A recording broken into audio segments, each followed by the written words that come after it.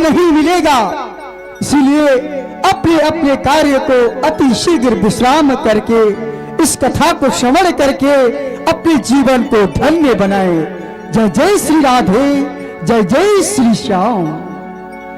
श्याम से दिल लगाना कोई मजाक नहीं, जीते जी जान से जाना कोई मजाक नहीं। किसी औरों के घर आग लगते हम सब ने देखा है, मगर इस घर में आग लगाना मजाक नहीं। जय हो जय हो। गम नहीं बिकता है बाजार में, बहुत सारी सी गम है इस छोटी सी संसार में। यदि हो आप इस जमाने से दुखी तो आप सबका स्वागत है राधा रानी के दरबार में।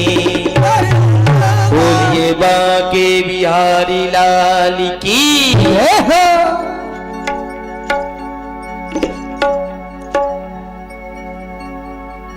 श्यामा तेरे चरणों के गर धूल जो मिल जाए,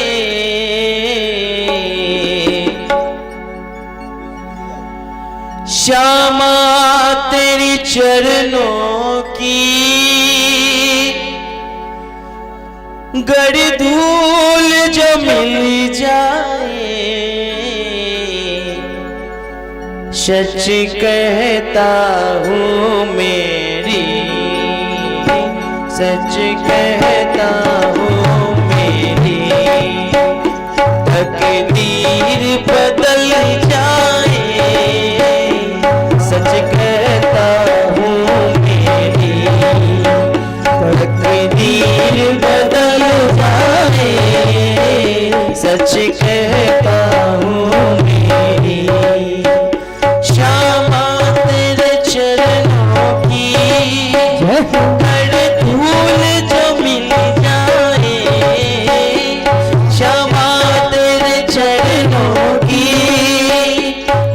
धूल जो मिल जाए, सच कहता हूँ मेरी तकदीर बदल जाए, सच कहता हूँ मेरी तकदीर बदल जाए, श्यामा तेरे चरणों की।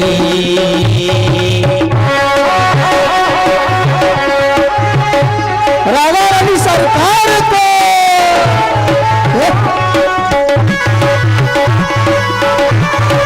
ताली बजा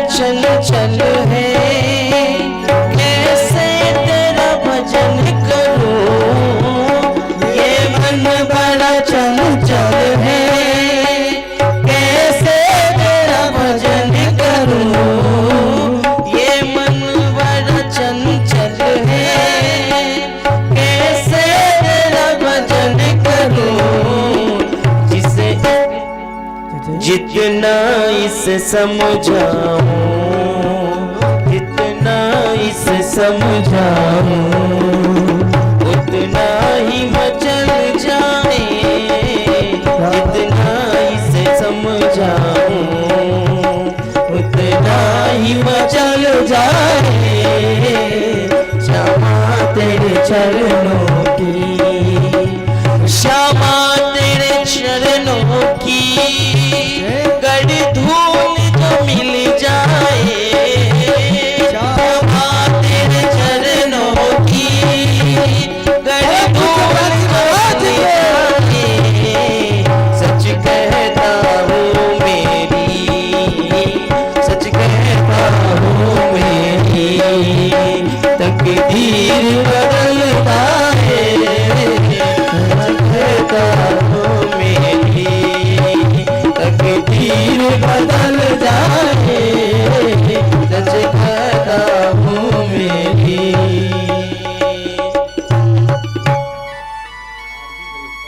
वो कृष्ण कन्हैया लाल को परम पूज्य व्यास जी महाराज को आगमन भई सकेको छ।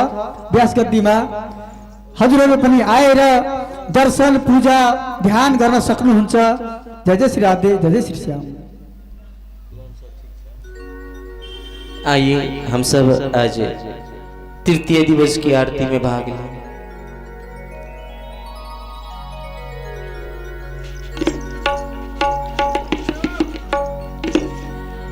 श्रीमद् भागवत भगवान की है आरती, पापियों को पाप से है तारती। श्री भागवत भगवान की है आरती, पापियों को पाप से है तारती। श्री भागवत भगवान की है आरती, पापियों को पाप से है तारती। भागवत भगवान को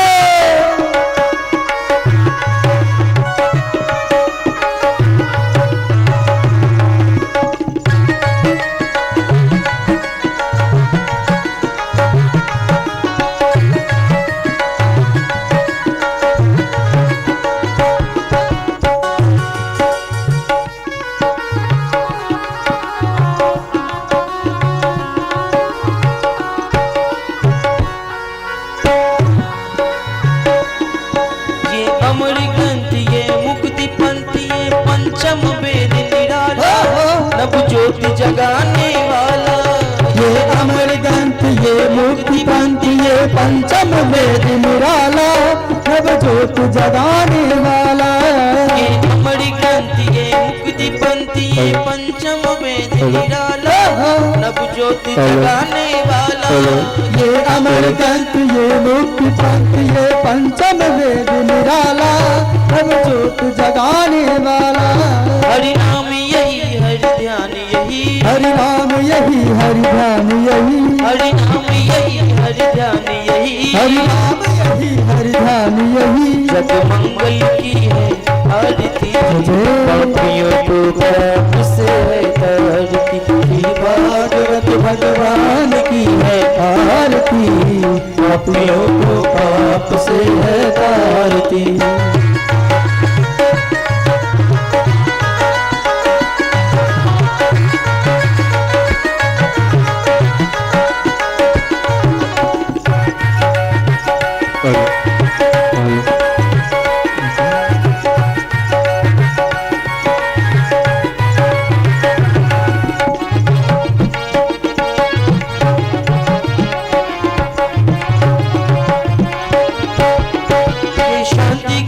पावन पुनीत पापों को मिटाने वाला, हर तरस कराने वाला। शांति गीत पावन पुनीत पापों को मिटाने वाला, हर तरस कराने वाला। शांति गीत पावन पुनीत पापों को मिटाने वाला, हर तरस कराने वाला। ये शांति गीत पावन पुनीत पापों को मिटाने वाला, हरि तरस कराने वाला। ये सुख करनी है दुख हरनी, यह सुख करनी यह दुख हरनी, ये सुख करनी है दुख हरनी, यह सुख करनी यह दुख हरनी। मकसूदन की आरती, पापियों को पाप से है तारती। श्री भागवत भगवान की है आरती, पापियों को पाप से है तारती।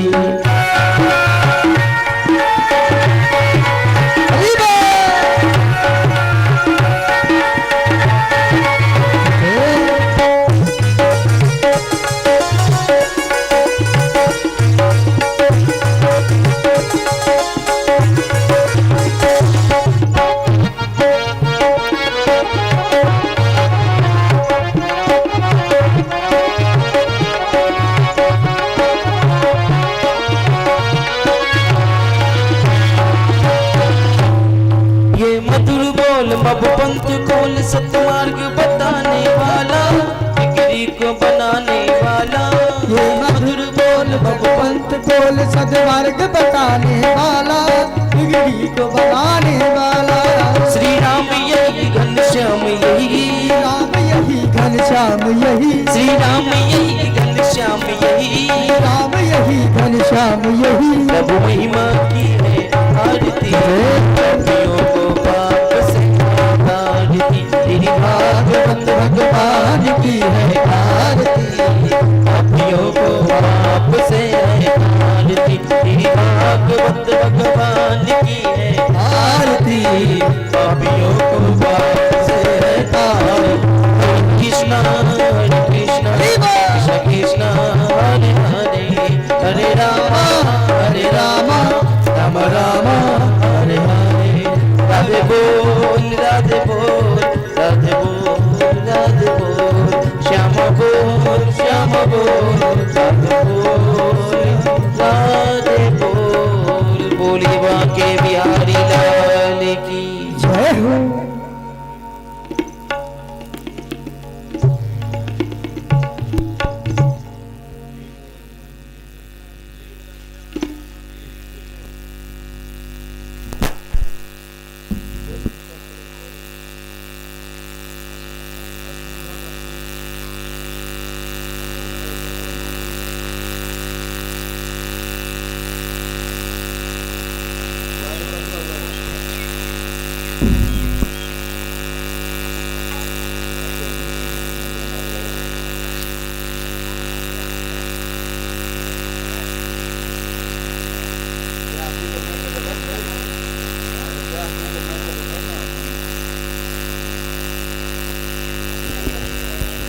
राधे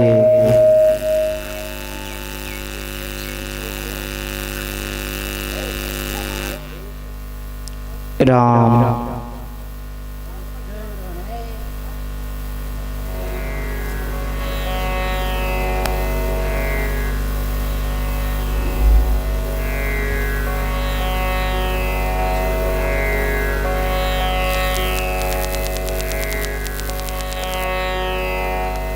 श्री राधे राम राम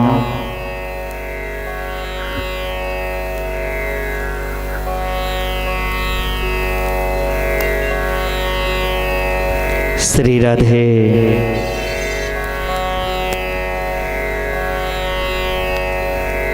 थोड़ा सा इसमें इफेक्ट डालिए।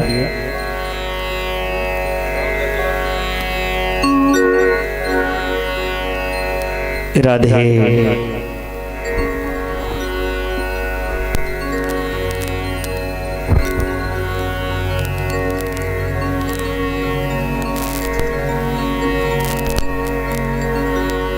मोरे आनंद कंद भगवान की जय।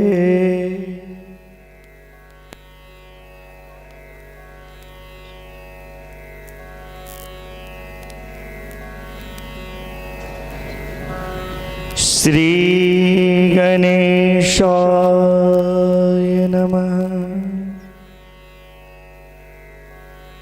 नमो भगवते वासुदेवाय।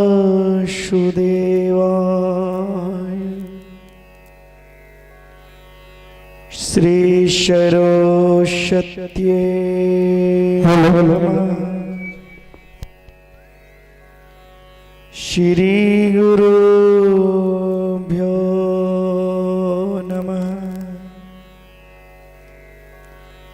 बंशी विभूषित करान नवनीत दावा, पीतांबरादरुण बिंब फलाधरुष्ठा, पूर्णेन्दु सुंदर मुखारविंद नेत्रा, कृष्णात् परं किमपि तत्त्वमहं न जाने।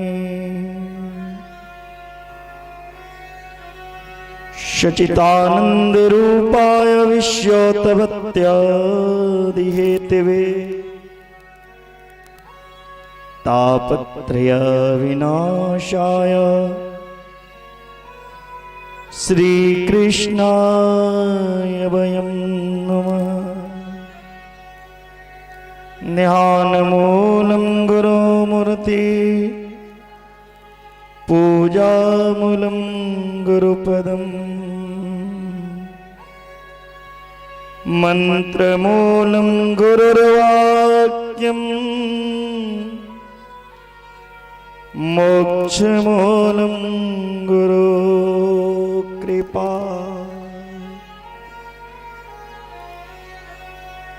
जय जय राधारमण हरि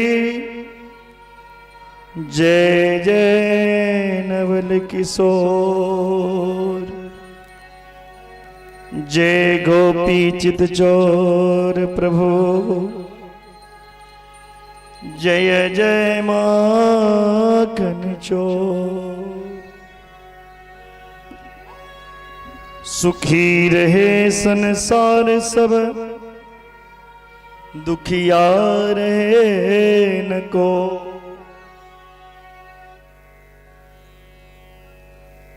सबकी इच्छा भगवन पूरी हो। विद्या बुद्धि तेज बल सभी के भीतर हो। दूध पुत्र धन दान से वंचित रहे न कोई। पाप से सबको बचाइए करके दया दयाल। अपना भक्त बना के सबको करो उधार।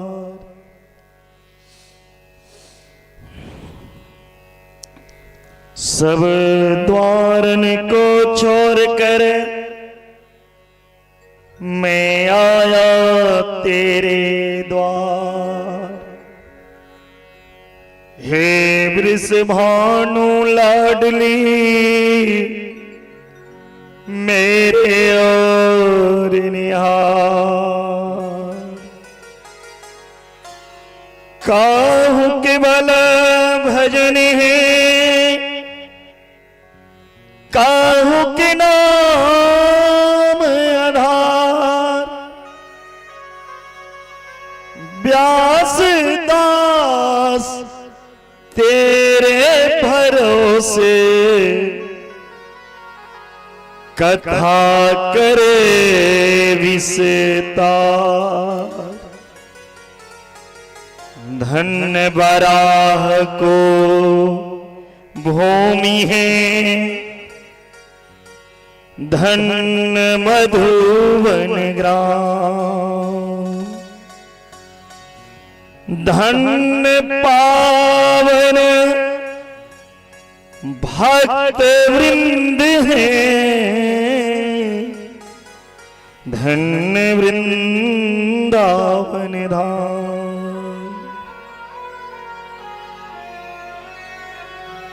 स्वामी हमें न बिसारियो लाख लोग मिल जाए। मेरे जैसे बहुत मिलेंगे तुम जैसा कोई ना।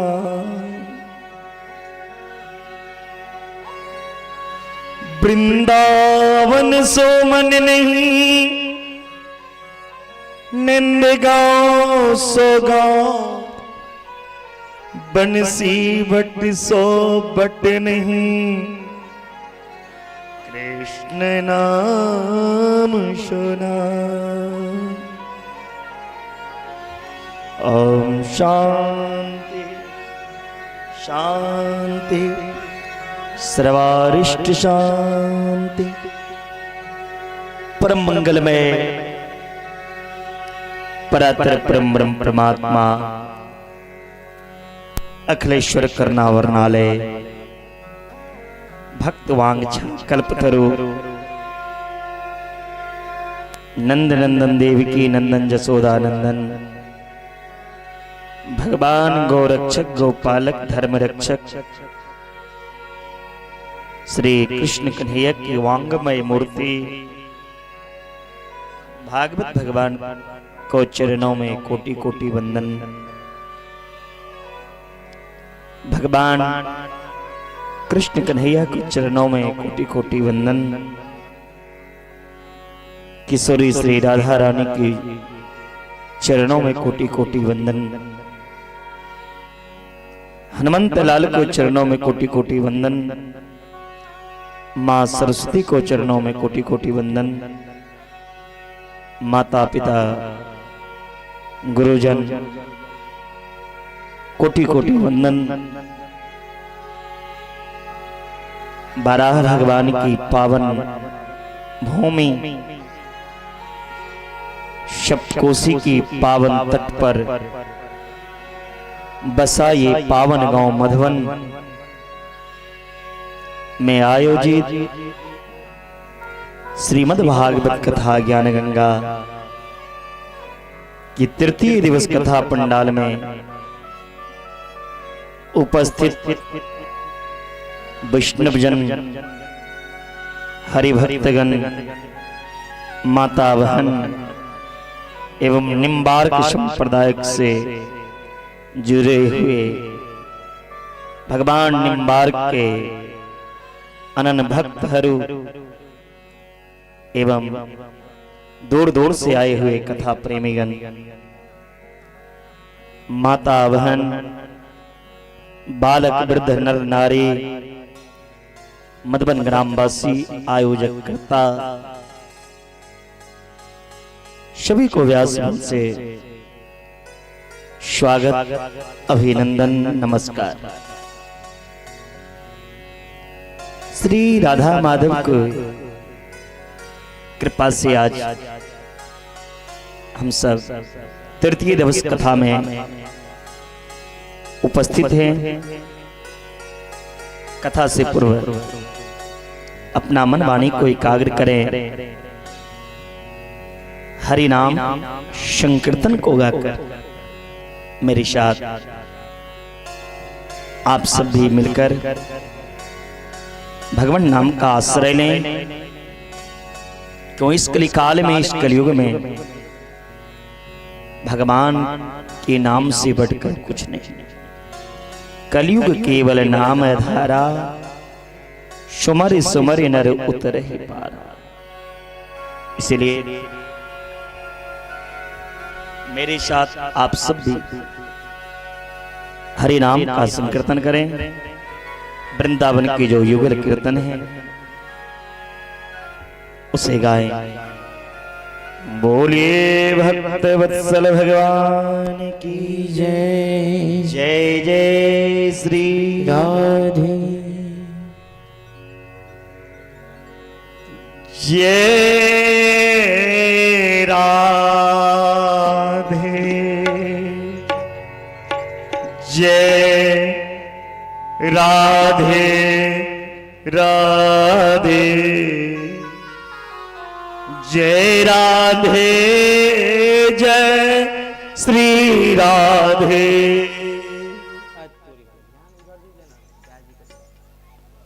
जय राधे जय राधे राधे। जय राधे जय श्री राधे। जय राधे जय राधे राधे। जय राधे जय श्री राधे। जय राधे जय जय राधे। जय राधे जय श्री राधे। जय कृष्णा कृष्णा कृष्णा। जय कृष्णा जय कृष्णा कृष्णा। जय कृष्णा जय श्री राधा। जय कृष्णा जय श्री कृष्णा। जय कृष्णा जय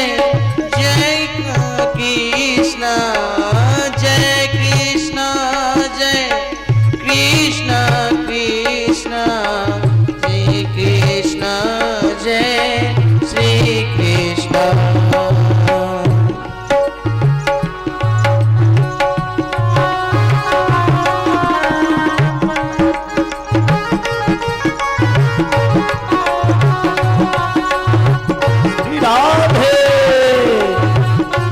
बाकी बिहारी लाल को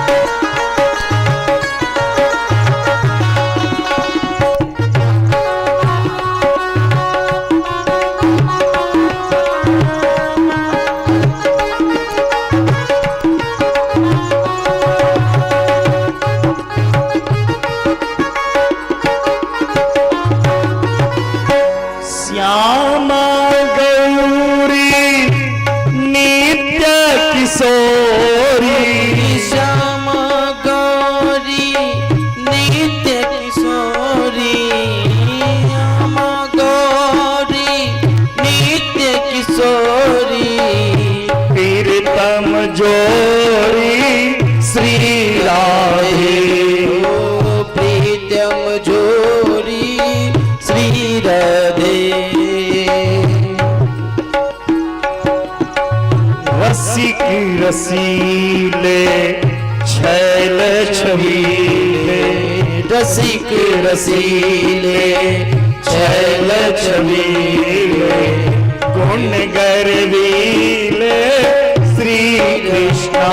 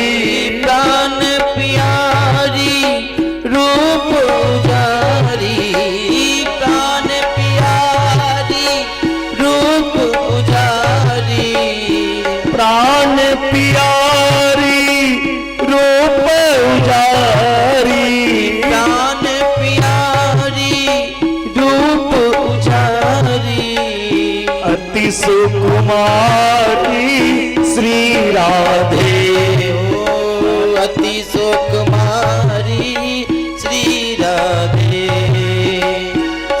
परम उदारा प्रभा पारा परम उदारा प्रभा पारा अति सुकुमारा श्री कृष्ण अति सुकुमारा श्री कृष्ण अति सुकुमारा श्री कृष्ण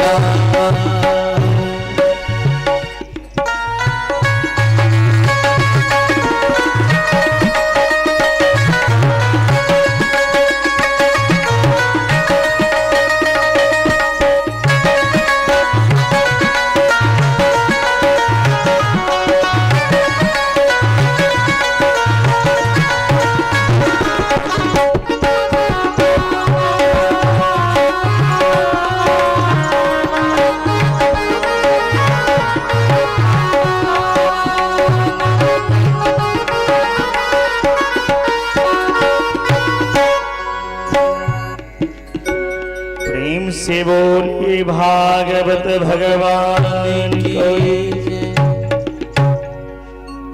सभी आदमी अपने अपने स्थान पे बैठ जाएं और भगवान की पावन चरित्र आज की कथा रसपान करें।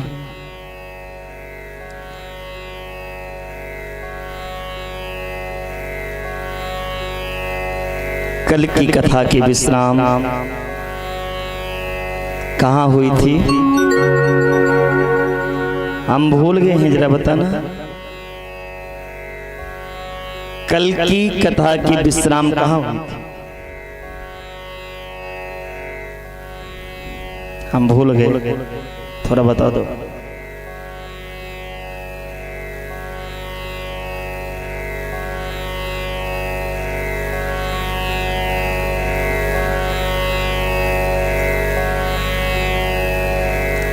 बोलिए।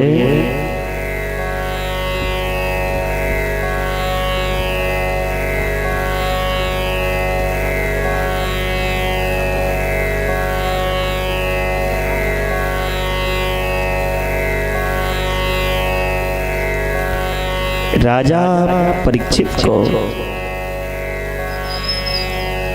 7 दिन में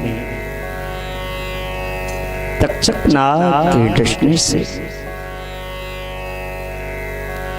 शमीक ऋषि के पुत्र श्रृंगी ऋषि के द्वारा श्राप लगी। केवल ये परीक्षित श्रापित नहीं है, इस संसार, इसका आवाज थोड़ा टिक कीजिए भैया, बढ़ाइए इसको। इसमें का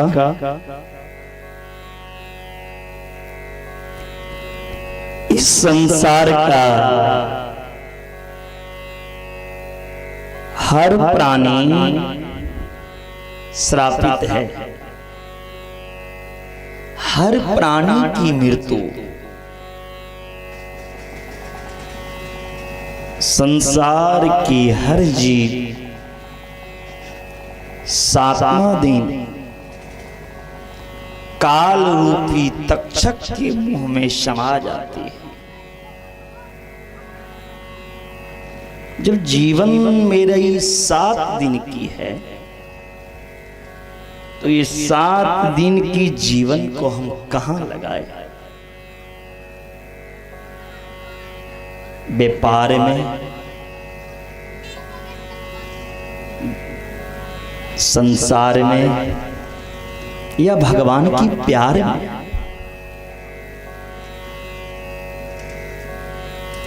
हमें कहां लगाना चाहिए?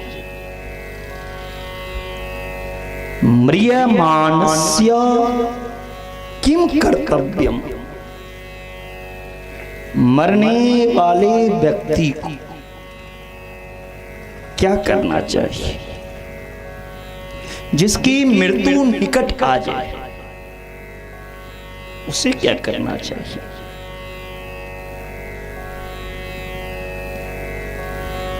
हमें कहां जाकर कल्याण होगा? मेरा जीवन का परम लाभ क्या है?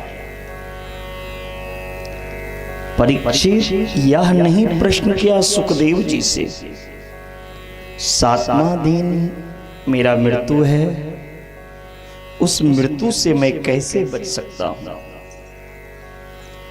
यदि ये प्रश्न करते राजा परीक्षित, तो सुखदेव जी महाराज राजा परीक्षित को भागवत जैसे अमृत रस प्रदान नहीं करते। राजा परीक्षित का प्रश्न व्यक्तिगत अपना प्रश्न नहीं था। राजा परीक्षित का प्रश्न संसार के हर प्राणी के कल्याण के लिए था। इस संसार के हर प्राणी 7वां दिन मरते हैं। सोम, मंगल, बुध, गुरु, शुक्र, शनि, रवि, इसी दिनों में से 8वां किसी के लिए नहीं आया है, ना आएगा। जीवन जब मेरी 7 दिन की है, It's 16:12. तो क्या करना चाहिए? जन कल्याण के लिए, सबकी कल्याण की इच्छा से प्रश्न किए हैं राजा परीक्षित। सुखदेव जी में वो शक्ति था, राजा परीक्षित की मृत्यु को टाल सकते थे। राजा परीक्षित एक देश के राजा थे। वो भी ये प्रश्न कर सकते थे मैं कैसे मरने से बचूं, लेकिन नहीं, राजा पूरी प्रजा का कल्याण कारक होता है। राजा अपना कल्याण के लिए सोचे फिर वो राजा थोड़ी है।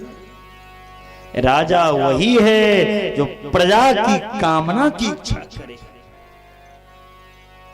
जो दूसरों को दुख को दूर करने की कोशिश करे। ऐसे राजा परीक्षित थे। इसीलिए राजा परीक्षित ने प्रश्न किया, हे गुरुदेव, पुरुष ये यत कार्य म्रियमानस्य सर्वथा। म्रियमानस्य किम कर्तव्यम। मरना धर्म प्राणी को क्या कर्तव्य है, क्या अकर्तव्य है, क्या करना चाहिए, क्या नहीं करना चाहिए। सुखदेव जी महाराज राजा परीक्षित के प्रश्न से बहुत प्रसन्न हो गए और कहते हैं, बरियाणेस्ते प्रश्नः कृतो लोकहितो नृप। आत्मवित्त सम्मतः पुंसाम श्रोतव्यादिषु यही परः। सुखदेव जी के मुख से पहला वकार निकला, बरियानेस्ते प्रश्न। वह शब्द से निकला ब्रह्मबीज, यानी ब्रह्मानंद सुखदेव जी के भीतर भरा हुआ है। सुखदेव बाबा राजा परीक्षित के प्रश्न से बहुत प्रसन्न हुए। परीक्षित का प्रश्न जो है वो सार्वभौम है। सुखदेव जी गदगद हो गए। अरे परीक्षित, लोकहित जन कल्याण के लिए सबकी कामना की भावना से बड़ा प्यारा प्रश्न तुमने किया। ये अभागा जीव मोह ग्रसित हैं। ये जीव को कभी अपने बारे में सोचने की फुर्सत ही नहीं मिलती, मुझे क्या करना चाहिए। ये अभागा जीव दिन रात दूसरों के बारे में सोचता है। उसका क्या हो गया। दिन रात जवानी से बुढ़ापा दूसरे के लिए सोच सोच के चला जाता है, उसे हाथ में कुछ नहीं आया।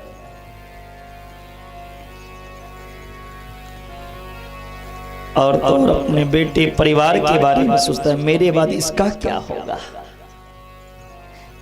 मेरे बाद मेरा मकान दुकान ये वो, इसके बारे में सोचता है। और ये दुनिया के लोग भी ऐसे ही प्रश्न करते हैं। कोई आपको मिल लेंगे, कोई कहते हैं तुम्हारा परिवार कैसा है, कोई कहता है तुम्हारा व्यापार कैसा है, लेकिन ये कोई नहीं पूछता तुम्हें ठाकुर से प्यार कितना है, भगवान से प्यार कितना है।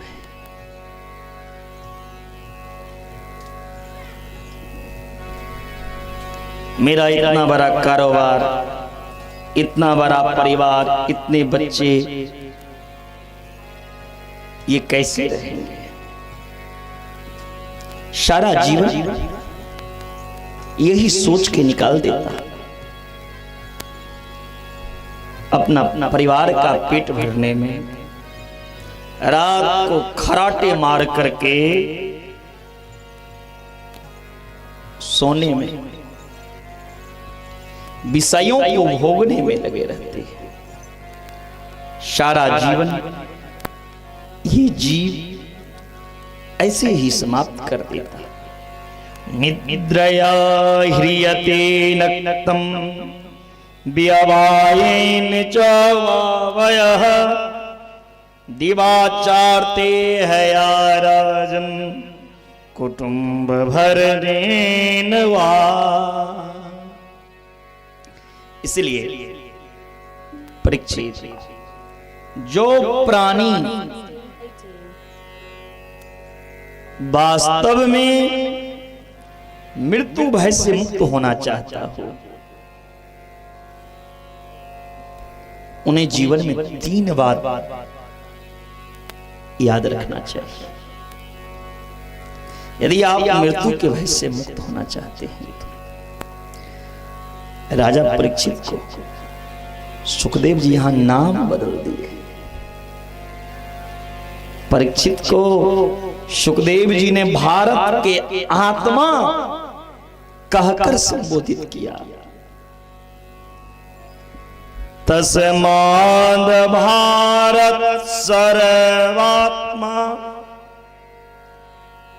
भगवान ईश्वरो हरि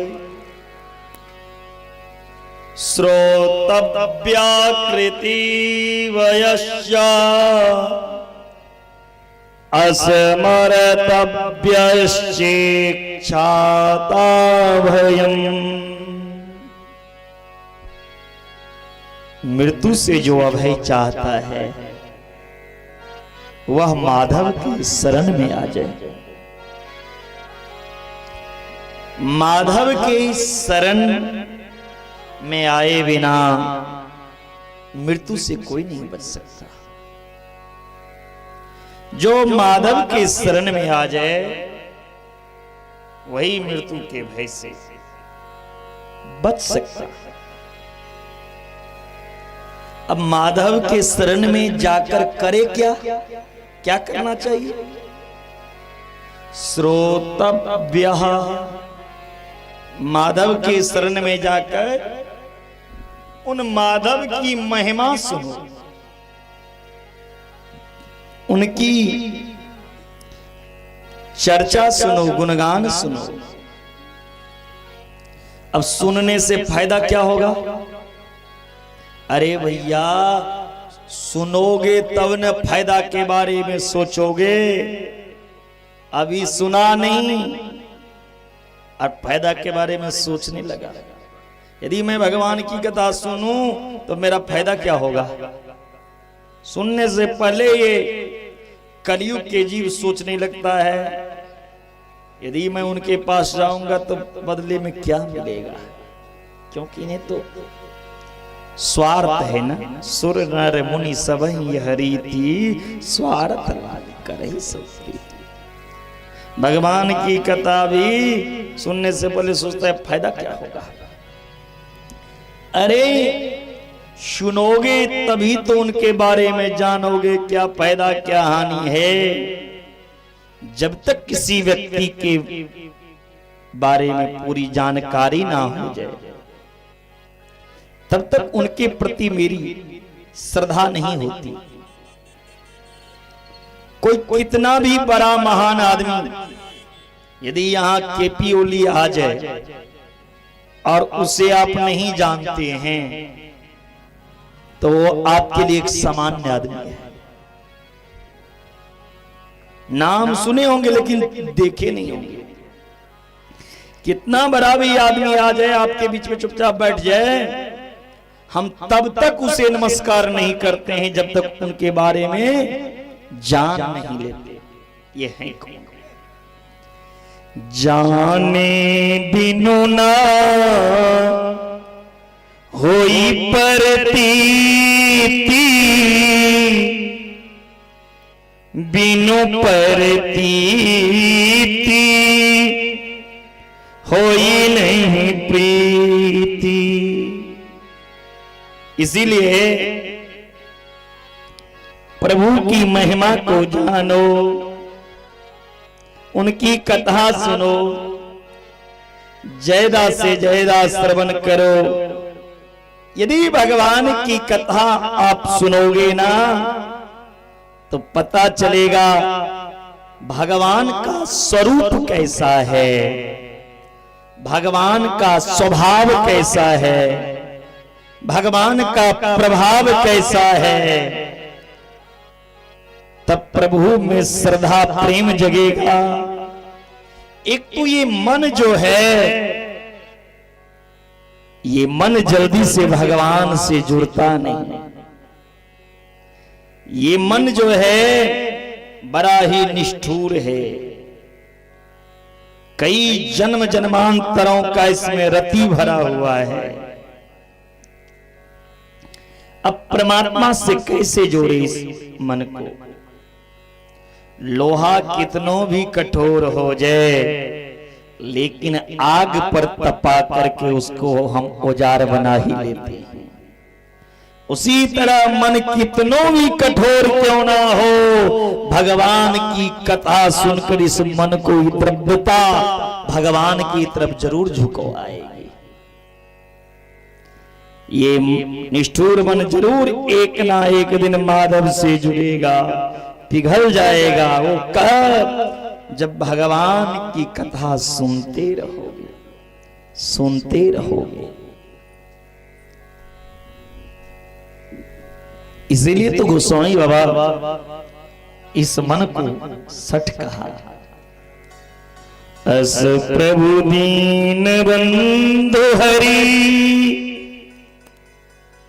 कारण रहित दयाल, तुलसीदास सटते ही भजा, छारी कपट जंजाल। ये मन जो है ये सत्य। एक तरफ तो हम कथा में बैठे हैं और दूसरी तरफ मन कहाँ है? मेरा दुकान का क्या होगा? कहीं ग्राहक वापस ना चले जाए।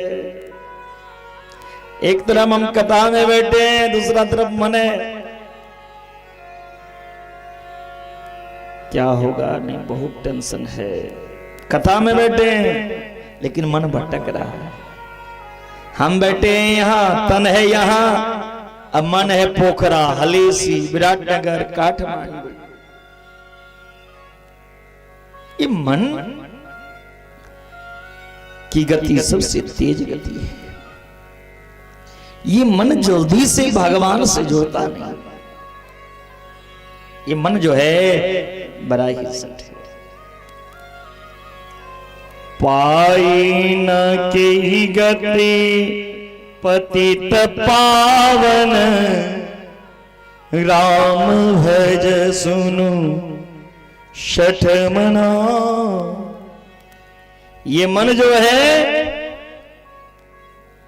सट है। ये सट मन को कथा रूपी हथौड़ा मारो। भगवान की कथा सुनो श्रोतव्य, भगवान की महिमा खूब सुनो, तो एक ना एक दिन ये मन कथा से प्रभावित हो जाएगा।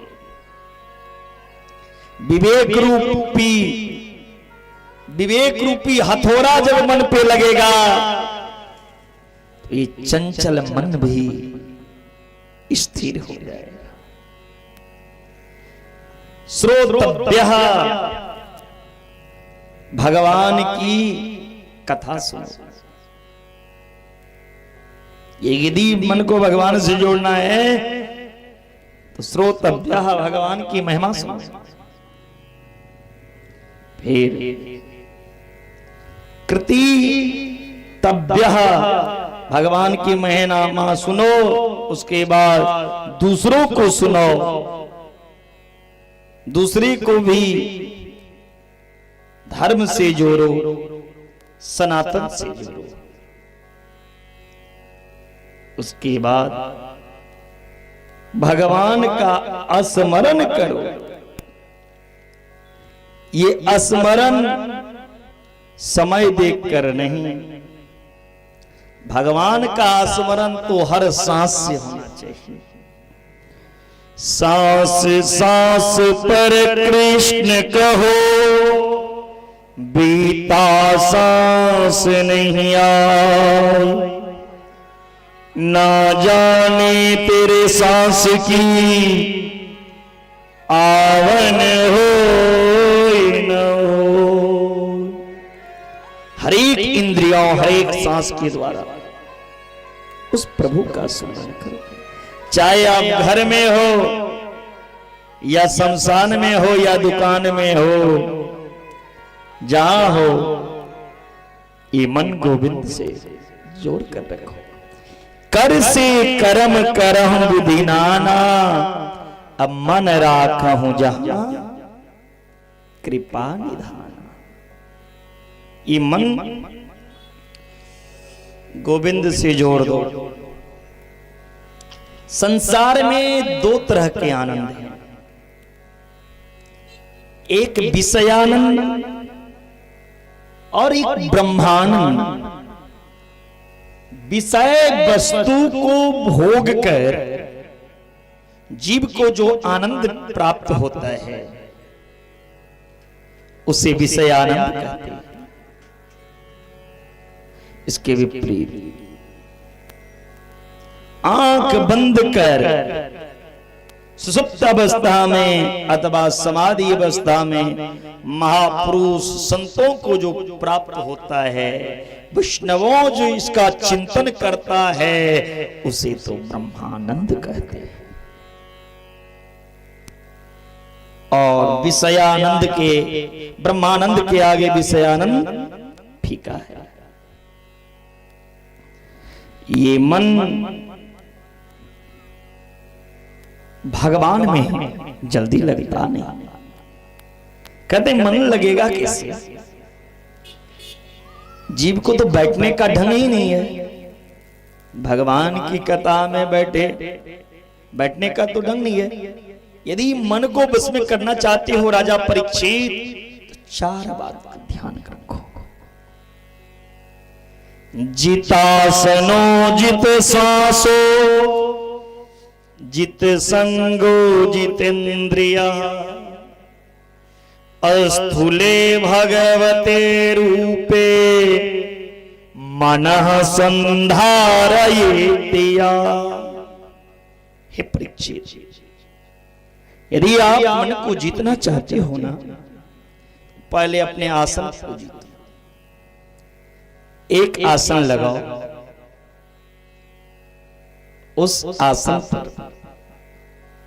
ज्यादा से ज्यादा देर तक बैठने की कोशिश करो। आपका आसन डगमगा गया तो प्रभु में प्रीत कैसे होगी? कथा में बैठे हैं 4-5 घंटा की कथा में, कभी ऐसे पैर किए, कभी ऐसे किए, कभी उठ के खड़े हो गए, कभी चल दिए। अपना आसन को जीतो पहले। जितासन, आसन सिद्ध करो, चाहे वो ब्रजासन हो या वो पद्मासन हो या सुखासन हो। एकदम सीधे बैठो, हड्डी सीधा होना चाहिए। जब तक आसन की सिद्धि नहीं तब तक मन कैसे? ध्यान रहेगा शरीर पर। पैर दुख रहा है, कमर दुख रही है, मन कहां चला गया कथा से? पैर पर। सुनने कथा, मन कहां है? कमर पर। कमर में दर्द हो रही है। अरे ये थोड़ी है, इतना आसान है भगवान की भक्ति। 5 मिनट के लिए आंख बंद कर लें। आंख बंद करके घुटने दुखने दो, कमर दुखने दो, फिर पैर पसार ले ना। नींद आ गई। ये है भक्ति। बोले जितासन आसन को जीतो। ओ मैया, ओ बुढ़ी अम्मा, सही से बैठ जा, सही से बैठ। फिर जित श्वासो, अपनी सांस को जीतो। प्राणायाम करो, खूब अभ्यास करो। श्वास का संबंध मन से है। ये सांस की संबंध जो है मन से है। सांस पर जितना नियंत्रण होगा उतना ही तुम्हारा मन शांत रहेगा। मन में क्रोध आ जाए, देखिए क्रोध आता है तो सांस भी गर्म हो जाती है। जैसे आप क्रोध में आएंगे, गुस्सा होंगे तो सांस गर्म होती है। सांस की गति भी क्रोध में तेज हो जाती है। फुफकार भरने लगते हैं तो मन का सांस से बहुत नजदीकी संबंध है। इसीलिए प्राणायाम पर खूब अभ्यास करना चाहिए। प्राणायाम परम बलम, भगवान ने कहा प्राणायाम में बराबर है। इसीलिए जितासन जित सांसो, अपनी सांस को जीतो।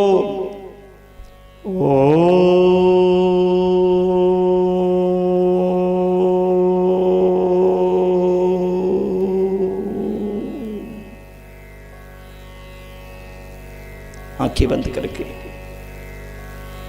उन ब्रह्म की चिंतन करो। प्यारे, फिर जितेंद्रिया असंग हो जाओ, असंग होकर ध्यान लगाओ। अहमे को न मे कश्चन न हम मनस कश्चितो न तम पश्यामि यस्याहं न तम न पश्यामि यो मम। संसार में ऐसा कोई नहीं जो मेरा हो सके, ऐसा भी कोई नहीं जिसका मैं हो सकूं। शरणगति उसकी ग्रहण करना चाहिए जहां सार्थकता हो, जो शरण्य। निर्बल की शरणगति ग्रहण करोगे तो शरणगति व्यर्थ हो जाएगी। राम जी समुद्र की शरण में गए, राम जी की शरण गति व्यर्थ हो गई। इसीलिए शरण अच्छे की जाओ, ध्यान लगाओ। भगवान के चरण कमल की ही शरण ग्रहण करो। ध्येयं सदा परिभवं मभीष्ट दोहं तीर्थास्पदं शिवविरंच नुतं शरण्यम। भगवान के चरण कमल तो ब्रह्मा और शंकर भी धरते हैं। विभीषण भी भगवान के शरण में आए। इसीलिए भगवान का शरण में आ जाओ। तुम शरणम तुम शरणम, तुम केवल भगवान के शरण में जाओ। अरे क्या ले, और ये इंद्री को जीतो। अस्थूले भगवते रूपे मना सुंदर दिया, तभी ये मन एकाग्र हो सकता है। फिर उस भगवान के शरण में जाकर उस परमात्मा के व्यापक स्वरूप का, अस्थूल रूप में परमात्मा जो प्रकट हैं उसका ध्यान रखो। एक अस्थूल ध्यान, एक सूक्ष्म ध्यान। जहां तक आपकी दृष्टि, आपकी नजर जा रही है, दिखाई दे रहा, ये भी परमात्मा का स्वरूप है। ये केवल बड़ा क्षेत्र नहीं, संसार में जो देख रहे हैं, जहां तक जो दिखाई पड़ रहा है, ये भगवान का स्वरूप है। 14 भुवनात्मक इस ब्रह्मांड में मृत लोक भगवान की कमर है। मृत लोक के नीचे भी 7 लोक हैं और मृत लोक के ऊपर भी 7 लोक। नीचे के 7 लोक अतल, वित्तल, सुत्तल, तलातल, रसातल, महातल और पाताल भगवान के चरणों का जो तलवा है ये पाताल लोक है। और ऊपर भी 7 लोक, भू, भुवः, स्वः, मह, जन, तप और सत भगवान के शीर्ष स्थान सत्यलोक है। ये 14 भुवन भगवान के विराट वपु हैं। ये सारा ब्रह्मांड परमात्मा का स्वरूप है। जो चीज आप देख रहे हैं, कोई चीज आपको बहुत सुंदर लगा, आपको अपनी ओर खींच रही है, कोई सुंदरता, ये भगवान की मुस्कुराहट है। ये रंग बिरंग की पशु पक्षी जो आप देख रहे हैं, ये भी भगवान का ही स्वरूप है। ब्राह्मण, क्षत्रिय, वैश्य और शूद्र, ये 4 वर्ण हैं। ये 4 वर्ण भगवान के अंग हैं। अब किसी अंग से हमें घृणा नहीं होना चाहिए, किसी अंग से जीव को घृणा नहीं करना चाहिए। हे परीक्षित, ये संसार में जो भी प्राणी जीव जंतु हैं, उसमें भी भगवान का स्वरूप है। ईश्वर अंश, जीव अविनाशी, सब में भगवान का अंश है। सुखदेव जी महाराज राजा परीक्षित से कहते हैं, परीक्षित, भगवान के स्थूल रूप में ध्यान धरो, विधि बताई, तदुपरांत सद्यो मुक्ति व कर्म मुक्ति का मार्ग बताया। जो ब्रह्मलोक के सुख को भोगना चाहते हैं, वह अपने सूक्ष्म शरीर को लेकर ही ऊर्ध्वगति, ऊर्ध्वलोकों को गमन करते हैं। जो केवल परम तत्व को ही पाना चाहते हैं, वही स्थूल शरीर और सूक्ष्म शरीर दोनों को त्याग कर अपनी विशुद्ध आत्मा को परमात्मा में विलीन करते हैं। किस कामना से किस देवता का यजन पूजन करना चाहिए, सुखदेव जी ये भी बताए हैं। यदि अन्न की कामना, अन्न की इच्छा हो, तो माता अदिति की उपासना करो, पूजा करो। सुंदर रूप चाहिए तो गंधर्व देवता की पूजा करो। विद्या यदि चाहिए तो भोलेनाथ की शरण में जाओ। दांपत्य जीवन में, पति पत्नी की जीवन में यदि सुख चाहते हैं तो मां गौरी की पूजा करो। इसके विपरीत यदि आप कुछ नहीं चाहते हैं, भगवान नारायण के शरण में आ जाओ। आकामः सर्व कामो वामोच्च कामोदारभिः त्रिवेण भक्ति योगेन यजेत पुरुषं परम। निष्काम हो या सकाम, मानव मात्र को परमात्मा प्रभु नारायण की उपासना तो करनी ही चाहिए। मनुष्य शरीर ही उपासना के लिए मिला है। मनुष्य शरीर वासना के लिए नहीं, उपासना के लिए मिला। मानव तन पाकर प्रभु की आराधना उपासना नहीं जो किया, वो मनुष्य नहीं, वो पशु है। वो मानव होकर भी पशु है।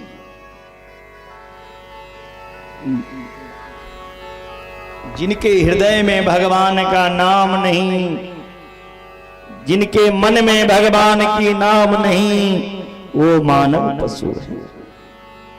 राम नाम नहीं हृदय धरा, जैसा पशुआ वैसा नरा। पशुआ वे पशुआ जावे, पशुआ रहे पशुआ खाए।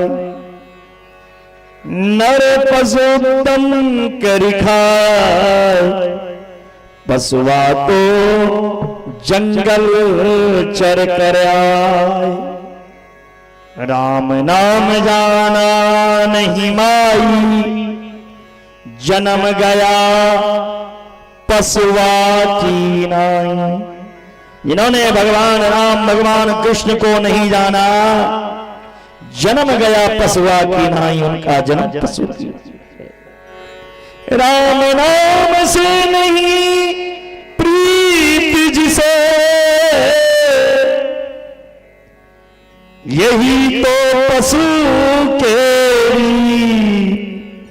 जिसे भगवान के नामों से प्रीत ना हो, वो मानव पशु हैं। ये मानव से अच्छा तो वो पशु हैं जो जंगल में चरकर घास खाकर आते हैं, और तुम मानव होकर घास खाने वाले पशु को खाते हो, तो पशु वो नहीं, पशु तुम हो। इसीलिए मानव तन पाकर किसी जीव की हिंसा नहीं करना चाहिए। राजा परीक्षित से सुखदेव जी ने बताया, परीक्षित हमें किसी जीव की हिंसा नहीं करना चाहिए।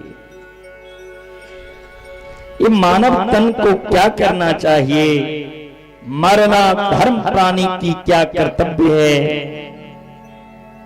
ये सब सुखदेव जी महाराज आगे बता रहे हैं। बोले भक्त वत्सल भगवान की जय। ले चल अपनी नागरिया, बोलिए बांके बिहारी लाल की जय हो, शबरिया सरकार की जय जय हो, व्यास जी भगवान की जय जय हो, श्रोता समाज की जय जय हो।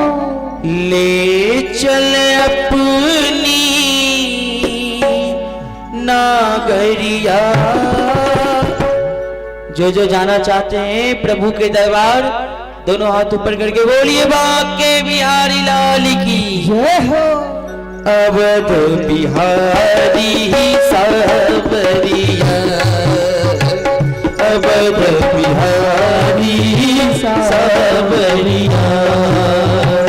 ले चल अपनी नागरिया, ले चल अपनी नागरिया। अवध बिहारी सावरिया, अवध बिहारी सावरिया। ताली बजाओ, आनंद में जय हो।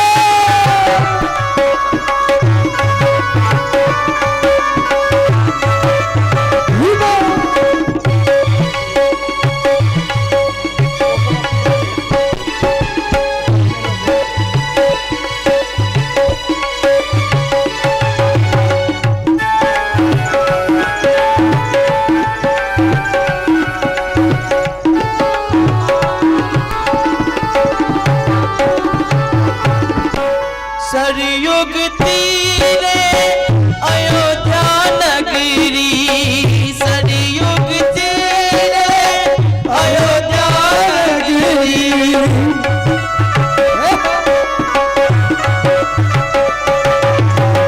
सरयुग तीरे अयोध्या नगरी, सरयुग तीरे अयोध्या नगरी।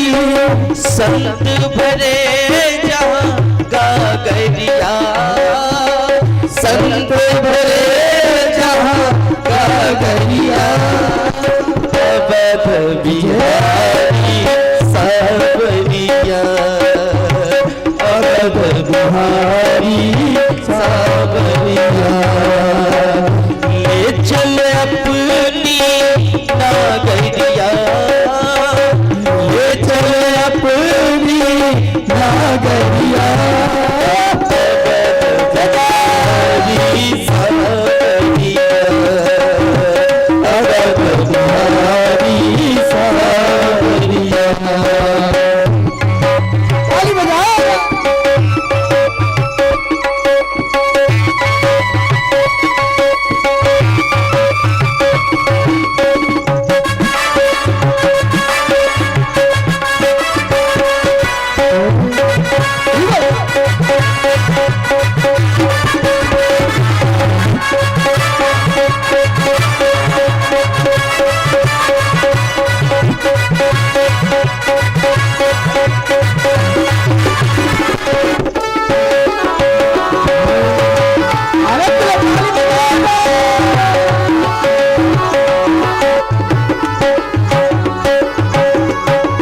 कनक भवन सिया रघुबर राजे, कनक भवन सिया रघुबर राजे।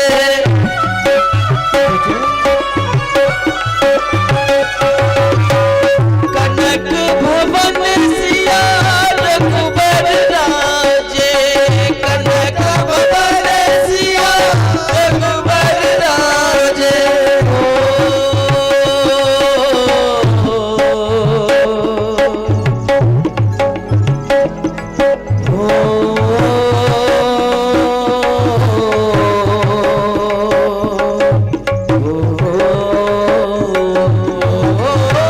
कनक भवन सिया रघुबर राजे, कनक भवन सिया रघुबर राजे। कनक भवन सिया रघुबर राजे, कनक भवन सिया रघुबर राजे। देख भई मैं बाबरिया, देख भई मैं बाबरिया।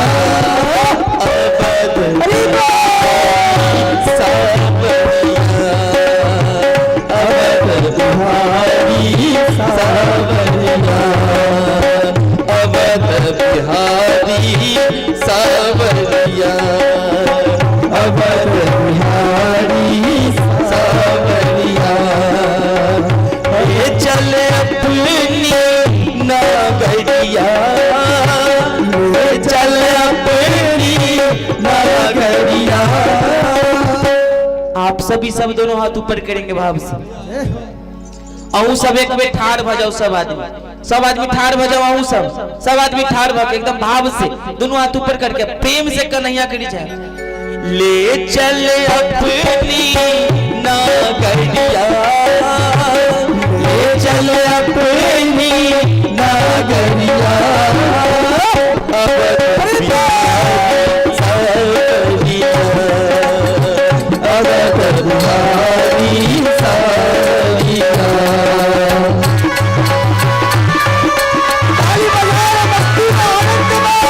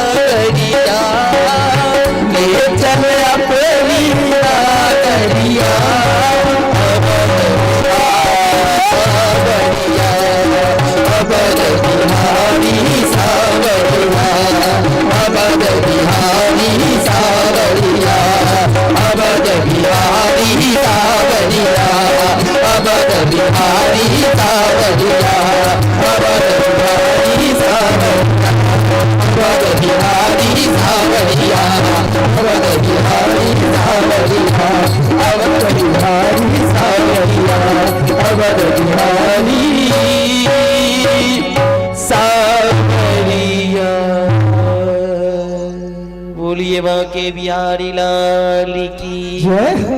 सब अपने स्थान को ग्रहण करेंगे।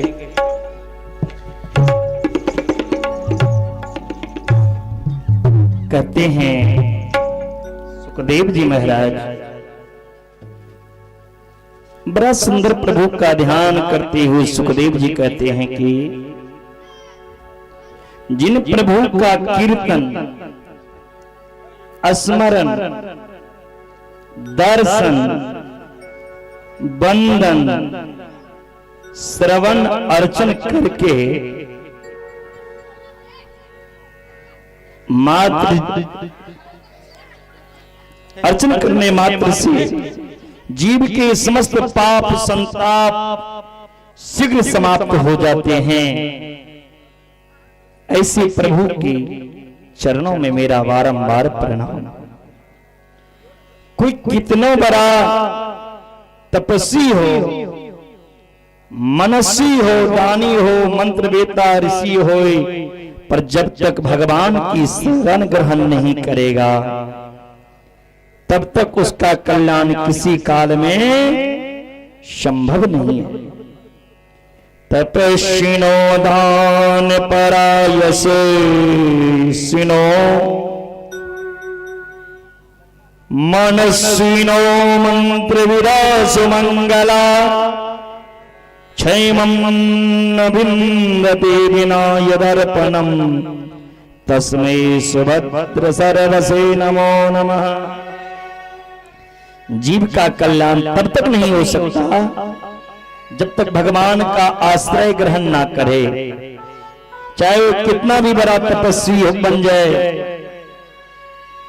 कितना बड़ा साधु हो जाए, यदि वो भगवान का शरण नहीं आए तो उसका कल्याण नहीं हो सकता। दूसरी ओर चाहे वो कितना बड़ा कोई पापी हो, बड़े से बड़ा पाप पारायण प्राणी हो, यदि भगवान के चरण में आ जाए, आश्रय ले ले, तो परम पावन विशुद्ध हो जाता है। ये भगवान की महिमा है। ये अन्ये च पापा यदुपाश्रयाश्रया शुद्धयन्ति तस्मै प्रभविष्णवे नमः। भगवान की बड़ी सुंदर महिमा का ध्यान करके सुखदेव जी कहते हैं, परीक्षित ध्यान से सुनो। यही प्रश्न एक बार देव ऋषि नारद ने अपने पिता ब्रह्मा जी से किया था। ब्रह्मा जी को ध्यान लगाए एक दिन नारद जी को देखा तो पूछा, पिताजी सारा संसार तो आप बनाते हो, फिर आंख बंद करके ध्यान किसका आप लगाते हैं? क्या आपसे भी बड़ा कोई है? ब्रह्मा जी हंसते हुए नारद से कहा, बेटा नारद, मेरे ऊपर भी कोई है। पुनः नारद जी के यह पूछने पर आपके ऊपर कौन है?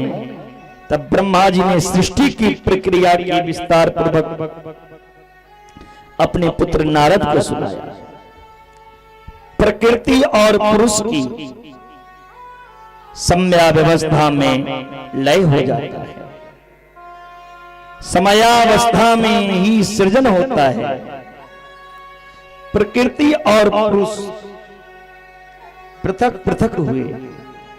प्रकृति का दर्शन जब प्रभु ने किया तो प्रभु के दर्शन करते ही प्रकृति में हलचल उत्पन्न हो गई, क्षोभ उत्पन्न हुआ।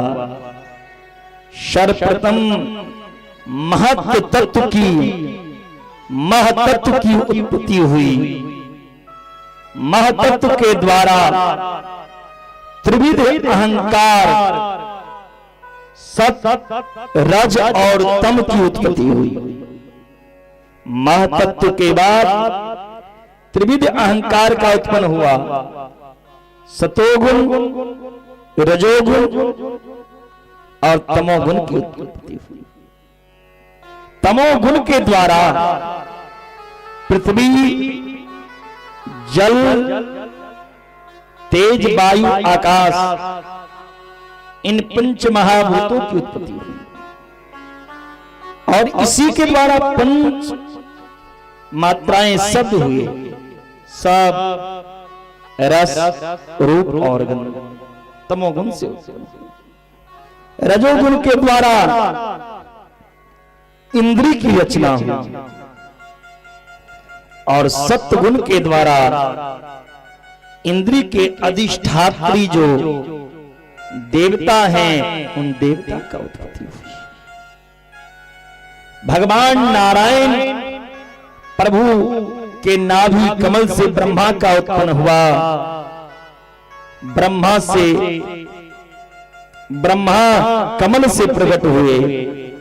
अब ब्रह्मा सोचने लगे मैं कहां जाऊं, कभी उस कमल के तंतु में ऊपर कभी नीचे जावे।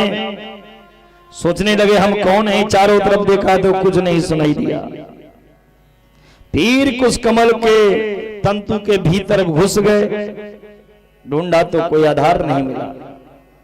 फिर विचार करने लगे को हम, मैं कौन हूं। तो दो शब्द कान में टकराया, अस्पर्शेषु यत्खोडस में कविंसम। स्पर्श वर्णों में जो 16वां तो है और 21वां अक्षर जो प है, ब्रह्मा के कान में सुनाई दिया। तो और प बराबर तप। हे ब्रह्म आप तपस्या कर, तब आपको पता चलेगा आप हैं कौन। ब्रह्मा तपस्या में संलग्न हो गए। और तपस्या ब्रह्मा जी किया। तपस्या से प्रभु उनके हृदय में अपनी वाणी को प्रकट किया। दिव्य वाणी को चतुश्लोकी भागवत कहते हैं। ज्ञानम परम गुह्यम में यदि ज्ञान शमिबतम विदम सरहस्यं तदंग्र च गृहान गदितम मया। भगवान कहते हैं ब्रह्मा जी जरा ध्यान से सुनिएगा। मैं अपने अत्यंत गोपनीय रखने वाले ज्ञान को आपको प्रदान करता हूं। अनुभव जन ज्ञान है। आप यह ज्ञान लो। अहमेवास समेवाग्रे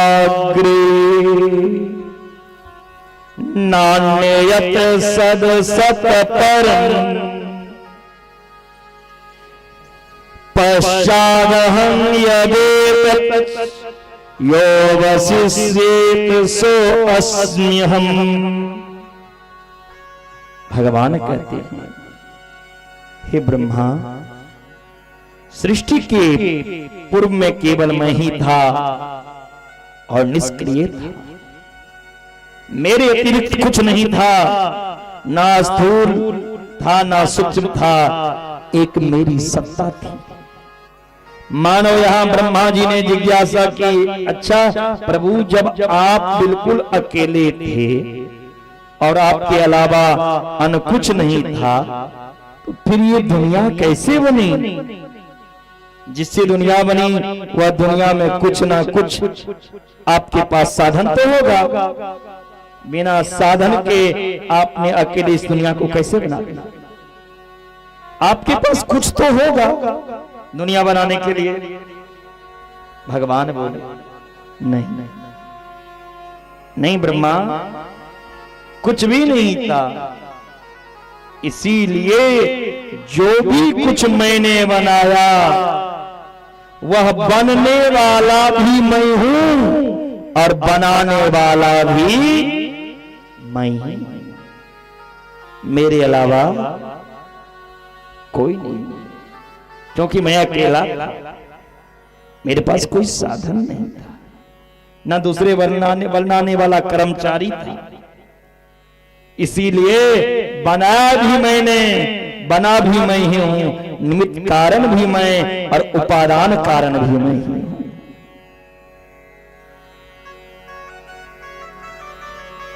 जैसे कुम्हार के पास मिट्टी हो तभी वो घड़ा सकोरा कोई बर्तन बनाए। ज्वेलर्स के पास सोना होगा तभी वो आभूषण कुंडल बनाएगा। अकेला तो कुछ नहीं बना सकता, पर भगवान सर्वथा अकेले थे, इसीलिए बने भी वही और बनाए भी वही।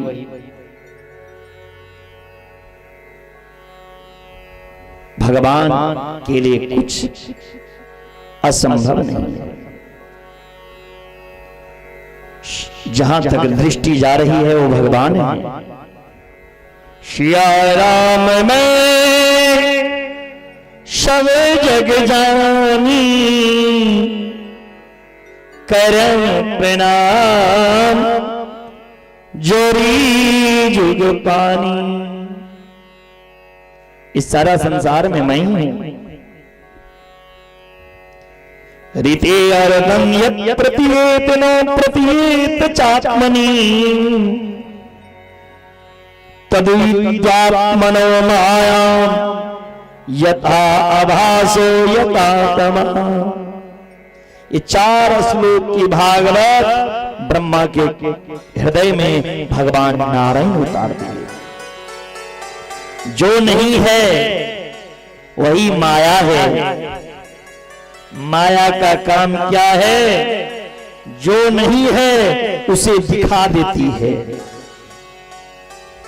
और जो है उसे माया छुपा देती है।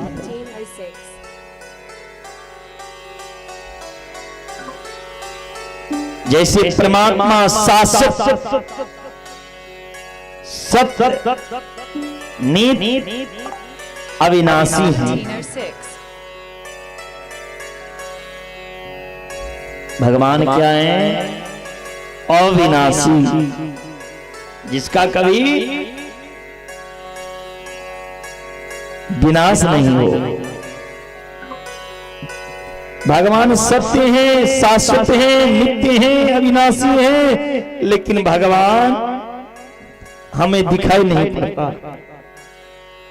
भगवान का कोई पता ठिकाना नजर नहीं आता। इसलिए हमारे शास्त्र में कहते हैं, ईश्वास्मिदं सर्वं वासुदेवः सर्वमिति, सर्वं खिलमिदं ब्रह्म सर्वं विष्णुमयं जगत्। इस सारा जगत में भगवान हरि व्यापक सर्वत्र समाना, प्रेम ते प्रगटे भगवान। अलक्षं सर्वभूतानां अंतरावहिर अवस्थिता। सब जगह रहने पर भी दिखाई नहीं पड़ रहा है। यही तो माया का चमत्कार है प्यारे। जो जगत अशाश्वत है, अनित्य अविनाशी है, वह हमें आंख से प्रत्यक्ष दिखाई पड़ रहा है। उसी में हम चिपके बैठे हैं, स्वप्न के लोगों की तरह उन्हीं से जीवन की बागडोर बंधे रहते हैं, लेकिन उनका प्रत्यक्ष दर्शन परमात्मा का हमें नहीं होता। इसीलिए भगवान हर जगह है, हर वस्तु में है, लेकिन वो भगवान मिलते कैसे हैं? प्रेम का। बिना प्रेम न मिली नटवर नंद किशोर। प्रेम भगवान किसका भूखे हैं? प्रेम का। कहते हैं सुखदेव जी राजा परीक्षित, हे परीक्षित, जब तक आपके अंतर आत्मा में प्रभु के प्रति प्रेम ना हो, कितनों पूजा कर लेंगे, भगवान मिलने वाले नहीं है। राजा परीक्षित कहते हैं प्रभु फिर भगवान जल्दी मिलते किससे हैं? जो सवेरे सवेरे स्नान करता होगा ना जी, जो 4 बजे सुबह उठकर स्नान कर ले उसे भगवान मिल जाएंगे।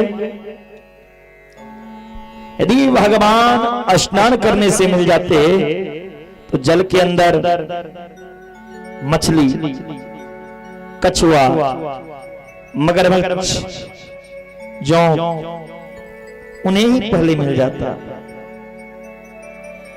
भगवान ये नहीं देखते ये मधुवनवासी मेरे कथा में आया है तो नहा करके आया या नहीं आया है। स्नान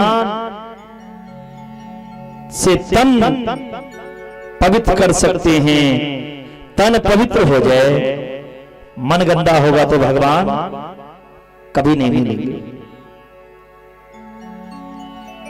अस हमार प्रभु गुरु शिवकाई, ले ही नवासन बसन चुराई। भगवान यदि नहाने से मिल जाते तो बोगला कभी जल के अंदर डुबकी लगाते हैं। व्याधयस्य चरणम ध्रुवस्य, तो भगवान ये देखते होंगे उम्र कितना है। भक्ति का कोई उम्र होता होगा ना, भक्ति का यदि उम्र होता तो बच्चा क्यों कथा सुनने आएगा, बच्चा क्यों मंदिर में जाएगा पूजा करने के लिए। भक्ति की कोई उम्र नहीं होती। बालकपन से भक्ति करने की आदत डालो। 5 वर्ष के ध्रुव को भगवान मिला, क्या भक्ति का उम्र था? 5 वर्ष के बच्चा क्या जाने। 5 वर्ष के बालक ध्रुव को भगवान की प्राप्ति हुई और आप बुढ़े हो गए, आपको भगवान नहीं मिले। भक्ति का कोई उम्र नहीं होता। तो भगवान जो पढ़ा लिखा होगा उन्हें दर्शन देंगे ना। का विद्या गजेंद्रस्य, यदि भगवान पढ़े लिखे को दर्शन देंगे तो हाथी कौन कॉलेज में गए थे पढ़ने के लिए? भागवत में गजेंद्र मोक्ष की कथा है। भगवान ये नहीं देखते होंगे तो जाति देख के दर्शन देंगे। का जाति विदुरस्य यादव पते, यदि भगवान जाति देखते तो विदुर जी के यहां केला छिलका नहीं खाते। फिर भगवान रूप देखते होंगे, कौन गोरा है उनके घर जाओ। यदि भगवान चेहरा की सुंदरता देखकर किसी भक्त के घर जाते तो कुब्जा को पत्नी के रूप में नहीं स्वीकार करते। कुब्जाया किमो तत्र रूपमधिकम, तो भगवान धन देखते होंगे। धन यदि भगवान देखते तो सुदामा से मित्रता नहीं करते। तथा सुदामनो निर्धनम भक्तया तुष्यति केवलम परमया भक्ति प्रिय माधव। भगवान ये नहीं देखते प्यारे। भगवान कहते हैं प्रेम का भूखा हूं मैं और पदार्थ की भूखी संसारी है। दुनिया वाले आवे, कोई दुनिया का आदमी आए, ये मधुबन वाला आओ तो उन्हें चकाचक बढ़िया बढ़िया माल खिला दो, बढ़िया बढ़िया प्रसाद खिला दो, बढ़िया स्वागत कर दो, खुश हो जाएंगे। गीत गाते रहेंगे साहब बड़ा स्वागत किया, यहाँ क्या क्या माल खाने में मिला। संसार पदार्थ के भूखे हैं, परमात्मा केवल प्रेम के भूखे हैं। प्रेम का भूखा हूं मैं और प्रेम ही एक सार है। प्रेम से जो मुझको भजे तो भविष्य मेरा बेड़ा पार है। पर हम लोग उल्टा करते हैं, प्रेम दुनिया वालों से करते हैं जो दुनिया जानता नहीं है प्रेम का मतलब। जो जानते ही नहीं प्रेम क्या होता है। प्रेम करना तो दूर, प्रेम का स्वरूप भी जो नहीं जानता उससे हम प्रेम करते हैं। दुनिया बनाने वाले क्या तेरे मन में समाई,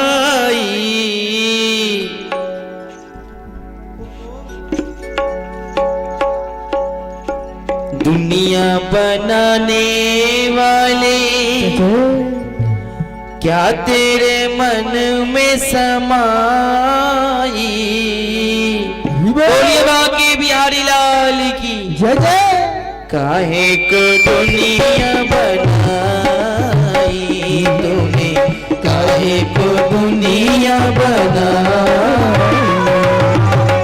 दुनिया बनाने वाले, दुनिया बनाने वाले क्या तेरे मन में समाई।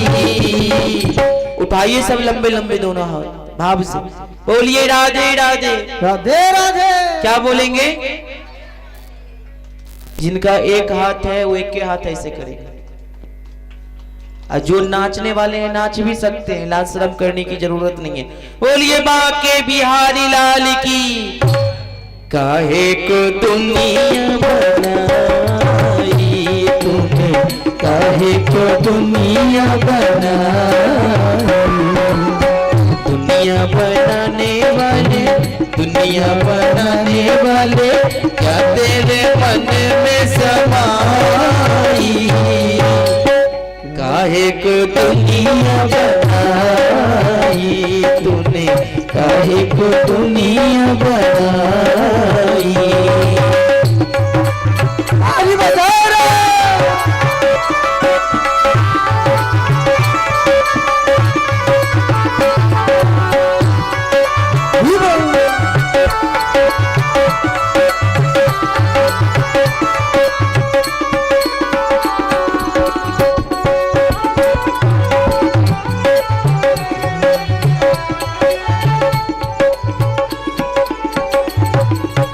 काहे बनाया तूने माटी के पुतले, काहे बनाया तूने माटी के पुतले। धरती ये प्यारी प्यारी मुखरे ये उजले, धरती ये प्यारी प्यारी मुखरे ये उजले। काहे बनाया तूने दुनिया का खेला, काहे बनाया तूने दुनिया का खेला। जिसमें लगाया ये जवानी का मेला। गुपचुप तमाशा देखे, गुपचुप तमाशा देखे, वाह रे तेरी खुदाई।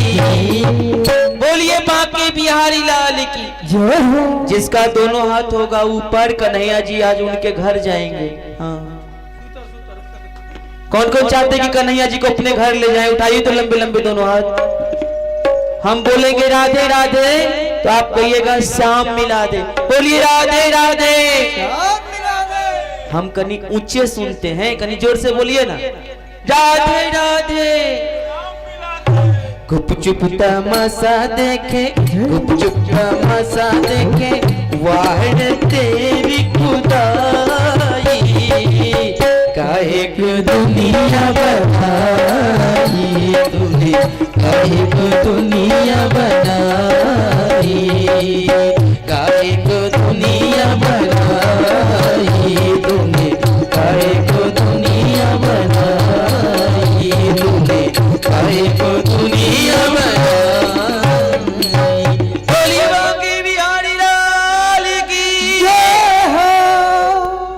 जो प्रेम ना जाने उनसे दुनिया प्रेम कर बैठता है। गुण रहितम कामना रहितम प्रतिक्षण वर्धमानम अविक्षणम स्वप्नधरम अनुभव रूपम। ऐसा प्रेम, ऐसा विशुद्ध प्रेम जगत में कहां दिखता है। प्रीत की रीत रंगीलो ही जाने, ब्रजवासी कहते हैं। प्रेम निभाना तो केवल गोविंद जानते हैं, कन्हैया जानते हैं। ये दुनिया का जाने प्रेम का होई, नीति प्रीति परमार्थ स्वार्थ, कोई न राम सन जान यथार्थ। प्रेम जो निभाना जानता है उससे प्रेम कर। पर हम लोग संसारियों से प्रेम करते हैं और संसार के पदार्थ से प्रेम करते हैं। भगवान को क्या करते हैं संसार के पदार्थ दिखा देते हैं, अब प्रेम भगवान से करते हैं, दुनिया से करते हैं। भगवान के आगे जाओ, भगवान के आगे जाकर के लड्डू पेड़ा दिखा दो और आगे से थाली लेकर के चले जाओ, ऐसा प्रेम हम भगवान से करते हैं। आज विदुर जी के प्रेम के कारण भगवान उनके घर केले का छिलका खाया। सुखदेव जी कहते हैं परीक्षित सुनो, यदा तु राजा सुतान साधुना पुष्टेन धर्मेण विनष्ट दृष्टि। जिस समय धृतराष्ट्र बिल्कुल अंधे हो चुके थे, अंधे तो वह बचपन से ही थे, बाहर की आंखें से तो पहले से फूटी हुई थी, पर पुत्र के प्रेम में इतना मोह छा गया कि भीतर की आंखें भी बंद हो गई। ज्ञान विराग नयन उर्गारी, अर्थात ज्ञान वैराग के जो दूसरे नेत्र हैं वह भी आज नष्ट हो गए। राजा धृतराष्ट्र अधर्म का पोषण कर रहे थे, अधर्म का आश्रय ले रहे हैं, इसीलिए उनके विवेक के नेत्र भी नष्ट हो गए। विदुर महाराज समझाने का प्रयास किया। विदुर महाराज धर्मावतार हैं, युधिष्ठिर जी महाराज धर्मावतार हैं।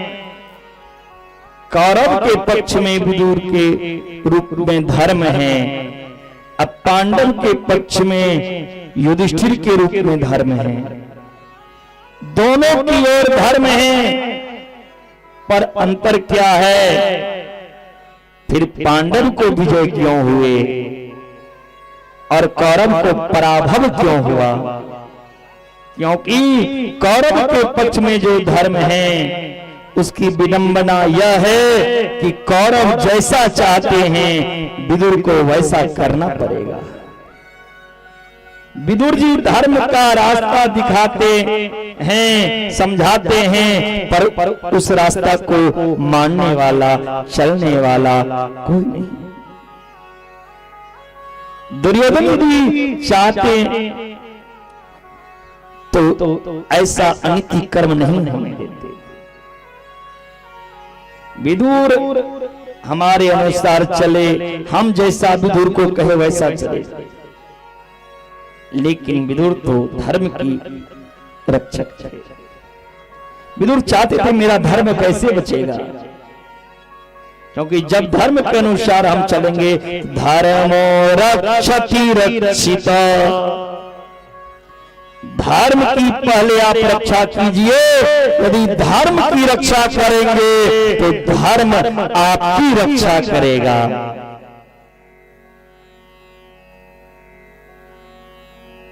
इसीलिए धर्म को बचाओ। धर्म यदि नहीं बचेगा आप कहां से बचेंगे? विदुर जी मंत्री के नाते से बहुत समझाया, पांडव के साथ अन्याय नहीं करो, अन्याय के वृक्ष में फल नहीं उगते।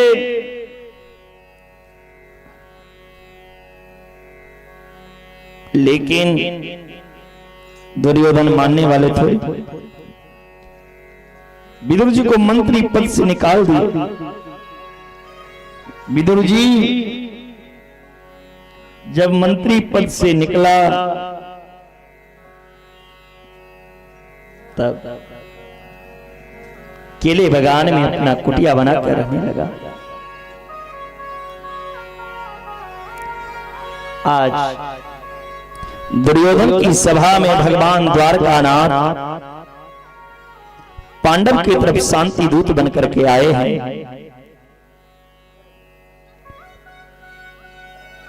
विदुर जी को पता चला भगवान आ रहे हैं।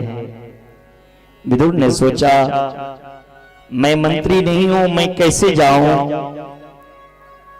मुझे तो मंत्री पद से निकाल दिया गया।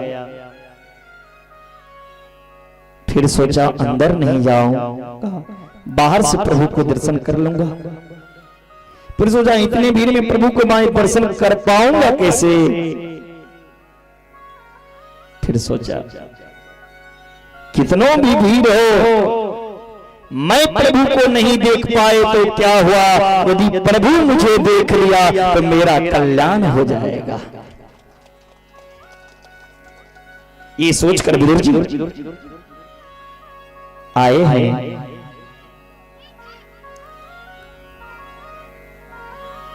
दुर्योधन के महल के बाहर सब खड़े हैं। इतने में द्वारकानाथ का रथ आया। सारे लोग द्वारकानाथ को देख रहे हैं, लेकिन वो द्वारकानाथ कृष्ण अपने भक्त विदुर को देख रहे हैं। दुर्योधन के सभा में पहुंचे भगवान बहुत समझाया। दुर्योधन ने 56 प्रकार का भोग भगवान के लिए थाली सजा करके लाया। भगवान ने कहा दुर्योधन मुझे विदुर काका निमंत्रण दिया है, मैं भोजन नहीं करूंगा। विदुर जी बाहर में खड़ा था। विदुर जी सोचने लगे मैं तो निमंत्रण दिया नहीं, फिर ये कैसे कह रहे हैं निमंत्रण दिया। ये बोल दिए तो जरूर आएंगे खाने के लिए। दुर्योधन ने कन्हैया से कहा कन्हैया जिस विदुर को खाने का खुद उपाय नहीं है वो आपको क्या खिलाएंगे। भगवान ने कहा भक्त के भोजन का मैं भूखा थोड़ी हूं, भक्त के प्रसाद का भूखा नहीं हूं, भक्त का प्रभाव भक्त का भाव का भूखा हूं मैं।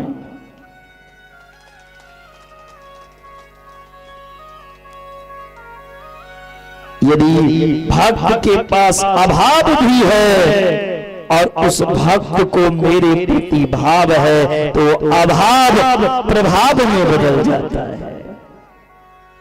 भगवान 56 प्रकार के भोग को छोड़कर विदुर जी के यहां जा रहे हैं। विदुर जी अपने घर आए। विदुरानी से कहते हैं विदुरानी देखो आज मेरे द्वारका ना इस गरीब के कुटिया में आने वाले हैं। मेरे घर तो कुछ है नहीं, उन्हें क्या खिलाऊं। ऐसा करो तुम घर की सफाई करो, चौका करो, तब तक मैं बाजार से माखन मिश्री लेके आऊं। विदुर जी बाजार गए माखन मिश्री लाने के लिए। इससे पहले भगवान द्वार पे खड़े हो गए, सांकल खटखटा रहे हैं। काकी मैं आए गयो, ओ काकी मैं आए गयो। विदुरानी स्नान कर रही थी। गीली भींगी वस्त्र पहन करके आती हैं विदुरानी। द्वारकानाथ को अपने हृदय से लगाती हुई आंगन में ले गई विदुरानी। भगवान ने कहा काकी मेरे आगमन की खुशी में आपने अपना वस्त्र भी नहीं बदली। विदुरानी भगवान से कहा, लाला आप नीचे बैठ जाओ। नीचे बिठा दिया। फिर कहा, उठो उठो उठो, ये जगह गंदा है, आप मेरी साड़ी के आंचल पे बैठ जाओ। भगवान को अपनी साड़ी के आंचल पे बिठाती है। फिर उठा दी विदुरानी, नहीं लाला आप ये पाटा पिढ़िया पे बैठो। फिर उठा दी, रुको मैं सफाई कर देती हूँ। साड़ी का आंचल से आंगन सफाई कर रही है विदुरानी, आंगन में बैठो। भगवान ने कहा, काकी पूरी घर आंगन मुझे नचाती ही रहोगी या कुछ खावे को देगी, कुछ खाने को भी मिलेगा? विदुरानी ने कहा, लाला बाजार गए हैं काका लाने को, तब खाई लियो। भगवान ने कहा, ना ना भूख लगी है, जल्दी लाओ। विदुरानी केले के पत्तल भगवान के सामने रख दी। केले की छिलका भगवान के पत्तल में रख दिया और केले को फेंक दिया। भगवान भी प्रेम से केले के छिलका पाने लगे। बार बार विदुरानी केला का छिलका भगवान के पत्तल में डाल रही है और केला को फेंक रही है। विदुरानी पूछती है, लाला केला मीठा है ना? भगवान ने कहा, बहुत मीठा। विदुरानी कहती है, केला मीठा तो होगा ही, मैं अपने हाथ से इस केले पेड़ में जल डालती हूं। प्रेम से भगवान विदुरानी के यहां विदुरानी के हाथों से क्या खा रहे हैं? केला का छिलका। ये क्या है? ये प्रेम है। सबसे ऊंची प्रेम सगाई, दुर्योधन को मेवा त्याग्यो, दुर्योधन को मेवा त्याग्यो, शाग विदुर घर खाई जी, साग विदुर घर खाई। सबसे ऊंची प्रेम सगाई, सबसे ऊंची प्रेम सगाई। दुर्योधन को मेवा त्याग्यो, दुर्योधन को मेवा त्याग्यो, साग विदुर घर खाई जी, साग विदुर घर खाई। सबसे ऊंची प्रेम सगाई, सबसे ऊंची प्रेम सगाई।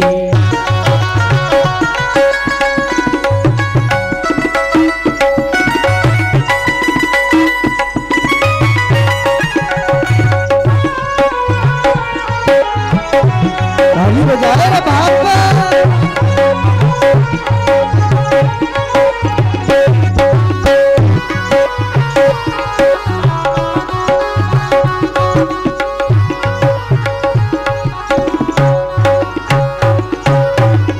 झूठे फल सबरी के खाए, झूठे फल सबरी के खाए, प्रेम विवश रघुराई।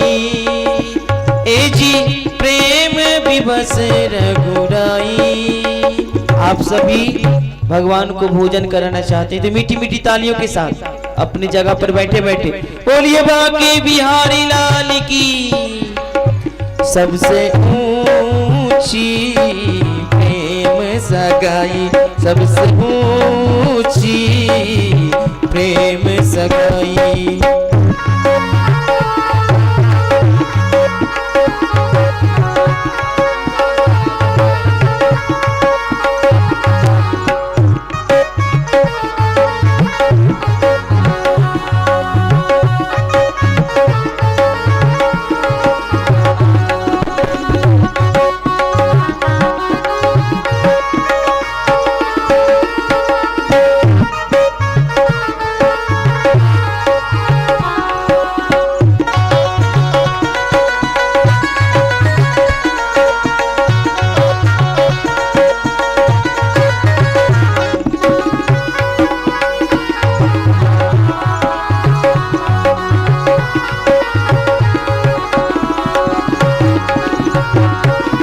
ऐसी प्रीत बड़ी वृंदावन, ऐसी प्रीत बड़ी वृंदावन, गोपियन नाच नचाई।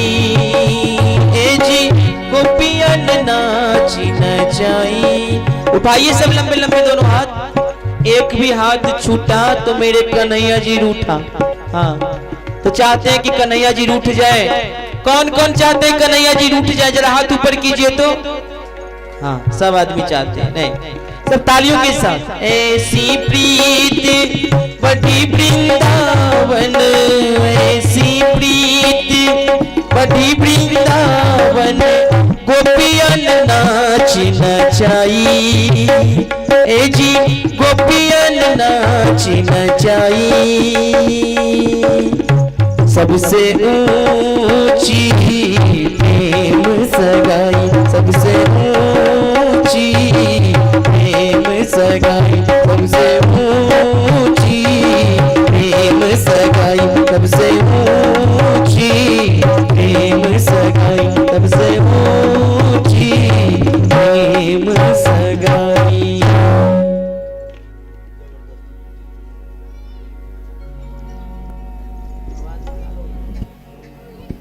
भगवान प्रेम से खा रहे हैं केला का छिलका। विदुर जी जब बाजार से माखन मिश्री लेकर आते हैं, भगवान के पत्तल में देखा केला का छिलका, हाथ में जो कमंडल में माखन मिश्री था नीचे गिर गया। विदुरानी तुमने क्या किया? जो भगवान की एक झलक पाने के लिए देवता संत ऋषि मुनि वर्षों वर्ष तपस्या करते हैं, वो भगवान इस अभागा विदुर के घर आया। उनकी स्वागत क्या लेकर? केले छिलका से। ये सुनकर विदुरानी की भी होश उड़ गई। हे प्रभु, मुझे नहीं पता था मैं आपके पत्तल में केले की छिलका दे रही हूं। आप तो खा रहे थे, आप तो बता सकते थे आप केला खा रहे हैं या छिलका। भगवान ने कहा, काकी मुझे भी नहीं पता चला मैं केला खा रहा हूं कि छिलका। मैं तो प्रेम को भाव से पा रहा था। विदुर जी ने कहा, लाला जो विदुरानी खिलाई सो खिलाई, अब माखन मिश्री खा लीजिए। भगवान ने कहा, काका भूख कहां? विदुरानी ने कहा, ले लीजिए गोविंद। जैसे ही भगवान ने माखन मिश्री खाया, तुरंत भगवान ने कहते हैं, काका जो स्वाद केले की छिलके खाने में आया, जो आनंद केले छिलके में था, वो ये माखन मिश्री में नहीं। केला छिलका में प्रेम था, भाव था। भगवान किसके भूखे हैं? प्रेम, भाव, स्वाद की नहीं। यदि भगवान जाति देखते तो विदुर जी के यहाँ केला छिलका नहीं खाते परीक्षित। जाति पाति पूछे ही नहीं कोई, हरि को भजे सो हरि का होई। वो भगवान जाति नहीं देखते, वो भगवान सबके भीतर बैठे हैं। लेकिन उस भगवान को प्रकट करने के लिए हनुमान जैसा प्रेम होना चाहिए, जो सीना चीर करके राम को प्रकट कर लिया। बोलिए हनुमान जी महाराज की। इस प्रकार विदुर महाराज को मैत्री मुनि का बड़ा सुंदर उपदेश हुआ। सृष्टि के बारे में प्रश्न किया तो विस्तार से सृष्टि का प्रक्रिया का वर्णन किया। भगवान नारायण के नाभि कमल से ब्रह्मा की उत्पन्न, ब्रह्मा जी ने सृष्टि की इच्छा प्रकट की तो भगवान के ज्ञान को आत्मसात करके सबसे पहले ब्रह्मा ने अपने मन में संकल्प लिया और ब्रह्मा के संकल्प से 4 कुमार का जन्म हुआ। सनक, सनंदन, सनातन और सनत कुमार। ये भगवान का पहला अवतार है। ये चारों भाई जन्म लेते ही भगवान के भजन में लगे, मुझे विवाह नहीं करना। ब्रह्मा को क्रोध आया, अब क्या करें, हमारे पुत्र तो हमारे आज्ञा मानते ही नहीं।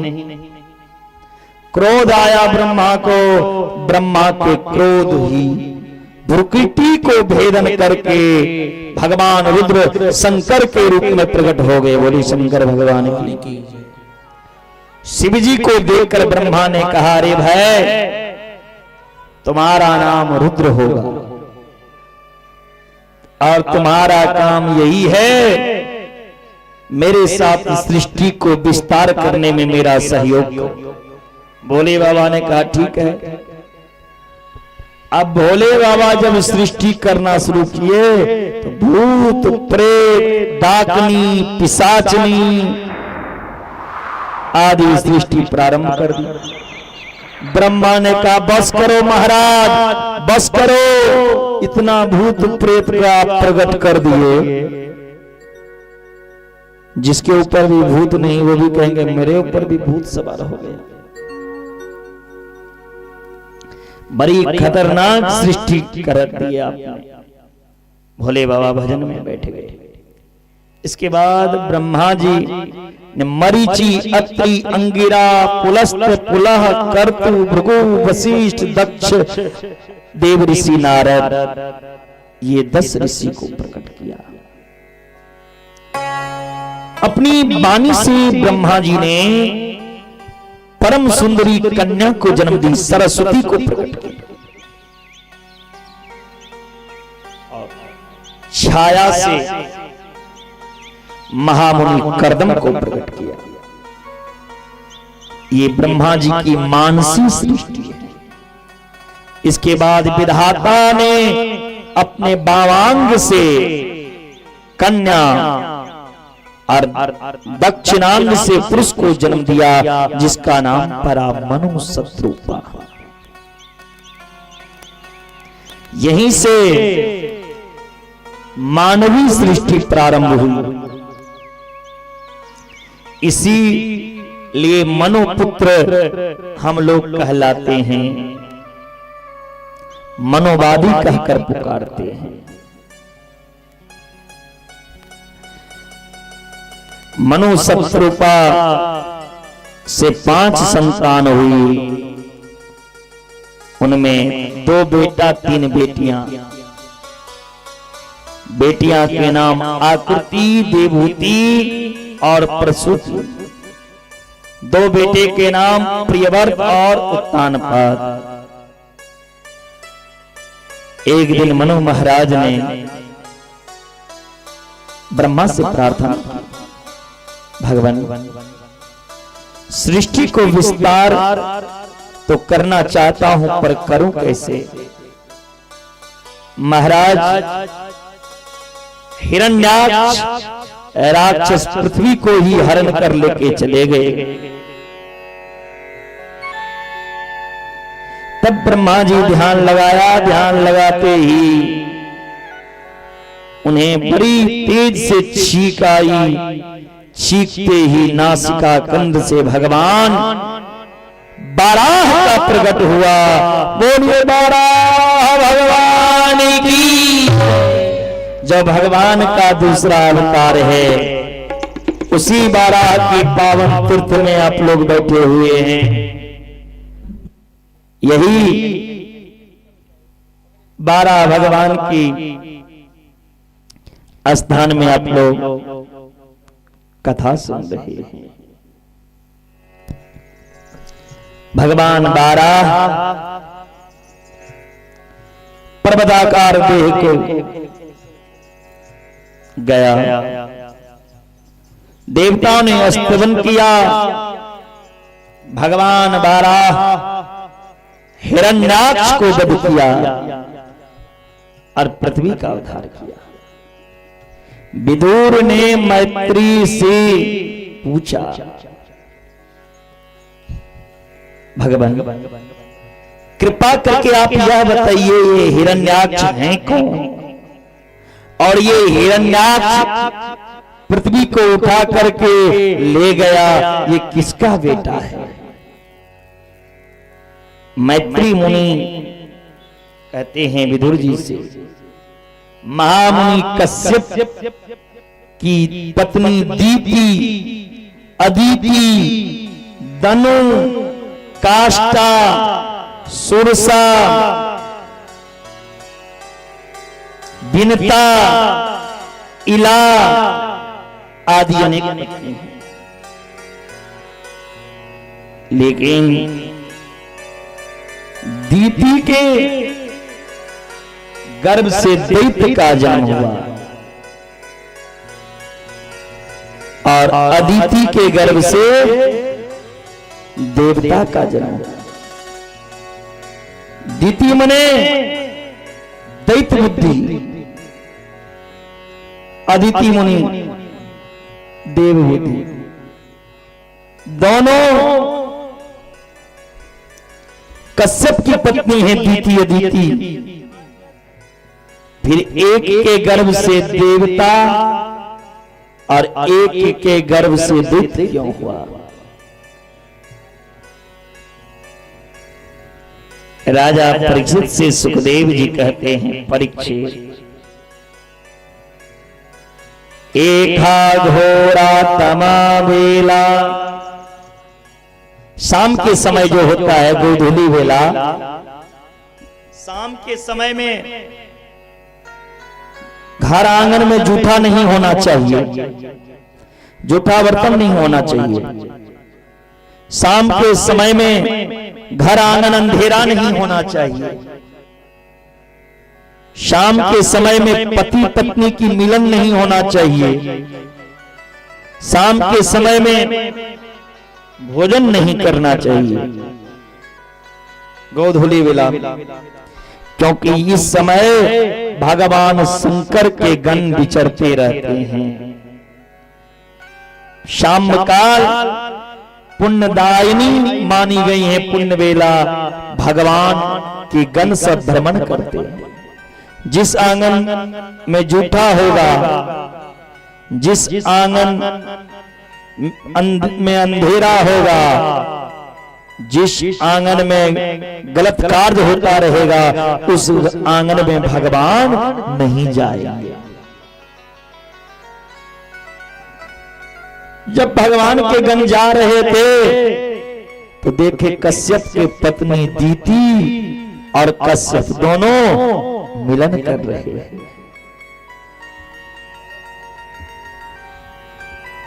कश्यप जी समझाया अपनी पत्नी को, दीति इस समय मिलन का समय नहीं है, लेकिन उनकी पत्नी नहीं मानी। दोनों पति पत्नी जब मिलन किया तो महादेव के गण ने श्राप दिया, जाओ तुम्हारे गर्भ से 2 राक्षस जन्म लेंगे।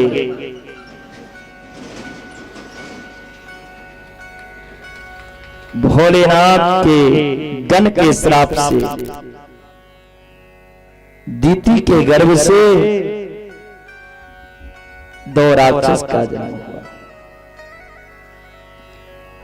एक का नाम हिरण्याक्ष और दूसरा का नाम हिरण्याकश्यपु। अब ये राक्षस जो बनकर आए हैं ये भी कुछ साधारण नहीं है। ये कौन है? एतो पार्षदो मह्यम जय विजय च कदर्ति कीर्तम मां यद्यो ब्रह्म कात्रामतिक्रमम्।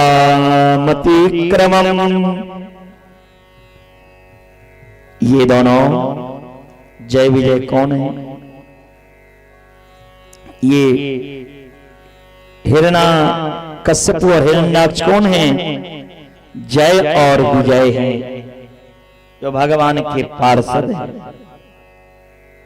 ब्रह्मा जी के पुत्र सनक सनातन सौनंदन सनत कुमार जी वैकुंठ लोक में भगवान से मिलने गए। जय विजय द्वारपाल था, ब्रह्मा जी के पुत्र को रोक दिया।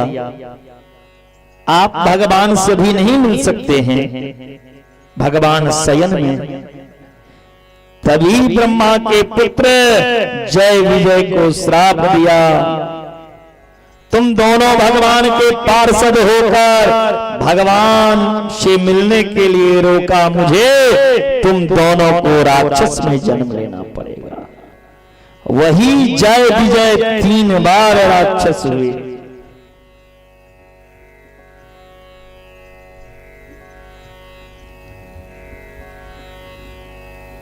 इसीलिए भगवान के पार्षद को श्राप मिला। भगवान कहते हैं मेरा सेवक यदि भी किसी का अपमान करे तो मैं उसे अवश्य दंड दूंगा। मैं अपने भक्त का अपमान सहन नहीं कर सकता। यदि मेरा भुजा, मेरा शरीर, मेरा हाथ भी मेरे प्यारे भक्त का, संत का, ब्राह्मण का अपमान करे तो मैं अपने भुजा को काट दूंगा। भगवान ने कहा मेरा भुजा से भी यदि किसी संत ब्राह्मण वैष्णव भक्त का अपमान हो जाए तो मैं उस हाथ को काट लूंगा। छिंदं सबाहुमपि व प्रकृति कुलवती। भगवान के 2 मुख हैं, एक ब्राह्मण मुख और एक अग्नि। वेद में भगवान को कहते हैं ब्राह्मणो अस्यामुगमासीद, यजुर्वेद। दूसरी ओर कहते हैं मुखादग्निरजायत, यजुर्वेद। भगवान के मुख से अग्नि का जन्म हुआ और भगवान के मुख से ब्राह्मण का जन्म हुआ। दोनों ही भगवान के मुख हैं और भगवान कहते हैं कि ये दोनों में यदि तुलनात्मक रूप से पूछा जाए किस मुख से ज्यादा आप प्रसन्न हैं, तो मैं यह कहूंगा अग्नि मुख से जितना स्वाहा हवन करते हैं उस मुख से जितना प्रसन्न नहीं हूं, उससे कई गुना ज्यादा मैं वेद मुख से प्रसन्न हूं। मुझे तृप्ति होती है वेद सुनकर। इसीलिए भगवान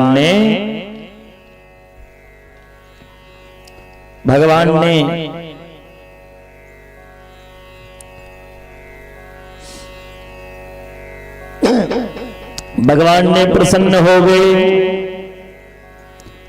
इधर श्राप पड़ गया, दीति के गर्भ से 2 राक्षस का जन्म हुआ, एक हिरण्याक्ष और दूसरा का नाम हिरण्याकश्यप। हिरण्याक्ष के उत्पात, अत्याचार, अधर्म इस पृथ्वी पर बढ़ने लगा।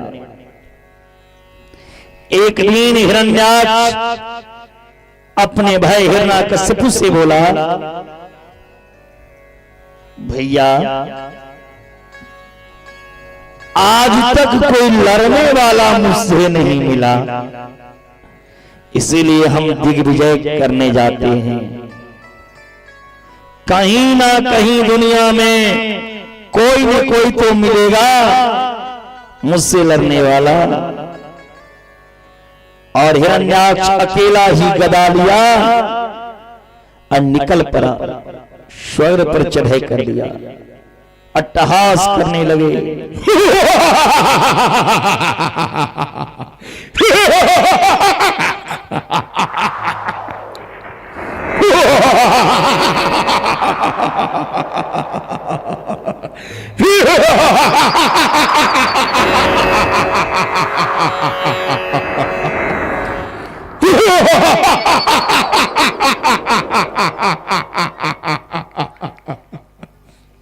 हिरण्याक्ष के अट्टहास से देवता लोग बिना युद्ध किए हुए स्वर्ग खाली करके भाग गए।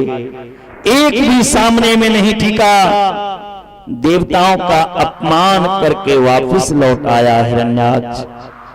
जब कोई नहीं मिला तो रास्ते में नारद जी जा रहे थे, श्रीमन नारायण नारायण करते करते नारद जी को पकड़ लिया हिरण्याक्ष और कहा, हे देव ऋषि नारद, जीवन भर नारायण का नाम लोगे या लड़ोगे भी? और मुझसे लड़ो, मुझे शरीर में खुजली हो रहा है। नारद ने कहा, मुझे लड़ना तो नहीं आता, यदि आपको खुजली हो रहा है तो ये समुद्र जो है, इस समुद्र में कूद जाइए, ऐसा खुजली मिटेगी जो जीवन में दोबारा नहीं खुजेगी। हिरण्याक्ष समुद्र में छलांग लगाया, इतने में ही ब्रह्मा के नाक से छींक हुआ। भगवान बाराह स्वर्ग के रूप में इस पवित्र क्षेत्र पर प्रकट हो गए। बोलिए बाराह भगवान की। देवताओं ने फूलों की बारिश की। बाराह भगवान अपनी सुदर्शन चक्र से हिरण्याक्ष का वध किया। इसके बाद भगवान बाराह ने देखते देखते पर्वतारूप हो गया। देवता हाथ जोड़कर महिमा का गान करने लगे और गर्जना करते हुए भगवान बाराह तुरंत ऐसी जंगली सुअर के रूप में हैं, कहीं देखने के लिए देवता सोच में पड़ गए। इसके बाद जो पृथ्वी रसातल में चली गई है, बाराह भगवान उसे अपने सिर पर रखकर, सिर पर धारण करके इस पृथ्वी को स्थापना किया। पृथ्वी को स्थापना किया। पृथ्वी सोच में पड़ गई, हमारे बिना देवता का भी काम नहीं चलता। मैं रसातल में चली गई तो मुझे लाने के लिए देवता ने शुवर का रूप धारण कर लिया। सत्यम वयं भुवन गोचरा मृगायुष्मद्धिनान् मृगये ग्राम सिंहा।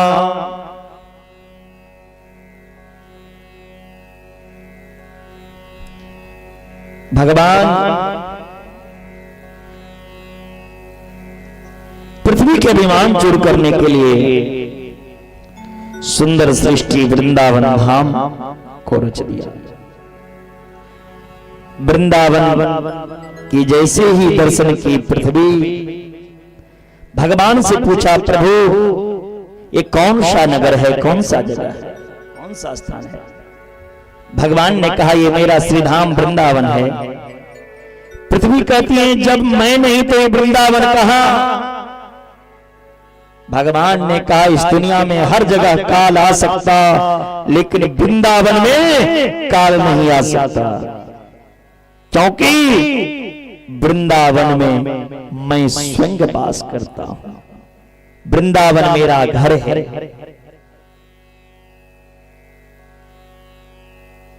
मीरा जी गंगोत्री यमुनोत्री गई, चार धाम गई।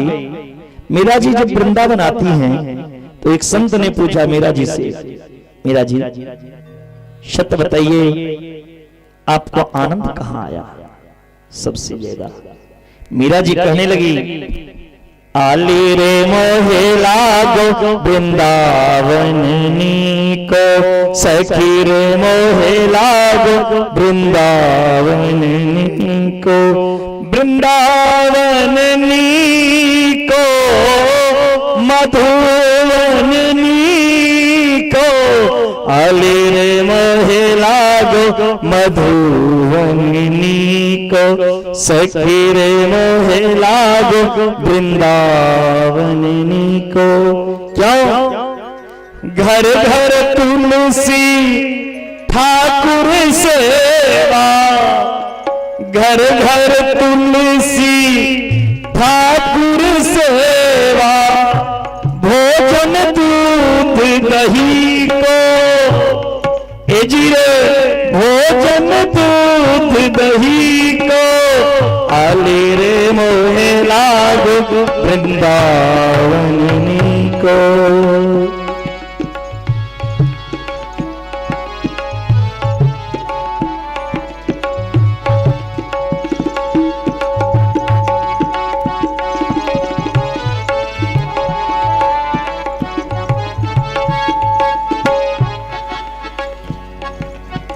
सखी रे मोहे लागो, बोले वृंदावन बिहारी लाल की। भगवान 12 पृथ्वी की स्थापना की,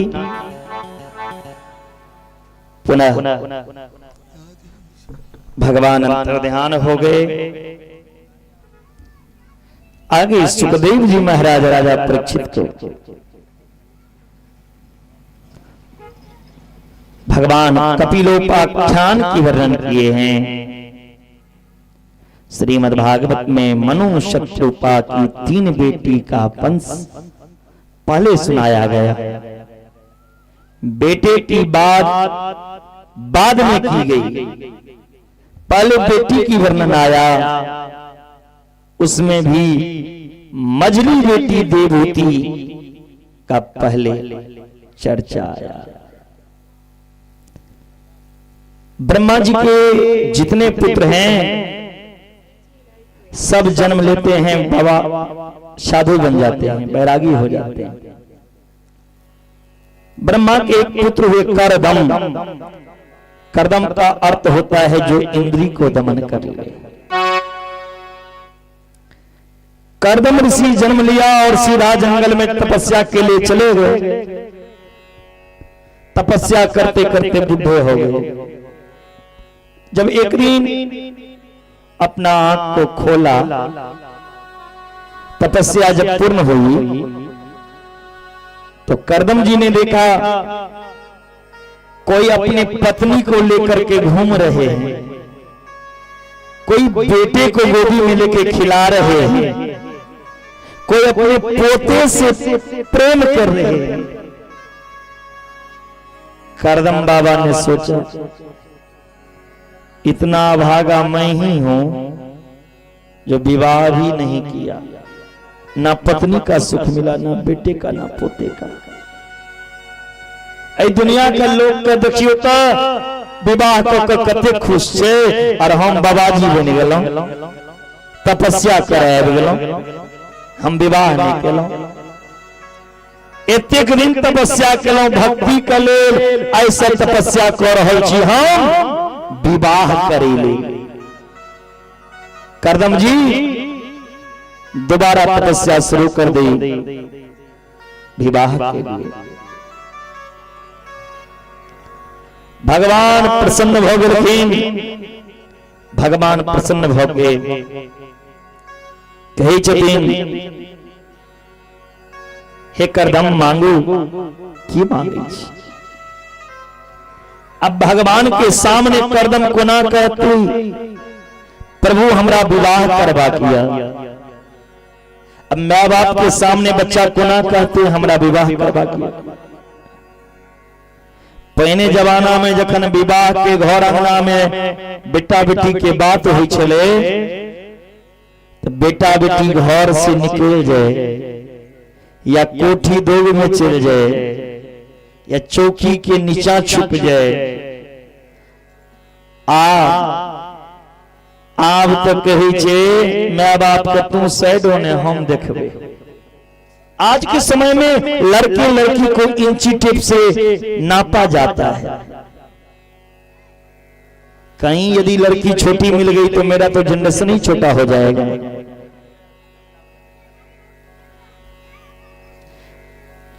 ये भी तबला वाले भैया हैं, 200 लड़की को अपने बेटे के लिए रिजेक्ट किए तब विवाह हुआ। ये नहीं जानता है जो 200 में से एक ऐसा भी होगा जो इनके भी बेटे को बेटी को रिजेक्ट कर सकते हैं। बोलो राधे राधे। करदम बाबा कैसे भगवान को कहते प्रभु मुझे विवाह करना है। भगवान ने कहा बेटा मांगो। करदम ने कहा भक्ति चाहिए। भगवान ने कहा तपस्या भक्ति के लिए किया या पत्नी के लिए? करदम जी को लज्जा आ रही है, सिर नीचे कर ले। प्रभु तपस्या तो कुछ और के लिए किया। मन मन मारे मुंड हिलावे, मन तो कर रहा है विवाह करने की, लेकिन भगवान से क्या मांगा? भक्ति। भगवान ने कहा बेटा भक्ति तो मिल गया, अब तुम्हें शक्ति चाहिए, पत्नी चाहिए। करदम जी ने कहा हाँ प्रभु, तपस्या पत्नी के लिए किया था। तपस्या पत्नी के लिए किया था। भगवान ने कहा यदि पत्नी के लिए तपस्या किया था तो सुनो, मैं तुम्हारा विवाह ठीक कर दिया। करदम जी ने कहा यदि आप विवाह ठीक कर दिए हैं तो हम भी विवाह करने के लिए तैयार हैं, लेकिन मेरा शर्त है विवाह तब करूंगा जब आप मेरे पुत्र बनकर आएंगे। भगवान ने कहा ठीक है। मनु महाराज की पुत्री देवहूति के संग करदम बाबा का विवाह हुआ। विवाह करने के बाद विदा लेकर के करदम जी अपने कुटिया में आया। विवाह के अगले दिन से ही करदम बाबा फिर से तपस्या शुरू कर दिए। सो 40 वर्ष तक तपस्या किया। अगर आज के समय में किसी लड़की का विवाह हो, अब विवाह के अगले दिन उनके पति छोड़कर चले जाए 2-4 वर्ष के लिए, तो क्या होगा जान लो। आज के समय तो ऐसा है, अपने पत्नी को 5 रोज फोन नहीं आप करेंगे, यदि 5 रोज फोन नहीं करेंगे अपने पत्नी को, तो तुरंत वो पत्नी कहती है मैं मैके चली जाऊंगी, तू देखते रहियो। ऐसी ताना आजकल की पत्नी देती है। लेकिन करदम बाबा 40 वर्ष विवाह के अगले दिन से तपस्या की।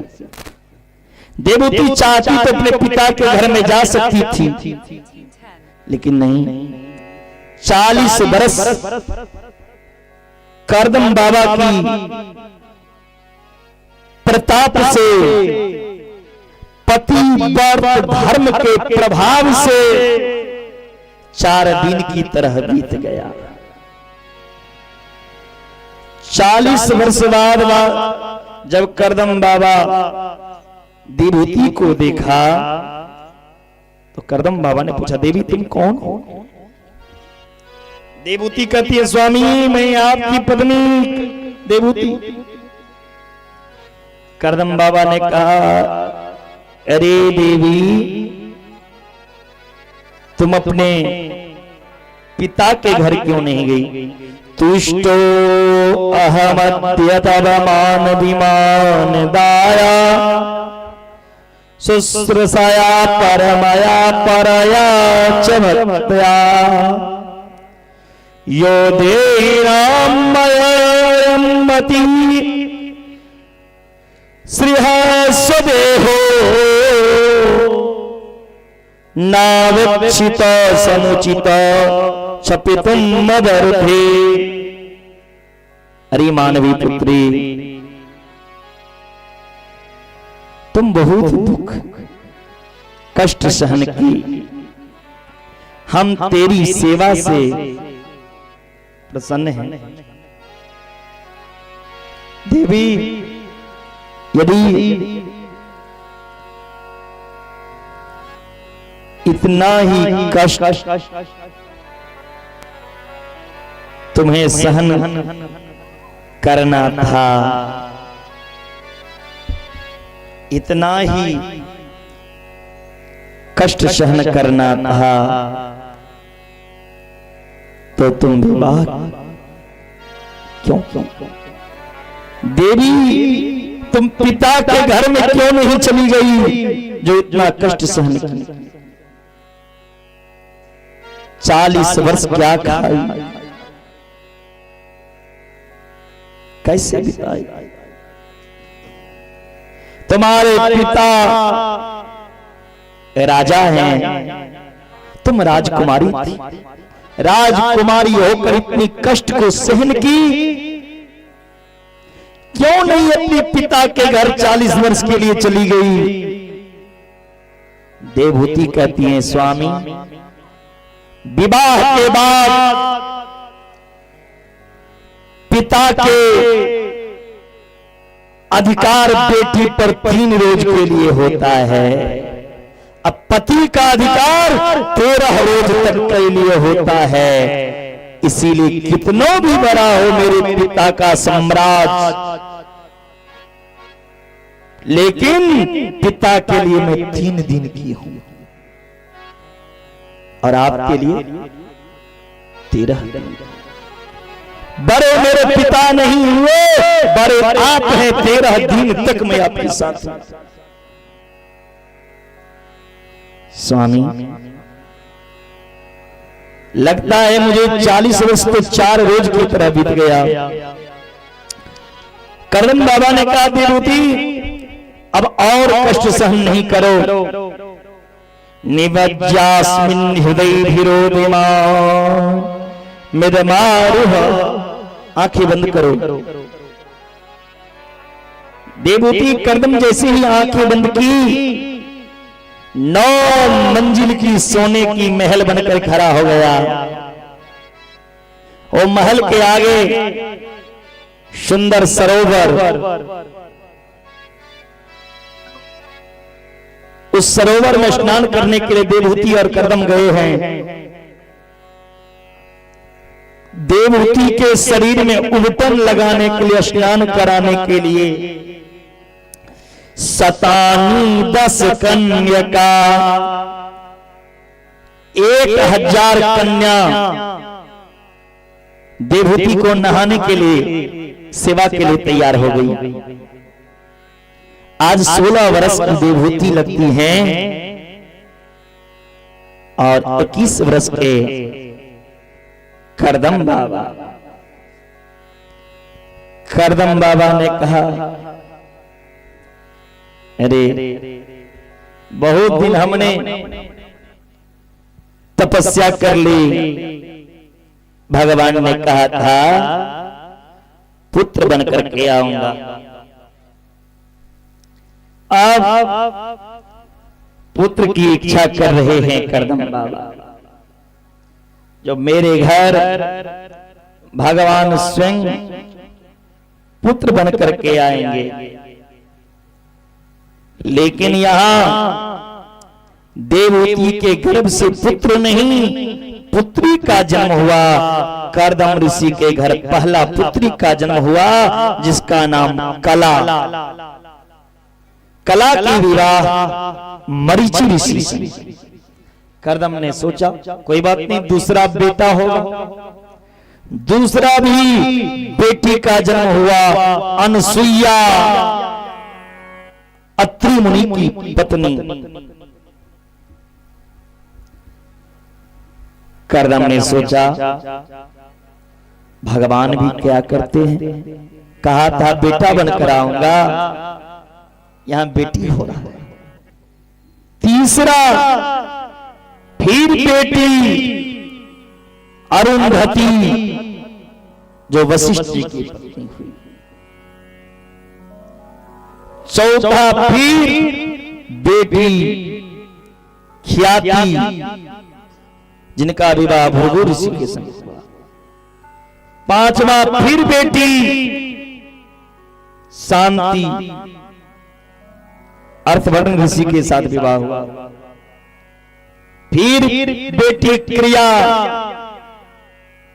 एक एक करके 9 बेटी।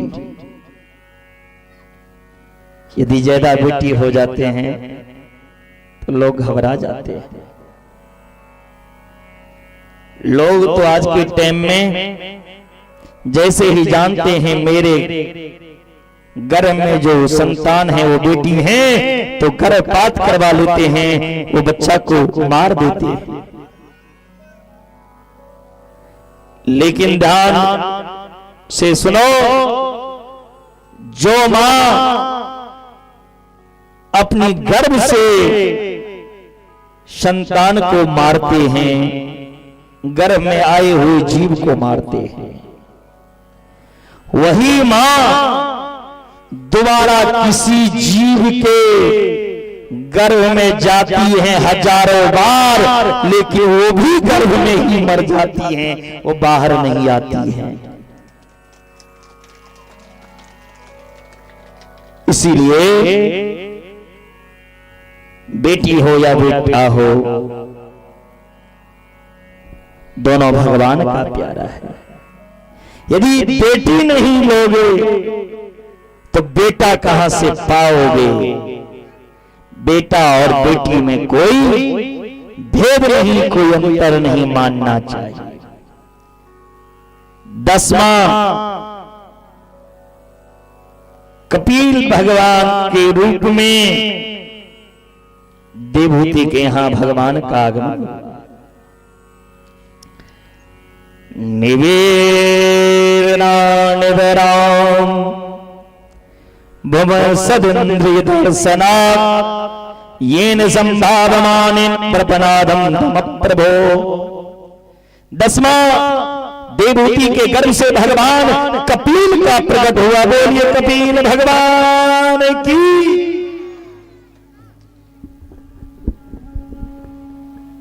भगवान कपिल का दर्शन करके करदम बाबा तपस्या के लिए चले गए। तपस्या करते करते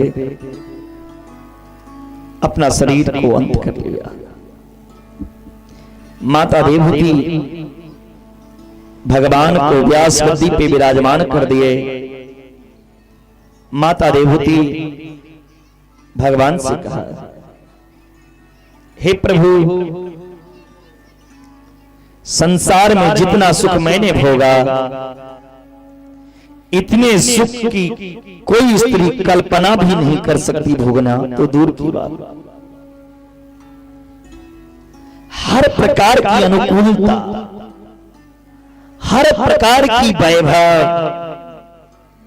मैके में मैं थी तो राजकुमारी की तरह, ससुराल में भी करदम जैसे परम योगी संत पति मिले, कामद विमान दिव्य भोगों का सेवन कराया। परंतु इतना सब पाने के बाद भी मेरी आत्मा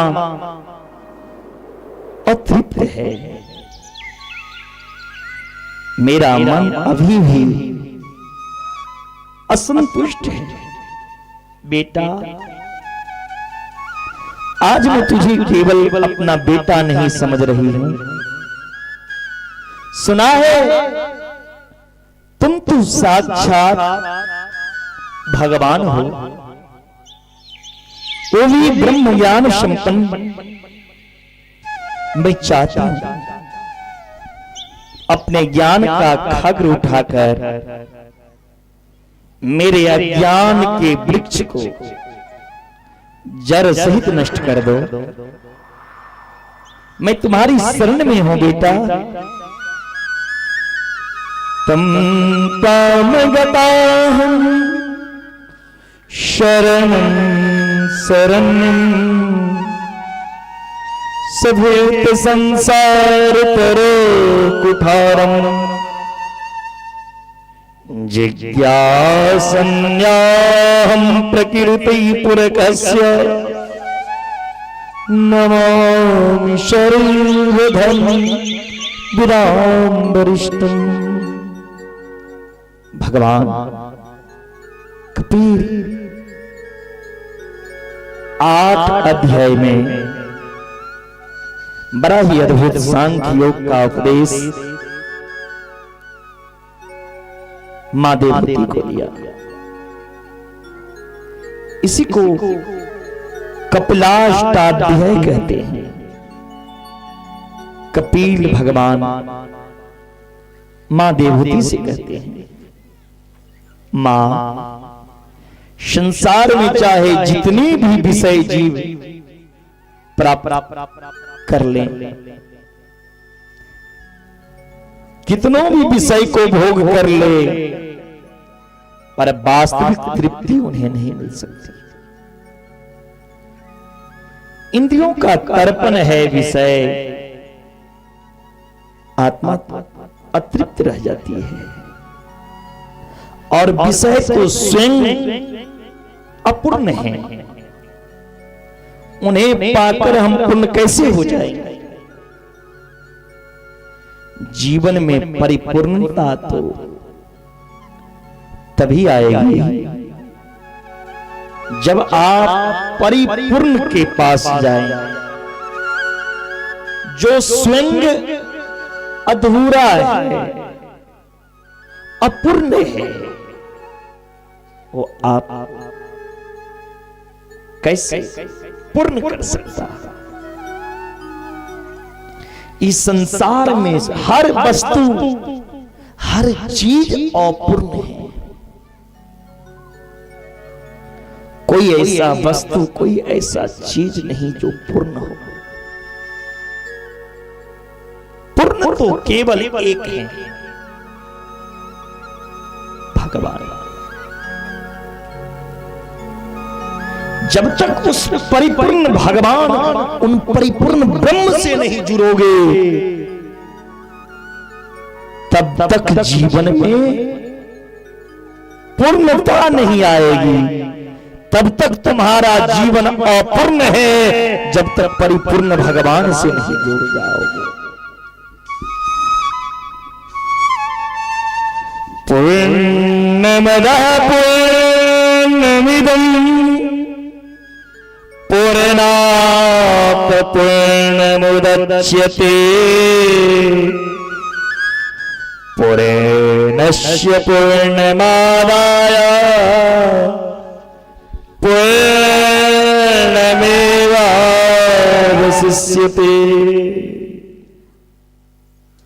उस प्रभु की पाद पद्मों को पाए बिना जीवन में परिपूर्णता नहीं आ सकता। ये मन जो है आपका, जगत से हटाकर, ये मन जगत से हटाकर जगदीश्वर में लगाओ। गुणेषु शक्तं मंधाय रताम वा पुंसि मुक्ते। हे मां, ये मन ही बंधन है, मन ही मुक्ति है। जिस तरह एक चाबी से ताला को लॉक भी करते हैं और खोलते भी हैं, एक ही चाबी से ताला खुलता भी है और बंद भी होता है, उसी तरह ये मन से ही मुक्ति भी होगी और मन से ही बंधन में आप पड़ेंगे। यदि मन हमने संसार से मोड़ दिया, यदि ये मन संसार से जोड़ दिया, ये संसार मेरा है, ये बेटा मेरा है, ये परिवार मेरा है, ये व्यापार मेरा है, तो ये क्या है? बंधन है। ये बंधन है। अब ये मन को माधव के चरणों से मोड़ दो तो यही तुम्हारे लिए मुक्ति बन जाएगी। यदि ये मन गोविंद से जोड़ देंगे, भगवान की चरणों से जोड़ेंगे, तो मुक्ति है। देवहूति ने प्रश्न किया, बेटा ये मन जो है, ये मन कैसे मोड़े? भगवान ने कहा, हे मां,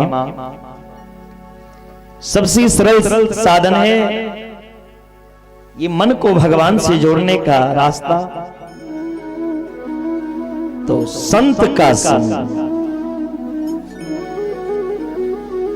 जिनका मन लग जाए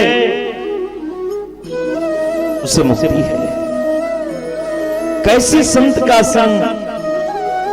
जो रसिक संत, जो भगवान के नाम रूप लीला धाम की महिमा गा गा कर सुनाए और भगवान को तुम्हारे हृदय में उतार दे, ऐसे संत का शरण लो।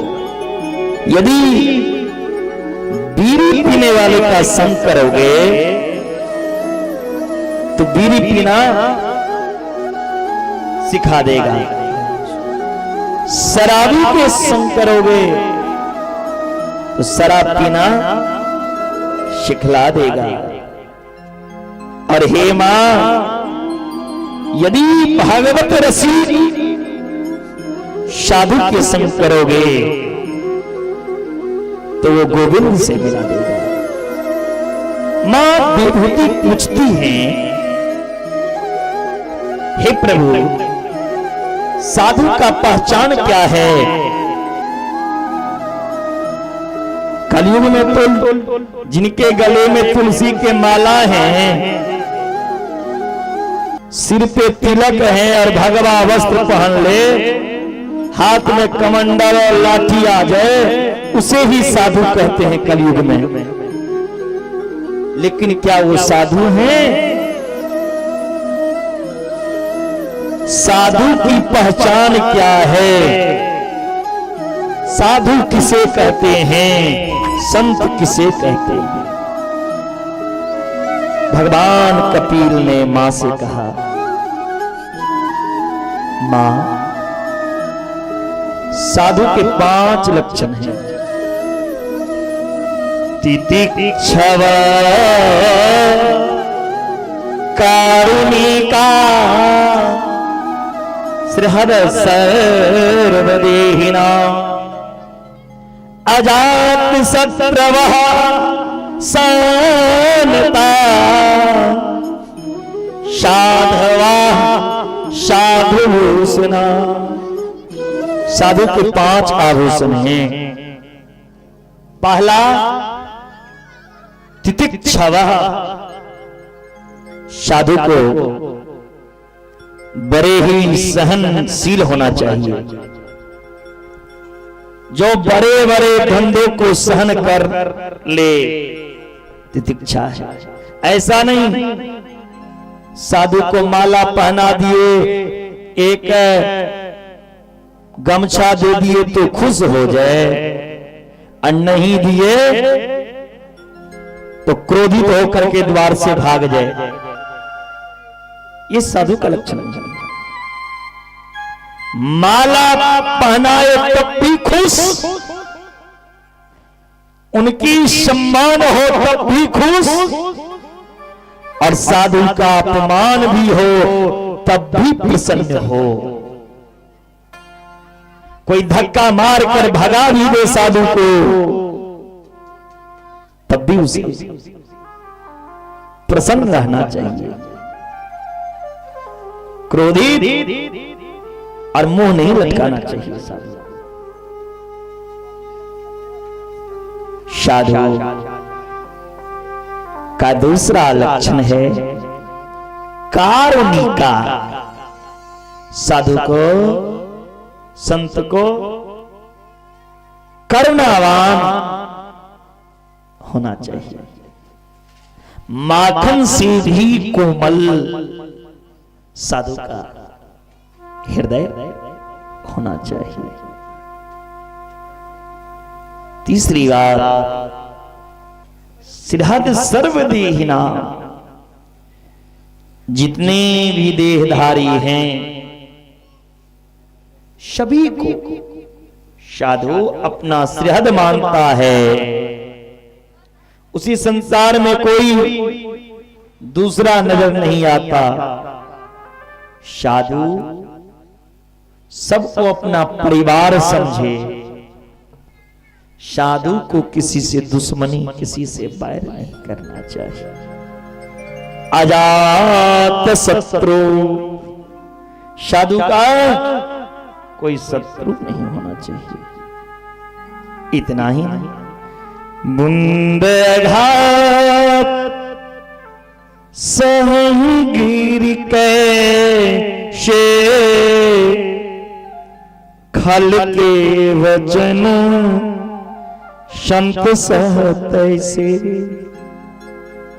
जैसे बुंदों की चोट पर्वत पहाड़ गिरी सहन करते हैं, वैसे ही साधु संतों को दुष्टों के वचन को सहन करना चाहिए। निज परिता द्रवहीन रीता, पर दुख द्रवणी सो संत सुपुनीता। संत को दूसरे के दुख से दुखित होना चाहिए। संत हृदय नवनीत समाना, करा करिह पर कभी न जाना। ऐसा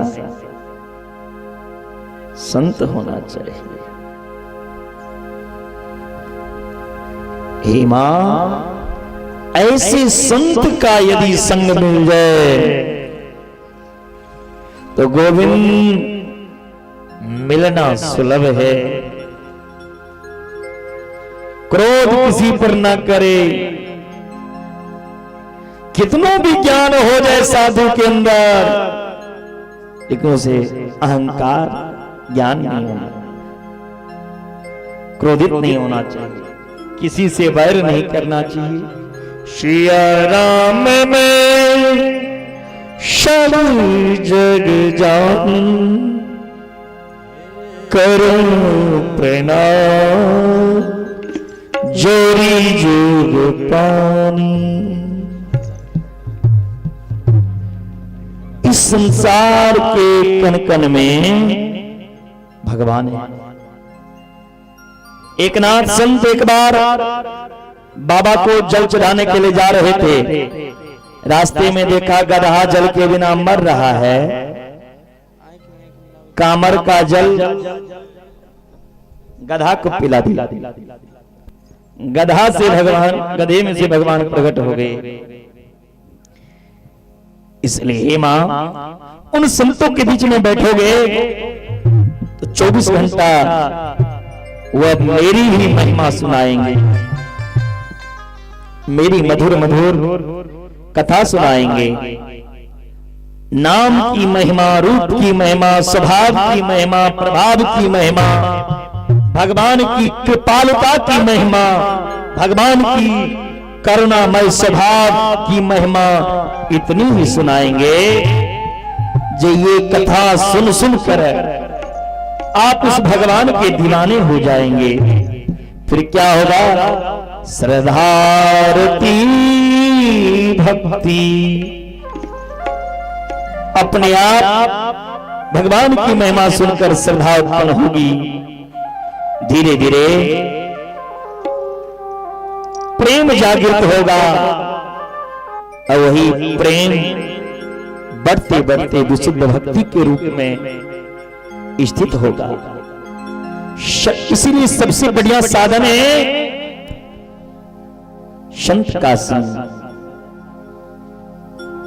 अब आगे कबीर भगवान कहते हैं, मां सुनो, यम नियम आसन प्राणायाम प्रत्याहार धारणा ध्यान समाधि साधक को चाहिए कि सबसे पहले पावन भूमि को चयन करे। भूमि का भी प्रभाव मन पे पड़ता है। शुचो देशो प्रतिष्ठाय विजितासनासनम, पावन भूमि में बैठकर आसन जीतकर विशुद्ध भाव से प्राणायाम कर मन को शुद्ध करे।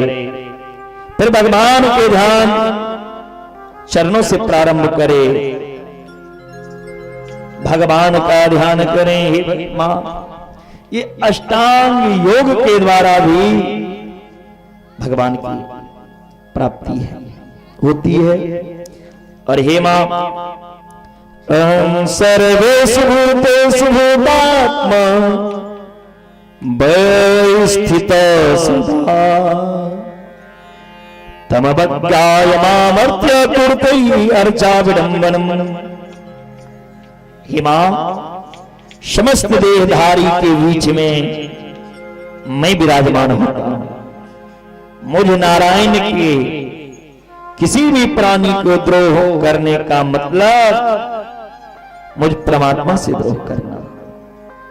यदि किसी जीव से कोई दुश्मनी करता है, बैर करता है, तो मानो वो किसी आदमी से दुश्मनी नहीं, भगवान से दुश्मनी करता है, भगवान से बैर करता है।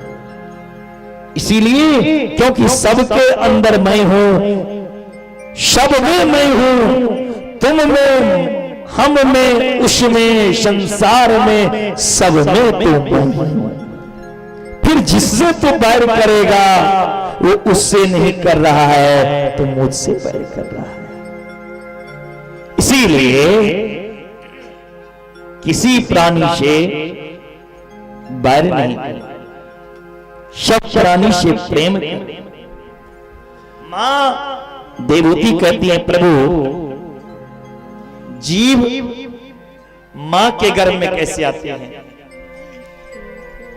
भगवान ने कहा,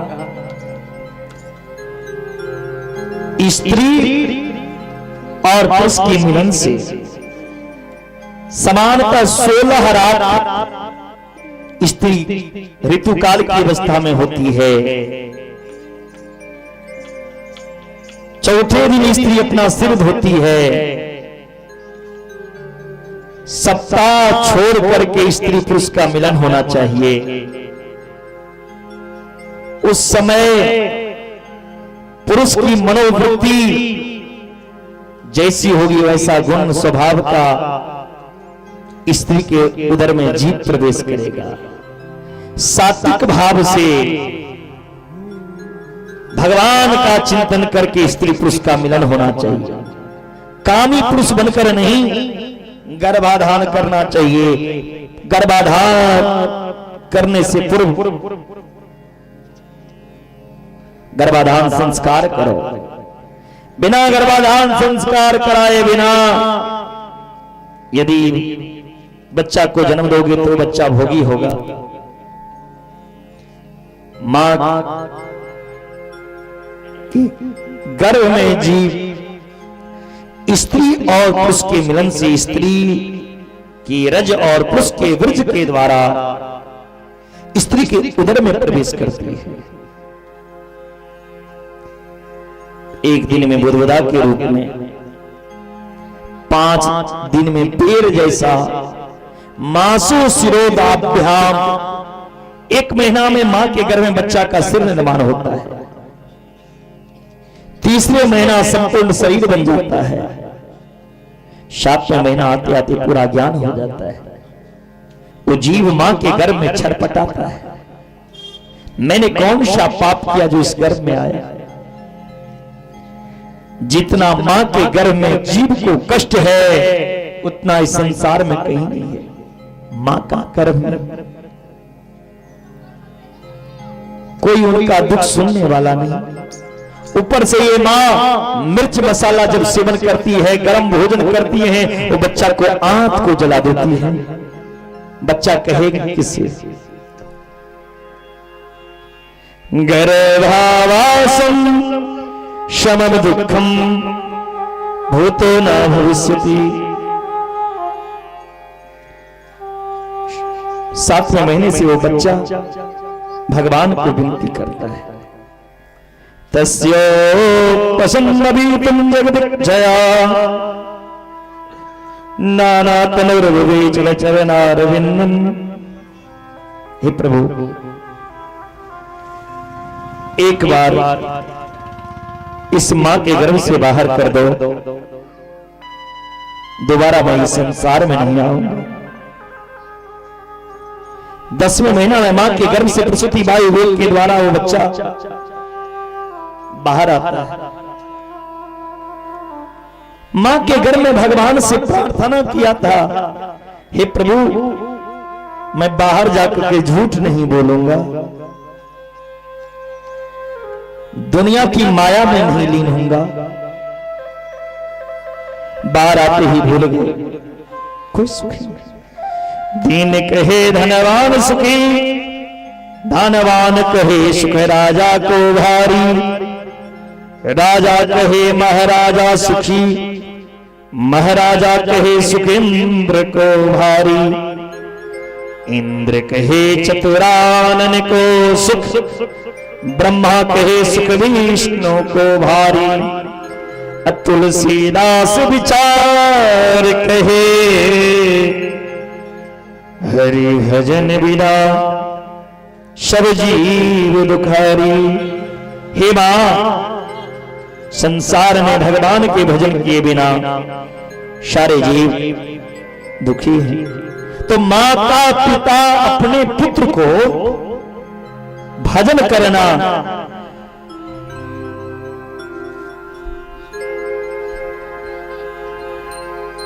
नाम लेना नहीं सिखाता। मां क्या सिखाते अपने बेटे को? माते पिता बालकन बुलावे, उदर भरे सोही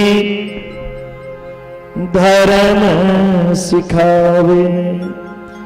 माता पिता अपना बच्चा को क्या सिखाता है? बच्चा का पेट कैसे भरे।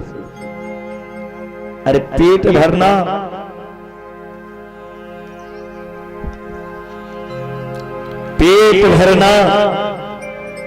कुत्ता का भी धर्म है, कुत्ता का भी काम है, लेकिन तुम मानव, यदि मानव तन पाकर के भगवान को नहीं पाया, भगवान के शरण में नहीं गया, तो क्या होगा?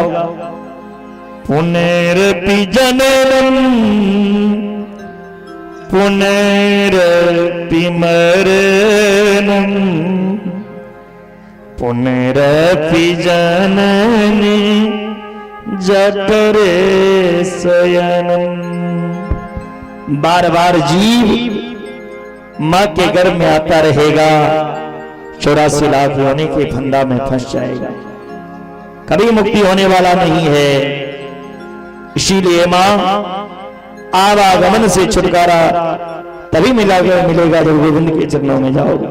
तस्मान का जो संसासो नकारवन्नं जो संप्रभम बदत्वा जीव गतिंदीनम मुक्त संगेश्वरेरिहा। संसार की विषम परिस्थिति में भी हमें यही शिक्षा लेना चाहिए, कर्म सभी संसार के करें, लेकिन प्रेम केवल गोविंद के लिए। भक्ति की 3 धारा। भक्ति की शुरुआत विश्वास से होती है, भगवान के ऊपर विश्वास करो। दूसरा, भगवान से संबंध जोड़ो। तीसरा, भगवान के प्रति समर्पण हो जाए। बना के क्यों बिगाड़ा रे, बिगाड़ा रे नसीबा, ठाकुर मेरे ओ ठाकुर मेरे। बोलिए बांके बिहारी लाल की जय हो। बना के क्यों बिगाड़ा रे,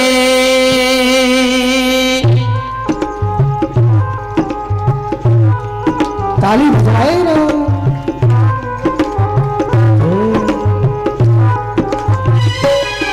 बना के क्यों बिगाड़ा रे, बिगाड़ा रे नसीबा। उठाइए लंबे लंबे शब्द दोनों हाथ ऐसे सीधे सीधे। बोलिए बांके बिहारी लाल की। ओ ठाकुर मेरे, ओ ठाकुर मेरे, ओ ठाकुर मेरे, ओ ठाकुर मेरे। बना के क्यों बिगाड़ा रे,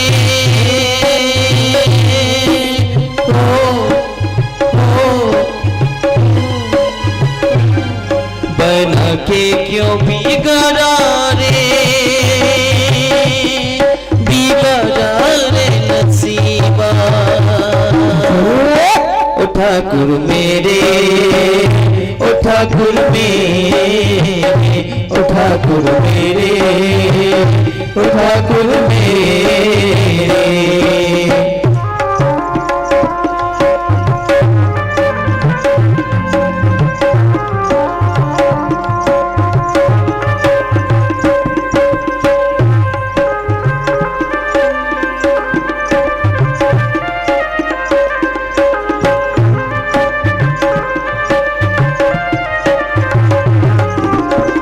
जो तुमको मंजूर नहीं था, फूल खिले इस प्यार के,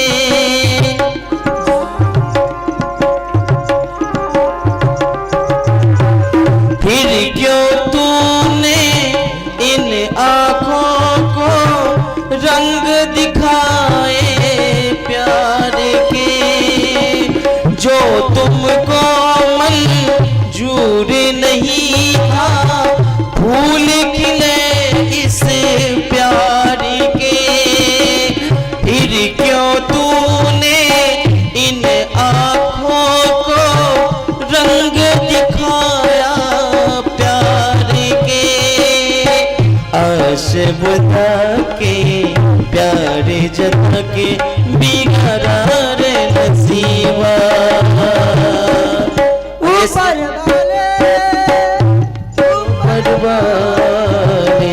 ऊपर वाले, ऊपर वाले बना के क्यों बिगड़ा रे, बिगड़ा रे नसीबा। ऊपर वाले, ऊपर वाले, ऊपर वाले। एक बार आप सब गाएंगे मेरे साथ, दोनों हाथ ऊपर करें सब लंबे लंबे, किसी की जुबान बंद नहीं होनी चाहिए, सब भाव से गाएंगे। कैसे गाएंगे? बना के क्यों बिगड़ा रे, बिगड़ा रे नसीबा। ऊपर वाले, ऊपर वाले, ऊपर वाले, ऊपर वाले, ऊपर वाले, ऊपर वाले, ऊपर वाले, ऊपर वाले, ऊपर वाले, ऊपर वाले। बोली बांके बिहारी लाल की। भगवान कपिल 8 अध्याय में मैया देवहूति को सांख्य योग का उपदेश दी, नवधा भक्ति वर्णन किए।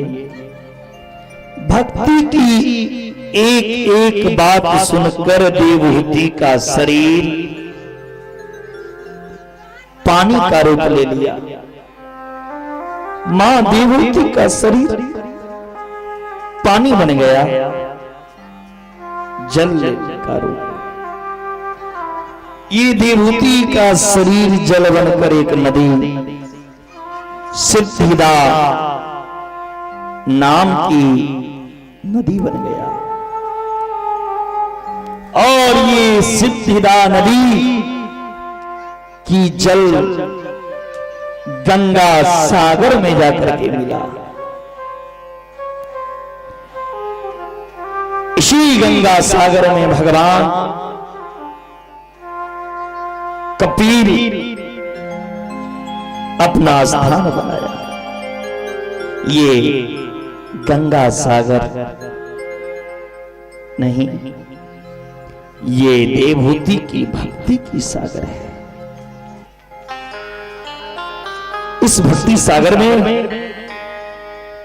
जो जीवन में एक बार भी गोता लगा ले, फिर वो संसार में नहीं भटकता।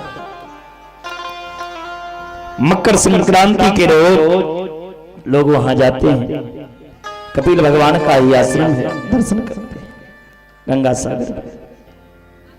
देवहूति मां की वंश नहीं चली, 9 बहन का विवाह कपिल भगवान करा दिए।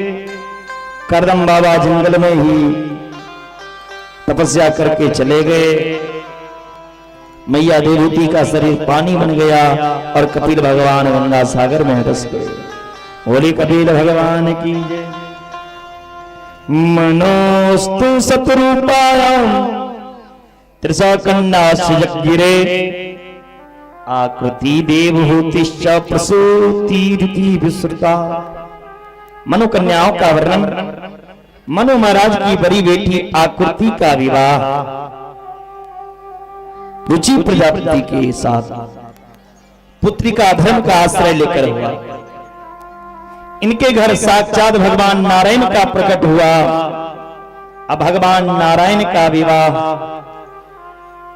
जग नारायण, जग की पत्नी कौन?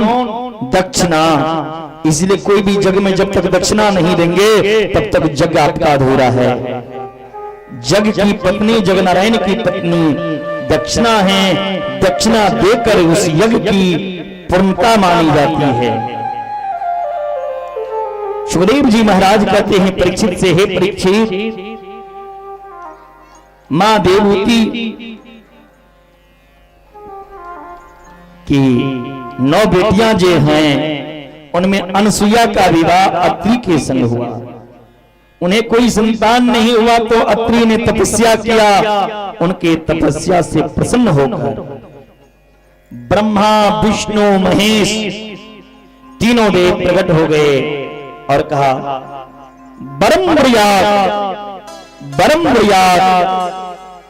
अत्रि मुनि ने हाथ जोड़कर कहा भगवान, मैंने तो एक देवता को बुलाया था, आप तो तीनों देवता आ गए, ब्रह्मा विष्णु और महेश। तीनों देवता को मैं नहीं बुलाया था, मैं एक को ही बुलाया। भगवान मुस्कुरा करके कहने लगे, हे अत्रि, हम देखने में तीनों अलग अलग हैं, ब्रह्मा विष्णु और महेश, लेकिन तीनों अलग नहीं हैं, तीनों एक ही तत्व हैं। ब्रह्मा विष्णु और महेश तीनों में कोई भेद नहीं, तीनों एक ही तत्व। समझो। अत्रि मुनि बोले महाराज, मैं तो संतान की कामना करता हूं। तीनों ने कहा तथास्तु।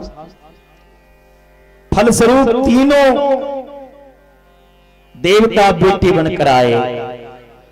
ब्रह्मा जी के अंश से चंद्रमा, शिव के अंश से दुर्वासा और नारायण के अंश से अनसुईया के गर्भ से साक्षात भगवान दत्तात्रेय का प्रकट हुआ। बोलिए दत्तात्रेय भगवान की। मनु महाराज की सबसे छोटी बेटी प्रसूति की विवाह दक्ष प्रजापति के साथ, जिनके यहां 16 बेटी हुई। उन 16 बेटी में 13 बेटी का विवाह धर्म के साथ, धर्म की मूर्ति नामक पत्नी के गर्भ से भगवान नर नारायण का प्रकट हुआ। जो नर नारायण भगवान बद्रीधाम में है। बोलिए नर नारायण भगवान की।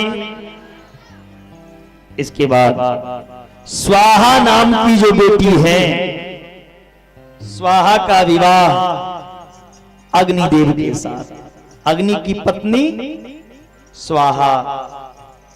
स्वधा का विवाह पितर देवता से।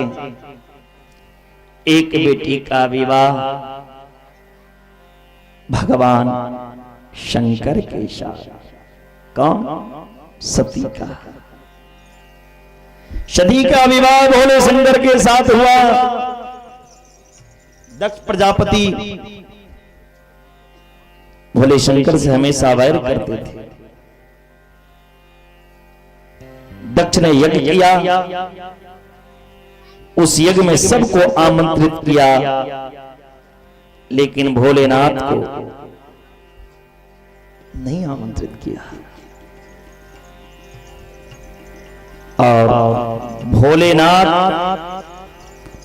जहां नहीं आते हैं वो यज्ञ अपूर्ण ही है। भगवान भोलेनाथ का निंदा नहीं होना चाहिए। माता सती को नारद जी ने आकर कहा, हे मां सती, आपके पिता यज्ञ कर रहे हैं और आप यहां पर हो। माता सती ने भोलेनाथ से कहा, हे भोलेनाथ, मेरे पिता यज्ञ कर रहे हैं, आप चलिए। भोलेनाथ ने कहा, जहां से निमंत्रण ना आए वहां नहीं जाना चाहिए। सती मैया नहीं मानी, तैयार हो गई जाने के लिए। अपने पिता के यज्ञ में गई। सभी देवता का भाग सजा हुआ था, लेकिन भोलेनाथ का कहीं भाग नहीं था। एक ते रुद्र भागो अस्तु यदुच्छिष्टो अध्वरस्वे यज्ञस्ते रुद्रभागेन कल्पता मध्य यज्ञ। सभी देवताओं को यज्ञ में भाग था, लेकिन भोलेनाथ की कहीं भाग नहीं। माता सती की बहुत अपमान हुई। सभी देवता बैठे हुए थे, अपने कानों से शिव का निंदा सुन रहे थे, अपमान हो रहा था।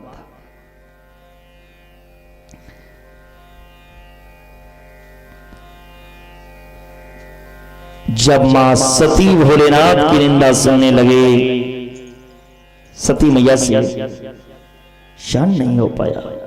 सती अपना शरीर को हवन कुंड में समर्पण कर दी। भोलेनाथ को पता चला।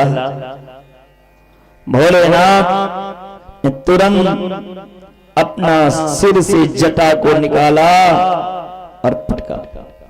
एक केस को पटका, जिससे वीरभद्र को प्रकट किया। सारे शिवगण उस यज्ञ में आया। किसी ने भृगु ऋषि की दाढ़ी खींचा, किसी ने देवताओं को दंड देना शुरू किया। सारे देवता वहां से भागने लगे। दक्ष प्रजापति के सिर काट दिया गया। अंत में भगवान शंकर ने मां सती की शरीर को लेकर के तांडव किया। जहां जहां वो सती का शरीर गिरा, वो सब जगह शक्ति पीठ के नाम से जाने जाते हैं। उस यज्ञ में अंतिम आहुति पड़ा, जिससे भगवान नारायण की प्रकट हुआ। बोले नारायण भगवान की। सब भोलेनाथ को कहा, हे भोलेनाथ, दक्ष का सिर जोड़ दीजिए। दक्ष के बकरे का मुख लगाया गया। बकरा का मुख लगाया गया दक्ष को। सब दक्ष के मुखमंडल को देख करके हंसने लगे। देखिए कैसा मुख, कैसा चेहरा।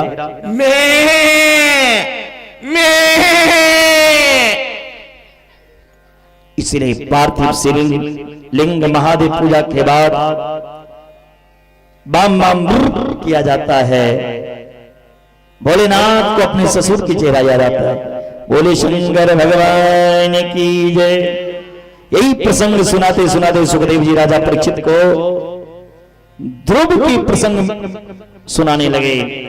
प्रिय उतान पादो सतरूपापतईशुतो वासुदेव कलया रक्षायाम जगतो स्थितो।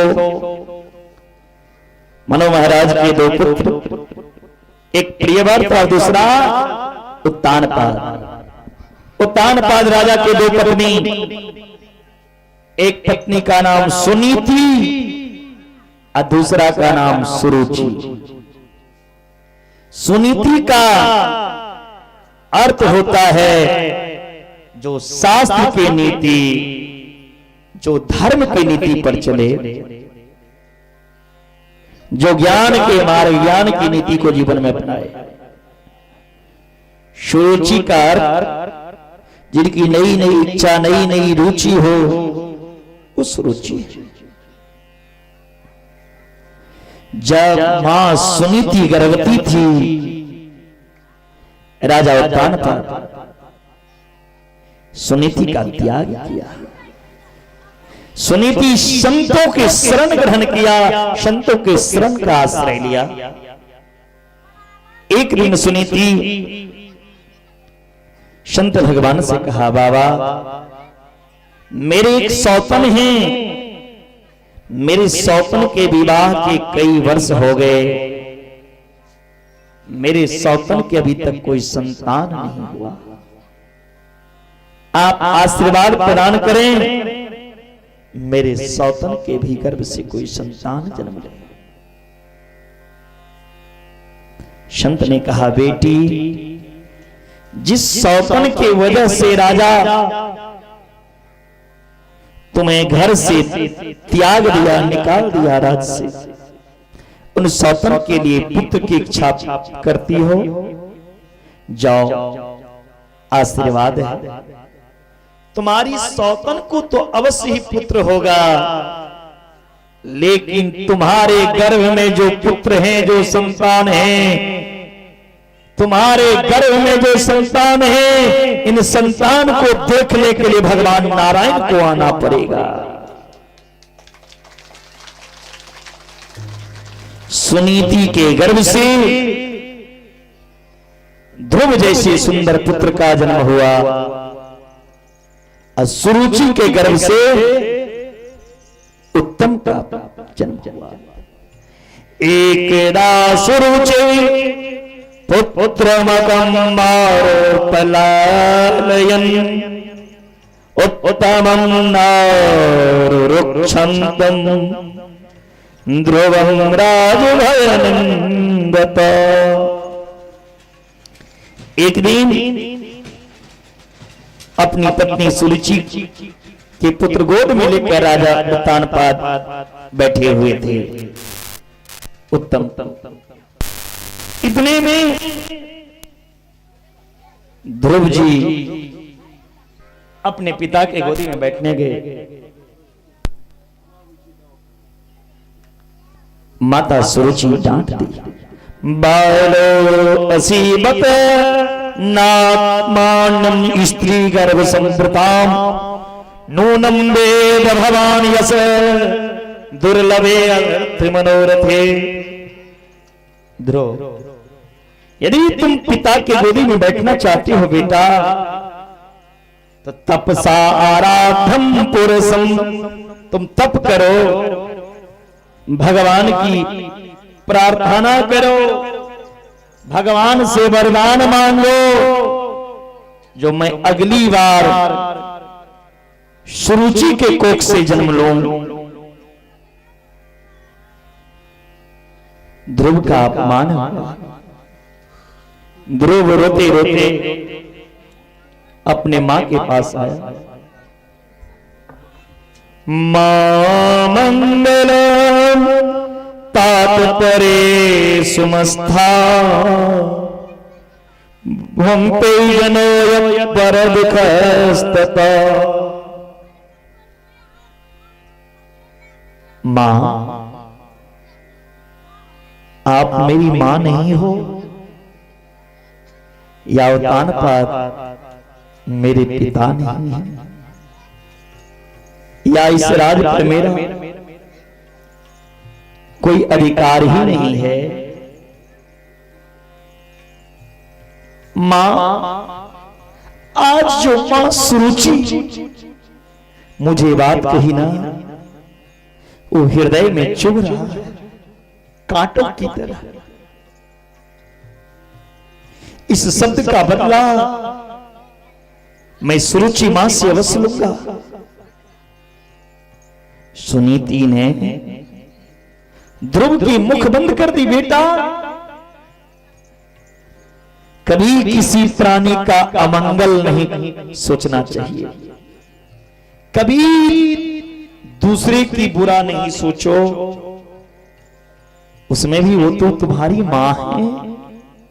जिस तरह मैं मां हूं ना, उसी तरह सुरुचि भी मां है। ध्रुव ने कहा, मां मुझसे कोई गलती हुई, जो मां सुरुचि ने मुझे गोदी से उतार दी। कहने लगी मां सुनती, बेटा ध्रुव, गलती एक नहीं दो तुमने किया। सत्यम सुरुच्या विहितम भवान में यद दुर्भागाया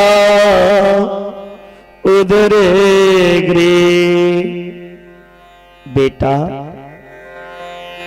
तुम एक ऐसी अभागिन स्त्री के कोख से जन्म लिए हो जिनको पिता भी घर से बाहर कर दिया, पति भी घर से बाहर कर दिया। बेटा, मैं एक अभागिन दुर्भागिन स्त्री हूं, तुम मेरे कोख से जन्म लिए। बेटा, ये शरीर के पिता की गोदी में बैठने के लिए क्यों रोते हो? यदि बैठना चाहती हो तो शरीर और आत्मा का जो पिता है, जो जगत का पिता है, जो प्राण की पिता है, जो ये चराचर का पिता है, उनके गोदी में बैठी, भगवान की गोदी में बैठो। ध्रुव ने कहा, मां, वो भगवान, वो परमात्मा मिलेंगे कहां? कहती हैं सुरुचि, परमात्मा सर्वत्र वर्तते, हरि व्यापक सर्वत्र समाना, प्रेम ते प्रगटे भगवान। भगवान सभी जगह वास, आप में, हम में, उनमें, सब में वो भगवान है। लेकिन वो भगवान बिना प्रेम की प्राप्ति नहीं हो सकती।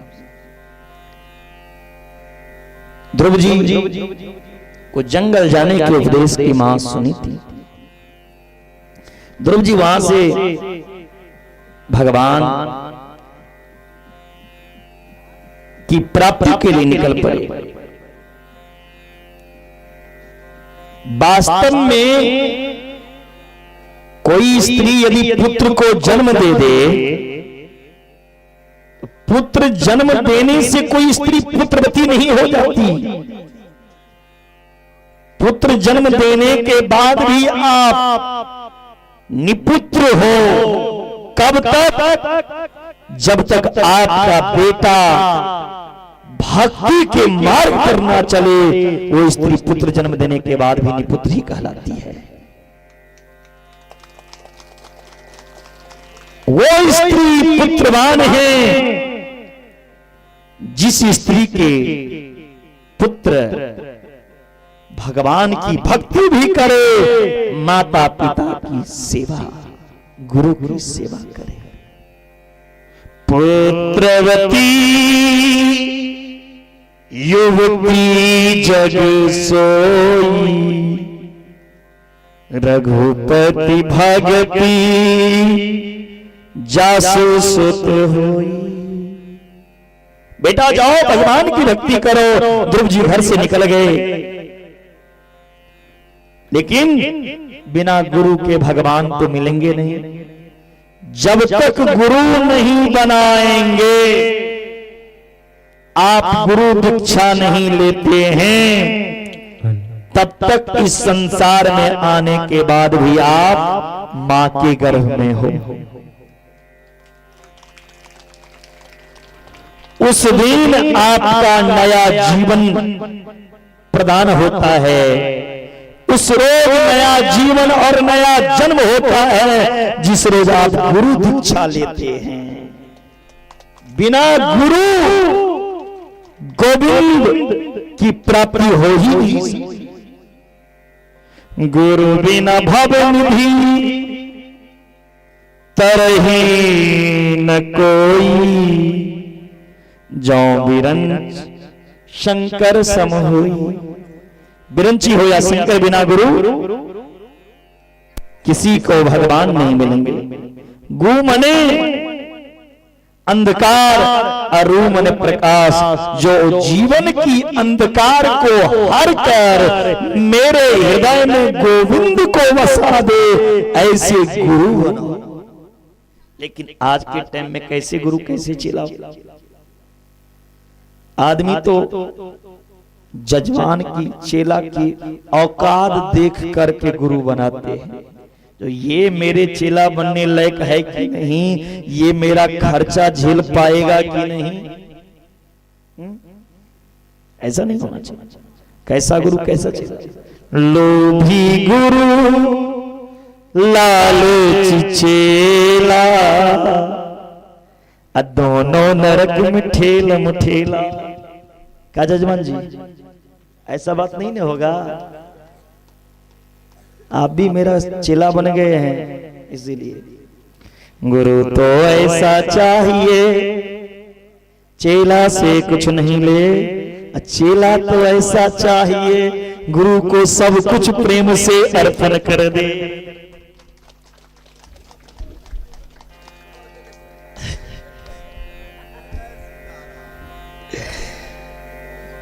नारद जी ने सोचा ये ध्रुव आ रहा है, यदि मैं ध्रुव को अपना चेला बना लूंगा तो मेरा भी नाम रोशन करेगा।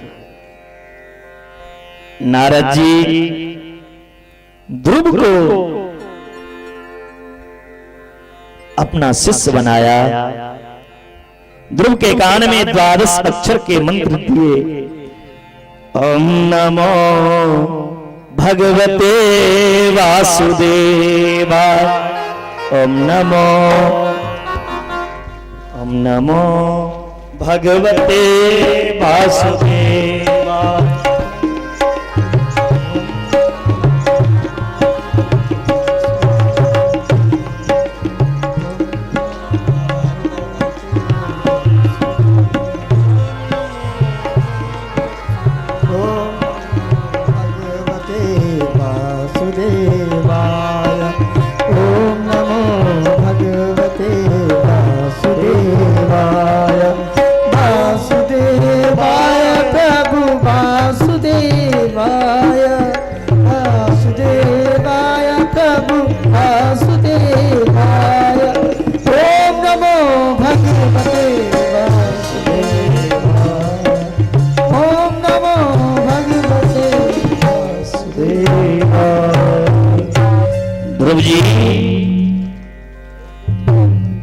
ओम नमो भगवते वासुदेवाय जो 12 अक्षर मंत्र है, इनका जप करना शुरू किए। ध्रुव जी बट वृक्ष के नीचे खड़े होकर, पहला महीना चल रहा है, 3 दिन तक कुछ नहीं खाए, तीसरे दिन फल खाकर नमो भगवते वासुदेवाय। जब का दूसरा महीना शुरू हुआ, 6 दिन कुछ नहीं खाया, छठे दिन केवल पत्ता तोड़कर फिर नमो भगवते वासुदेवाय। त्रिरानते प्राप्ते कथित वज्रासना आत्मविज्ञानो सारे मासम नित्य अर्चयन हरिम। अखंड जब ध्रुव जी का चल रहा है, तीसरा महीना आया, 9 दिन कुछ नहीं खाया। 9वां दिन शाम में केवल पानी पीकर फिर जप शुरू। ध्रुव का जप का 4था महीना आया, 12 दिन कुछ नहीं खाया। 12वां दिन शाम में केवल वायु पीकर फिर जप शुरू। जब ध्रुव जी का 5वां महीना आया, अपने सांस को रोक लिया। पंचमे मासनो प्राप्ते जीते श्वासो नृपात्मज न्यायन परे तस्थो स्थान शुआ चला। ध्रुव जी 5वां महीना जब शुरू किया, अपना सांस को रोका। ध्रुव जी तो अपना ही सांस को रोका, धीरे धीरे ब्रह्मरंध में जाकर सांस रुक गई। सारे सृष्टि में देवी देवता पशु पक्षी हर प्राणी जीव जंतु का सांस रुक गया, सबके प्राण अवरुद्ध हो गए, सारी सृष्टि में हलचल मचने लगा। शव देवता घबरा गए, घबरा करके भगवान ब्रह्म के शरण में आए।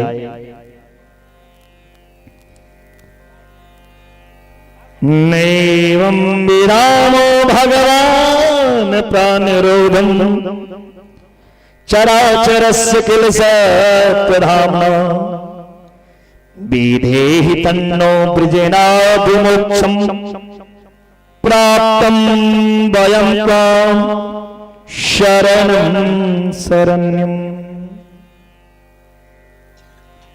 हे भगवान, हे गोविंद, हमें बचाइए, हम सभी देवता सांस नहीं ले पा रहे हैं, मेरा रक्षा कीजिए। हे प्रभु, मां भैष्ट, प्रभु कुछ कीजिए। भगवान ने कहा डरो मत, औतानपादि मयि संगात्मा, उतानपाद के पुत्र जो हैं ध्रुव की आत्मा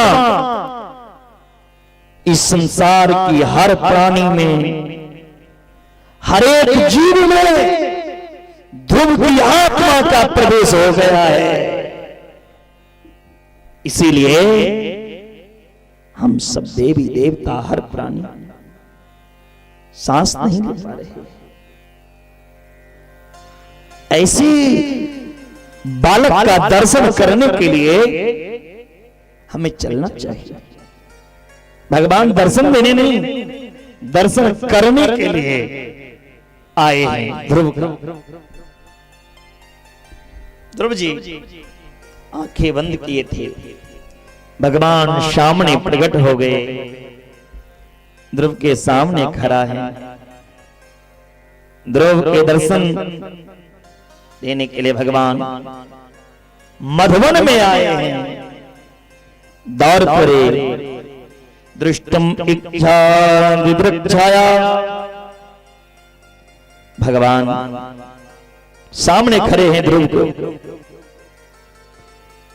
और ध्रुव भगवान को देख रहे हैं। ध्रुव जी भगवान को कुछ कहना चाहते हैं, लेकिन ध्रुव में अभी ज्ञान नहीं, क्या कहें। भगवान समझ गए, भगवान ने ध्रुव के गाल पर शंख लगा दिए। मुखम करोति वाचालं पंगुम लंघ्यते गिरिं यत् कृपातं वन्दे परमानंद माधवम। भगवान की जब कृपा होती है प्यारे, तो कोई कॉलेज, कोई यूनिवर्सिटी, कोई विद्यालय जाने की जरूरत नहीं पड़ती। ध्रुव के ऊपर भगवान का कृपा हुआ, ध्रुव जी आज संपूर्ण ज्ञान की प्राप्ति कर ली। भगवान ने ध्रुव को अपने गोदी में बिठाया। बेटा मांगो क्या चाहिए, मांगो। ध्रुव ने कहा प्रभु हम क्या मांगे आपसे। यो अंता परविस्मयम् वाचिमिमं प्रसुप्ताम् संजीवय किल शक्तिरा स्वधामना अन्यास्य हच्चरन् श्रवणात्वगादिन् प्राणानमो भगवते पुरुषाय तुभ्यम। हे प्रभु, जो भी जीव सोया रहता है, जो भी आपको नहीं जानता रहता है, आपकी जब कृपा होती है तो वो जीव भी आपको जानने लगता है, और जानने के बाद उस जीव को आपसे प्रीति हो जाता है। जो न जाने ही ताहि भी हुजनाहि, जानत तुम ही जाय। जो भगवान संसार को अपनी इशारा पर नचाते हैं, उस भगवान को ध्रुव ने नचा दिया। उमा दारू जो सुत की नाई, शवही नचावत राम गोसाई। दुनिया को नचाने वाले भगवान को आज ध्रुव ने नचा दिया। भगवान ने कहा ध्रुव मांगो, ध्रुव ने कहा भक्ति चाहिए। भगवान ने कहा बेटा, जंगल में तपस्या किस लिए किया? भक्ति के लिए, या पिता के कोरा में बैठने के लिए, गोदी में बैठने? ध्रुव ने कहा प्रभु, तपस्या तो पिता के गोदी में किए बैठने के लिए किया था, लेकिन अब परम पिता की गोदी में बैठा हूं। अब क्या करूंगा? ये शरीर के पिता की गोदी में बैठ गए। भगवान ने बहुत आशीर्वाद दिया, जाओ राज करो। जा पर कृपा राम की होई, ता पर कृपा करहि सब कोई। ध्रुव जी घर आया। जो ध्रुव जी के मां ध्रुव जी को राज से निकाल रहे थे, वही मां आज ध्रुव जी के लिए हाथी घोड़ा पालकी सजाए हैं। ध्रुव के लिए ध्रुव जी अपनी मां को प्रणाम किया, सौतेली मां अपनी मां को। ध्रुव जी 33,000 वर्ष इस धरती पर, इस धरा पर राज किया ध्रुव जी। 36,000 वर्ष इस धरती पर ध्रुव जी ने राज किया था। ध्रुव जी एक दिन ध्रुव जी के भाई उत्तम कुबेर महाराज के बगीचा को उजाड़ दिए। यक्ष ने उत्तम को मार दिया। ध्रुव ने अपने सौतेले भाई की मृत्यु के बदला लेने के लिए यक्ष के पास जाने लगे। तब एक संत ने रोका, बेटा ध्रुव, कभी भी हमें किसी प्राणी से द्रोह नहीं करना चाहिए। सबकी एक ना एक दिन मृत्यु होती है, सबको एक दिन इस धरती को छोड़कर जाना होगा, तुमको भी जाना पड़ेगा। ध्रुव जी ने बड़ा सुंदर अपना राज्य संभाला, 36,000 वर्ष राज किया। मृत्यु तो सबके लिए आता है प्यारे। आया है सो जाएगा राजा रंग फकीर, अरे कोई सिंहासन चढ़ चला तो कोई बंधा जंजीर। सबके लिए मौत आती है। ध्रुव जी मृत्यो मूर्धनि पदम दत्त्वा आरुरोहा भूतम गृहम। मृत्यु के ऊपर पैर रखकर ध्रुव लोक में ध्रुव तारा के रूप में विख्यात हो गए। ध्रुव सगलान जपई हरि नाम, पायो चल अनुपम ठाऊ। भक्ति होना चाहिए तो कैसी? ध्रुव की तरह। क्या भक्ति की उम्र हुई? 5 वर्ष के ध्रुव। भागवत में प्रमाण है, जो गोविंद का दर्शन किया, गोविंद को पाया, भगवान को भी नचा दिया। और भक्ति में वो बल है, वो सामर्थ्य है, वो शक्ति है। वो ध्रुव जैसे बालक को ध्रुव लोक में स्थापित कर दिए। ये भक्ति में शक्ति है। आगे सुखदेव जी महाराज ने कहा परीक्षित से, ही परीक्षित, भक्ति के साथ साथ प्रभु के नाम में भी वो गुण है। तो प्रभु के नाम अजामिल जैसे पापी को तार दिए। भागवत में कथा आया अजामिल ब्राह्मण का। अजामिल नाम के ब्राह्मण थे, बड़े विद्वान। एक दिन जजमान के यहां से कर्म करा करके, पूजा पाठ करा के आ रहे थे। रास्ते में देखा एक गणिका बिल्कुल सज धज करके आ रही है।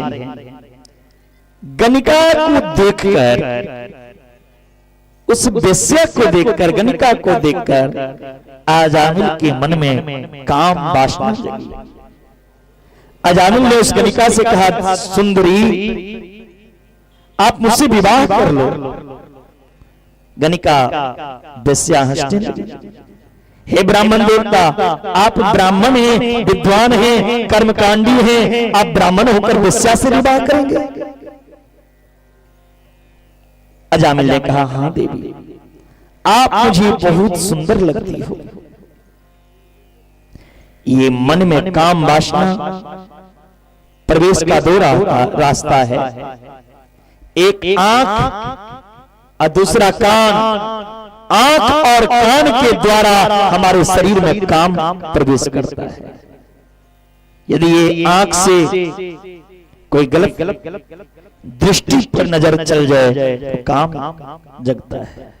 कान से कोई गंदी बात सुने तो काम वासना जगता है। अजामिल ने उस गणिका को धन की लालच दिया और गणिका से विवाह किया। गणिका से विवाह करने के बाद अजामिल के घर में विकृति। वेश्या क्या है? विकृति, जो विकार को लावे, जिसे देखकर मन में विकार हो जाए। गणिका के आते ही अजामिल के मन में विकार आया। पूजा पाठ करना बंद, डाका डालना, चोरी करना शुरू कर दिया, हिंसा करना, भोली भाली जीव की हत्या करना शुरू कर दिया। अजामिल जैसे पंडित जी वेश्या के गर्भ से 9 संतान जन्म लिया था। 10वां गर्भवती था। कुछ संत लोग 4 महीने के लिए चातुर्मास करने हेतु उसी रास्ते से जा रहे थे। रात्रि में अजामिल का घर का भोजन किया। शास्त्र कहता है जिसका भोजन करो उसका उद्धार करो। संत ने कहा अजामिल से, बेटा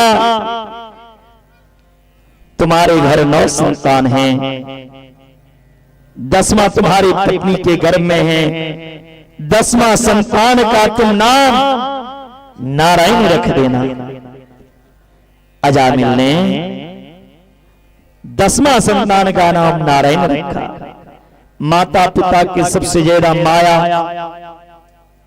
ममता किस बेटे पर? छोटे बेटे पर।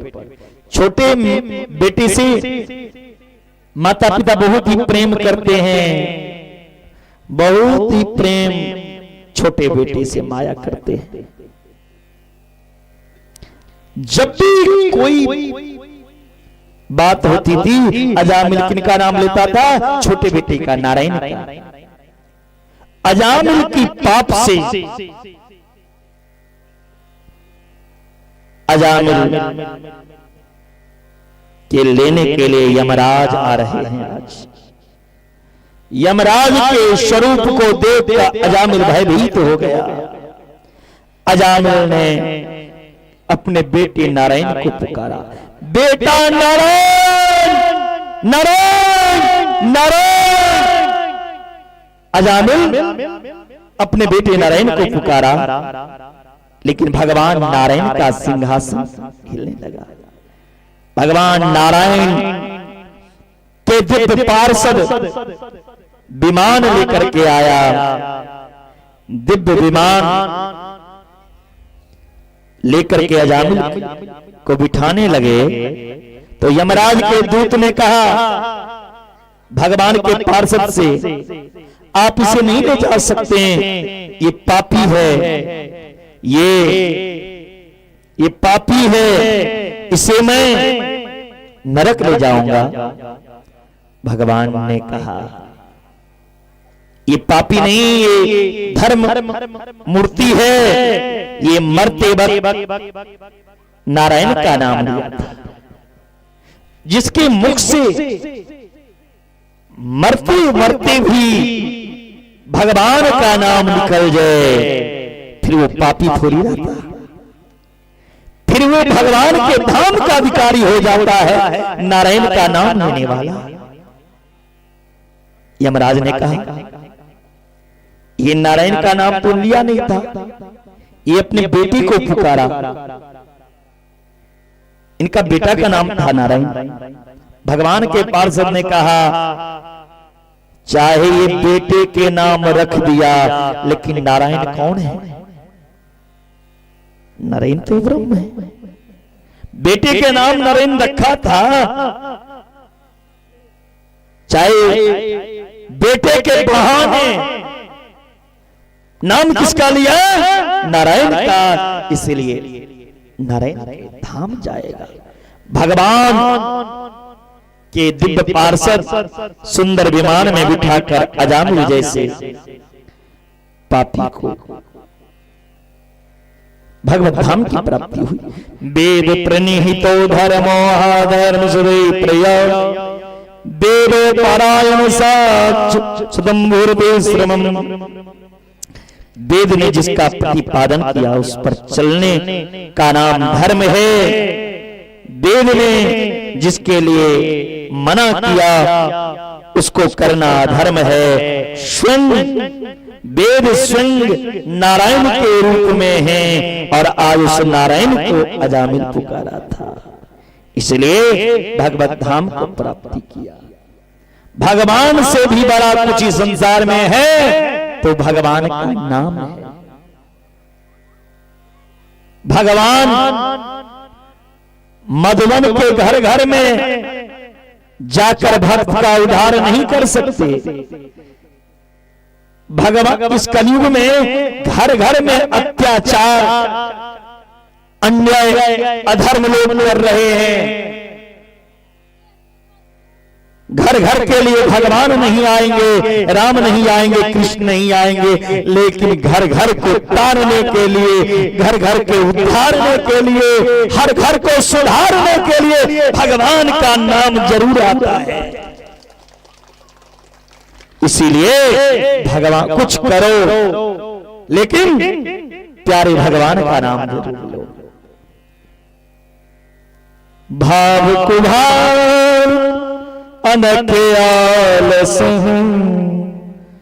नाम जपत मंगल दिशि रसों। कहाँ लगी नाम बड़ाई, राम न सकहीं नाम मन गाई। राम एक तापस पियतारी, नाम को दिखल कुमति सुधारी। भगवान के नाम लेकर बजरंग बली ने तो समुद्र को भी छलांग लगा दिया। ये भगवान के नाम में गुण है। भगवान के नाम जिस पत्थर पर लिख दिया वो पत्थर भी तैरने लगे। ये भगवान के नाम में शक्ति है। बोले भक्तवत्सल भगवान की। इससे आगे सुखदेव जी महाराज राजा परीक्षित को दीति के गर्भ से जो दो राक्षस प्रकट हुए थे, इसमें हिरण्याक्ष का उद्धार की प्रसंग को आपने श्रवण किया, लेकिन दूसरा कौन था? हिरण्याकश्यपु। बेचारे हिरण्यकश्यप बड़े देर से बैठ के थक गए हैं, तैयार हुए हैं, तो मारना तो उनको भी है। हिरण्यकश्यप की पत्नी कयाधु, कयाधु के गर्भ से 4 पुत्र हुए, जिनमें एक है प्रहलाद। प्रहलाद भगवान नारायण का बहुत ही बड़ा भक्त है। प्रहलाद हमेशा भगवान नाम का संकीर्तन करता था। एक दिन प्रहलाद अपने पिताजी को समझाने लगे, पिताजी आप नारायण से क्यों वैर करते हैं? श्रवणम कीर्तनम विष्णु स्मरणम पाद सेवनम अर्चनम वंदनम दास्यम शक्यमात्मनिवेदन। पिताजी, नवधा भक्ति में पहली भक्ति है श्रवण। इन कानों से हमें गोविंद की कथा सुनना चाहिए, श्रवण करना चाहिए, और जिनकी कथा हम सुना उन भगवान को हमें हृदय में उतारना चाहिए। भक्ति की दूसरी लक्षण है कीर्तन। उन गोविंद जिनकी कथा सुने उनका कीर्तन भी करे। भक्ति की तीसरी लक्षण है स्मरण। हर एक स्थिति में हमें गोविंद का स्मरण करना चाहिए। एक एक भक्ति बता दिए। हिरण्यकश्यप ने कहा, प्रहलाद तो मुझे सिखाओगे? भक्ति क्या है तो मुझे सिखाओगे? प्रहलाद के मारने के लिए हिरण्यकश्यप तैयार हो गए। कभी जल के अंदर फेंका, कभी हाथी के नीचे, कभी पेड़ से गिराकर, तो कभी प्रहलाद के मारने के लिए होलिका को कहा। होलिका को वरदान में चादर मिला था, यदि वो चादर ओढ़कर अग्नि में बैठ जाती है तो होलिका नहीं जलती। एक दिन होलिका प्रहलाद को जलाने की षड्यंत्र किया। होलिका के ऊपर से चादर उड़कर प्रहलाद के ऊपर आया। होलिका जल गई, प्रहलाद बच गए। अनेकों बार मारने की कोशिश की प्रहलाद को, लेकिन विफल हो गए। मारने वाला है भगवान, बचाने वाले हैं भगवान। जाको राखे साइया, मार सके ना कोई, बाल ना बाका कर सके जो जगवैरी होए। जिनका रक्षक मेरे गोविंद हैं, उन्हें कौन मार सकता है? अंत में जब प्रहलाद के मारने में विफल हो गए, तब प्रहलाद को पढ़ने के लिए गुरुकुल में भेज दिए। प्रहलाद को गुरु जी के पास भेज दिए, संडामर्क जी के पास। गुरु जी, मेरे पुत्र प्रहलाद को आप शिक्षा दीजिए ताकि ये नारायण का नाम ना ले। प्रहलाद तो गुरुकुल में भी भगवान को नहीं भूला। प्रहलाद को भेजना। प्रहलाद गुरुकुल में भी एक रोज अपने गुरुकुल के बालक सबको साथ में लेकर के सबसे कहा, चलो आज हम नया खेल खेलते हैं। किसी के हाथ में मजीरा, किसी के हाथ में करताल दे दिए और सबको कहा, मैं जैसा जैसा करूंगा वैसा आप सब करना। सारे बालक को लेकर के प्रहलाद शुरू कर दिए। श्रीमन नारायण नारायण नारायण, श्रीमन नारायण नारायण नारायण,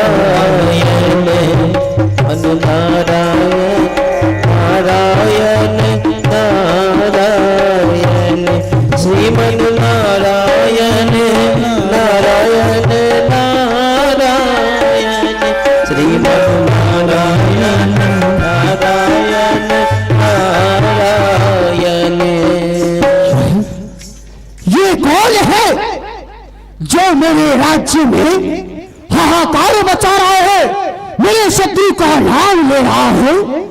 कौन है दुष्ट? ये तो मेरा पुत्र प्रहलाद है। पुत्र प्रहलाद? अरे पुत्र प्रहलाद, पुत्र प्रहलाद, मैंने तुझसे कितनी बार कहा है कि मेरे राज्य में मेरे शत्रु का नाम लेकर के तू मुझे भयभीत मत किया कर। फिर भी तेरा इतना साहस कि तू मेरे शत्रु का नाम लेकर के तू मुझे भयभीत कर रहा है। नीच पापी कुलघाती, अपने पिता से भेड़ करता है।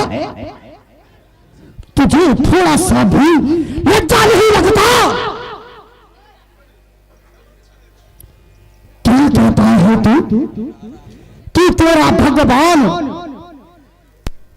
फिर भी तुझे मैंने 1000 बार मारने की कोशिश की, फिर भी तू नहीं मरा। मैंने तुझे सर्पों के बीच में रख करके तुझे छोड़ दिया, फिर भी तू नहीं मरा। मैंने तुझे पहाड़ से नीचे गिराया, फिर भी तू नहीं मरा। मेरी बहन होलिका जो अधिक शक्तिशाली, मेरी बहन का भी तूने वध कर दिया। अवश्य ही तू कोई मायावी है या फिर कोई मायावी शक्ति तेरी रक्षा कर रहा है। बता मुझे, कौन है तेरे पीछे?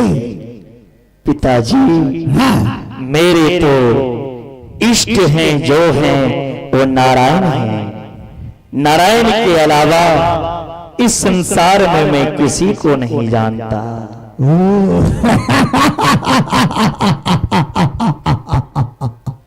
तेरे नारायण की सिवा तू किसी को नहीं जानता? नहीं। तुझसे मैंने कितनी बार कहा है, अगर तुझे नाम लेना हो तो मेरा ले, अगर तुझे भजन करना हो तो मेरा कर, अगर तुझे गुणगान गाना हो तो मेरा गा। मैं ही ब्रह्म हूं, मैं ही विष्णु हूं और मैं ही शंकर कहलाता हूं। ये 3 लोक 14 भवन में केवल मैं ही मैं छाता हूं। ये आपकी भ्रम है पिताजी, जो आप अपने आप को इष्ट मानते हो, बड़े मानते हो। ये संसार में जगत का मालिक, जगत का जो अधीश्वर है वो केवल नारायण है।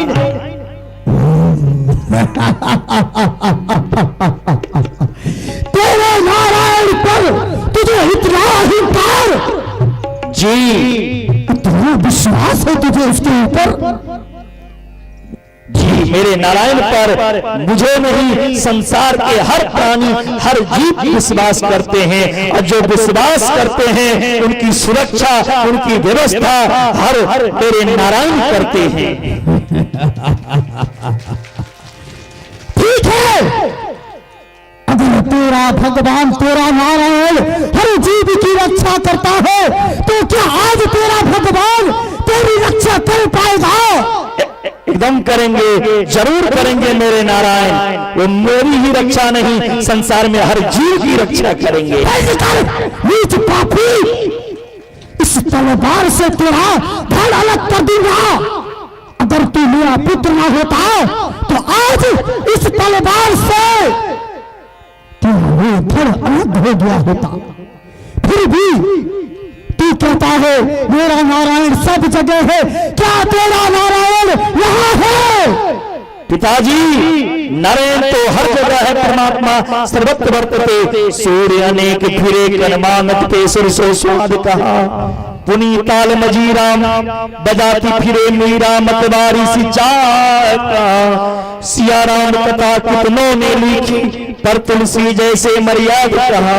नरसिंह वसे प्रतिखंबन में, पर काढ़न को प्रहलाद कहा। पिताजी, जहां तक मेरी दृष्टि जा रही है, इसमें उसमें सब में मेरे नारायण ही हैं। जहां आप चाहो वहां मेरे नारायण को प्रकट कर सकते हो।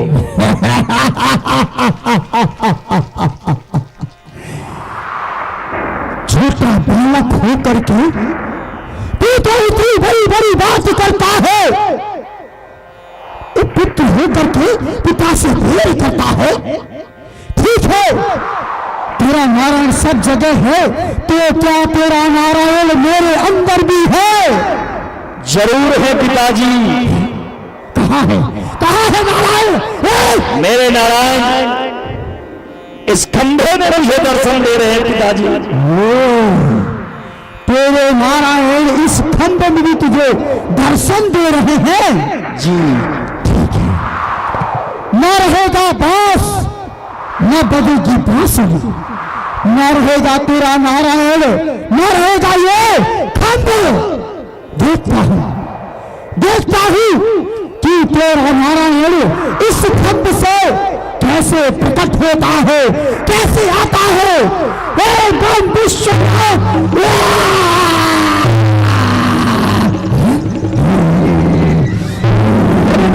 भगवान की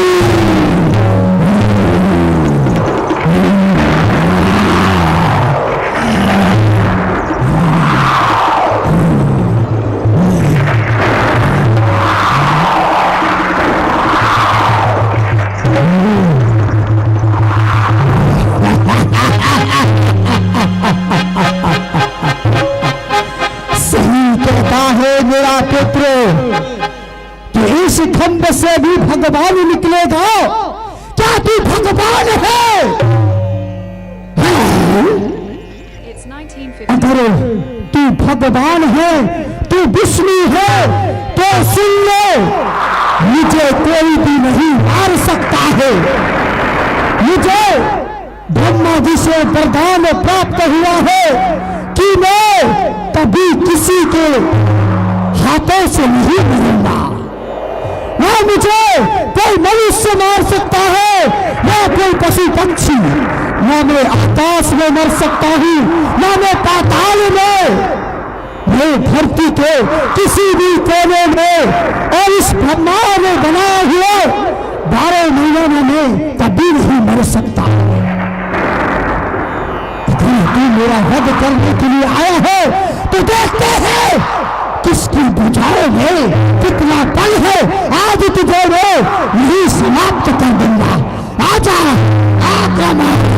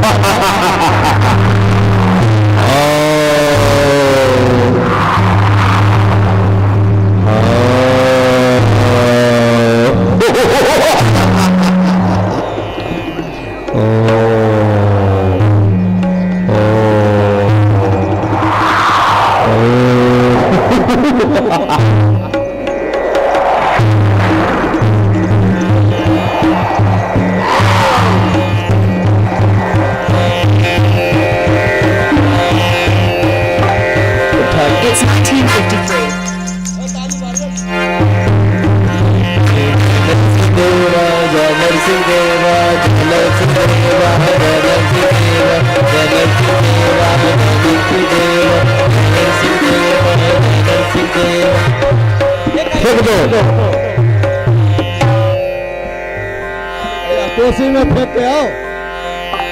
It's 1953. भगवान नरसिंह खाम फाड़ कर प्रकट हो गए।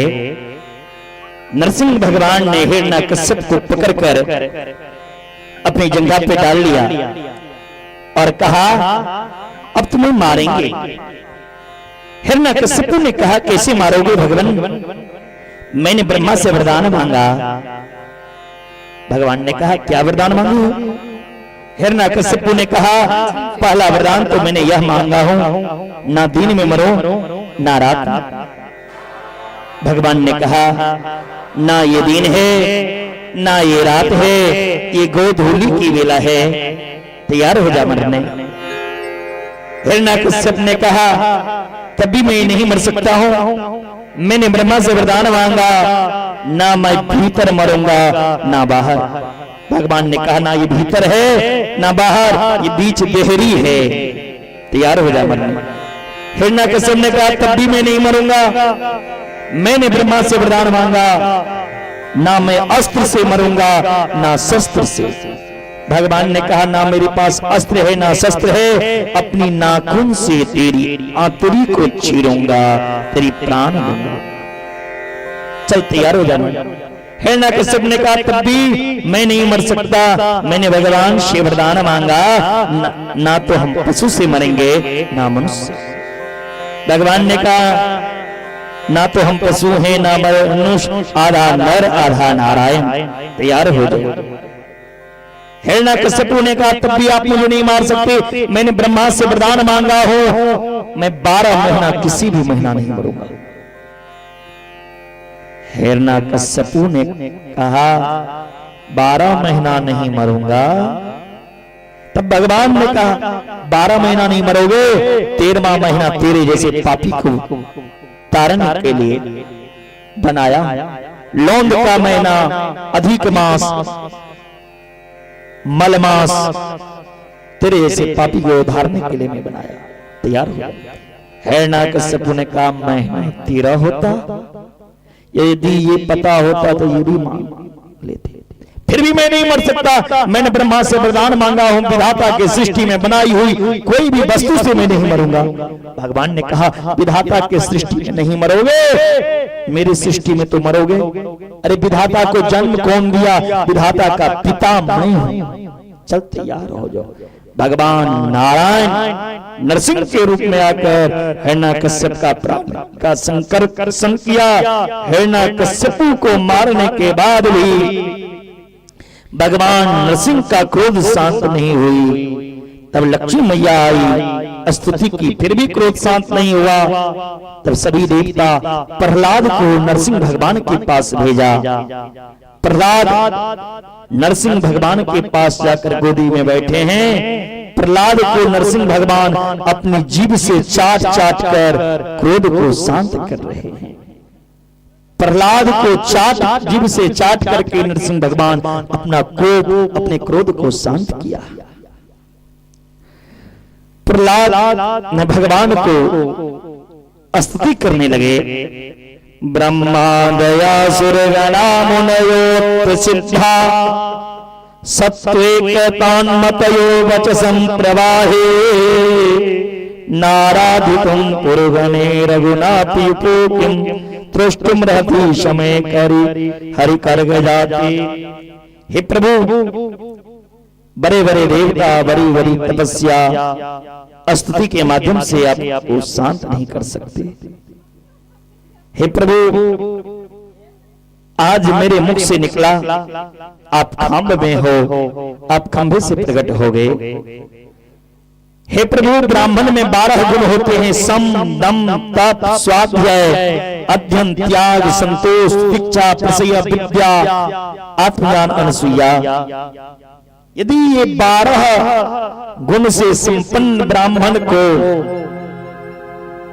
आपकी चरणों से प्रीति नहीं, तो ब्राह्मण होकर भी बंद लिए नहीं हो सकता। वो एक असभ जाति के तुल्य हैं। हे प्रभु, हमारी आपकी मेल कहां? मेरे मुख से निकला, आप खंभे से प्रकट हो गए, कृपा कर दी। भगवान से कहा, क्वाहं रजत प्रभैस्तमोदिके अस्मिन् जाता सुर पर कुले व प्रभानुकंपा नो ब्राह्मणो नो तु भवस्य न वै रमाया यनलोर्पित शिरसि पदम कर प्रसाद। हे प्रभु, कहा रजोगुण से उत्पन्न तमोगुण प्रवृत्ति राक्षसी परिवार में मेरा जन्म हुआ।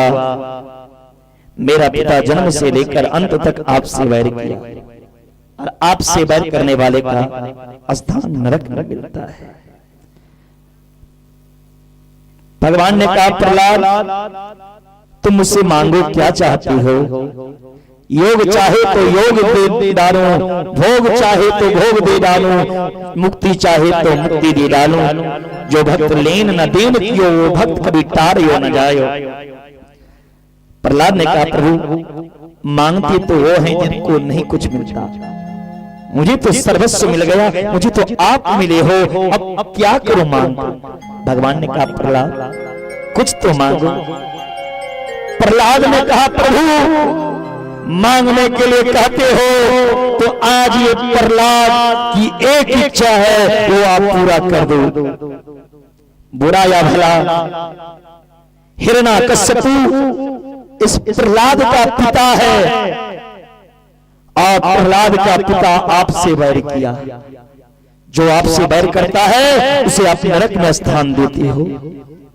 प्रभु मेरे पिताजी को आप नरक में नहीं ले जाओ, बेशक पिता के बदला मुझे भेज दो, लेकिन मेरे पिता को नरक में नहीं ले जाओ। प्रभु की आंख से आंसू निकल पड़े। धन्य हो प्रहलाद जो पिता ने तुम्हें अनेकों बार मारने की कोशिश की, कभी जल में देकर, कभी आग में देकर, कभी पेड़ से गिराकर, कभी पहाड़ से गिराकर, उन पिता के लिए तुम नरक जाने के लिए तैयार हो। प्रहलाद आज सिर्फ तुम्हारा पिता का उद्धार नहीं, तुम्हारे 21 पीढ़ी का उद्धार मैं करूंगा। जिस कुल में तुम्हारे जैसे पुत्र जन्म ले ले वो कुल तर जाता है, पवित्र हो जाता है, धन्य हो जाता है। 7 पीढ़ी मातृपक्ष, 7 पीढ़ी पितृपक्ष और 7 पीढ़ी ससुर पक्ष का उद्धार किया। प्रहलाद के 21 पीढ़ी का आज उद्धार हो गया भगवान के आशीर्वाद से। जिस कुल में ऐसा बालक जन्म हो जाए वो कुल पवित्र हो जाता है, धन्य हो जाता है। बोले भक्त वत्सल भगवान। इससे आगे अब कुछ ही क्षण में आप लोग सुंदर वामन भगवान का झांकी का दर्शन करेंगे। राजा बलि की सुंदर और वामन की सुंदर झांकी दर्शन करेंगे। उससे पहले कुछ कथा रह गई है, उसे आप पहले सुन लें। हे परीक्षित, जीव भगवान को याद कब करता? जब उनके जीवन में संकट आता है, जब उनके जीवन में विपत्ति आती है। आप लोग खड़े ना हो में, मेरी माता बहन बैठ जावे, इधर जगह है, इधर जगह है, आ जावे। भगवान को जीव कब याद करता है? जीव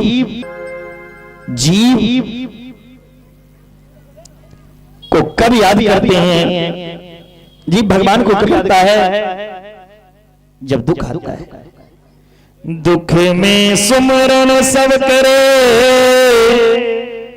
सुख में करे न को। जो सुख में सुमरन करे तो दुख काहे हो। परमात्मा की यदि सुख के घड़ी में, सुख के दिन में याद करोगे तो आपके जीवन में दुख कभी नहीं आ सकता। इसलिए परमात्मा का सुख के दिनों में याद करो। एक पर्वत था, उस पर्वत का नाम था त्रिकूट पर्वत। त्रिकूट पर्वत पर एक गजेंद्र नाम का हाथी रहता था। गज मने हाथी, इंद्र मने राजा। जो हाथियों का राजा हो उसे कहते हैं गजेंद्र। गजेंद्र हाथी में 10,000 हाथी का ताकत था। इस गजेंद्र हाथी को 50 पत्नी और 150 पुत्र थे। एक दिन ये गजेंद्र नाम की हाथी सरोवर में जल में विहार करने के लिए गया। जब जल में विहार करने के लिए गया तो इस गजेंद्र हाथी को एक ग्राह ने चरण पकड़ लिया। पहले गजेंद्र को लगा कोई छोटा मोटा जीव है मेरे शरण में आया। जब हाथी कमजोर हो गया, अपनी पत्नी भी सुर पकड़ के खींचा, 150 बेटे भी सुर पकड़ के खींचा, तब भी वो हाथी हिला नहीं। पत्नी बेटा सोचा अब तो ये निकलने वाले हैं नहीं, ये तो मर रहे हैं, इनके साथ मैं क्यों मरूं। पत्नी भी साथ छोड़ दिया, बेटा भी साथ छोड़ दिया। जब जीवन में दुख ऐसी आएगी तो कोई आपका अपना नहीं होगा। हाथी ने सोचा जब पत्नी अपना नहीं, बेटा अपना नहीं, तो ये दुनिया वालों क्या मेरा मदद करेगा। अब दुनिया से मदद नहीं चाहिए, अब तो दुनिया बनाने वालों से मदद चाहिए। जो भगवान ये संसार को बनाया, वो भगवान आकर मेरी रक्षा कर। हाथी ने गो कहा, बिंद जब तक कहता तब तक गोविंद वहां प्रकट हो गए। हाथी को सुर पकड़ कर ग्राह से खींचा, ग्राह को सुदर्शन चक्र से अलग किया। भगवान ने ग्राह को उबारा, गजेंद्र को बचाया। भगवान ने गजेंद्र की रक्षा की।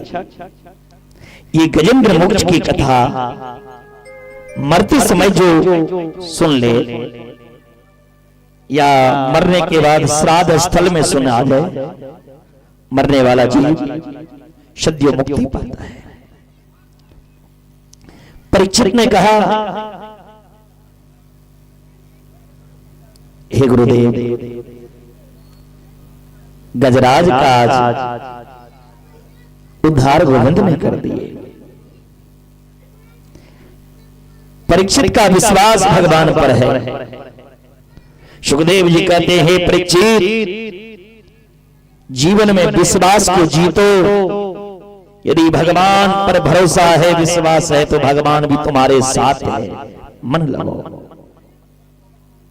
और जो चीज भगवान को अर्पण कर दे, चढ़ा दे, वो चीज पैर से कभी नहीं लगना चाहिए। जो चीज भगवान को चढ़ गया, भगवान को चढ़ाया हुआ वस्तु, चाहे वो प्रसाद हो या फूल हो या बेलपत्र हो या फल हो, भगवान पर चढ़ाया हुआ, अर्पण किया हुआ कोई भी सामान यदि आपके पैर से लगे तो आपकी घर की लक्ष्मी चली जाएगी, आपकी धन चली जाएगी। इसका प्रमाण है, दुर्वासा ऋषि एक बार भगवान के पास आए। भगवान ने अपने गले की माला दुर्वासा जी को पहनाया था। भगवान की गर्दन का माला दुर्वासा ऋषि को भगवान पहनाया। दुर्वासा ऋषि वो माला पहनकर इंद्र के पास आया।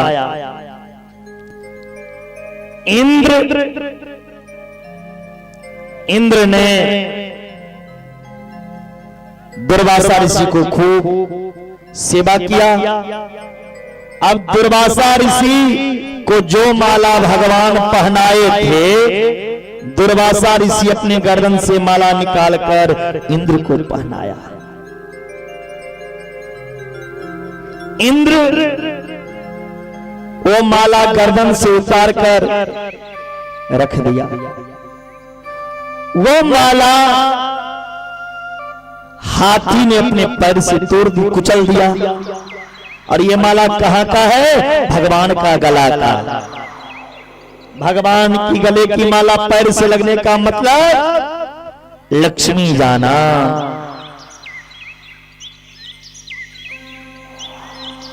अब तो परिणाम क्या हुआ? लक्ष्मी भ्रष्ट हो गई इंद्र से। इंद्र के पूरे राज्य को छीन लिया। दैत्य सम्राट विरोचन के पुत्र प्रहलाद का पोता, हिरण्याकश्यपु का परपोता राजा बलि दैत्य सम्राट बन गए। देवताओं के लक्ष्य करके प्रभु ने समुद्र का मंथन किया। समुद्र से मंथन हुआ। बांसुरी नाग की रस्सी मंदराचल पर्वत की रही। समुद्र मंथन प्रारंभ हुआ। ये कोई और समुद्र नहीं, ये आपका हृदय का मंथन है। ये हृदय एक समुद्र है और इस हृदय को मंथन हुआ।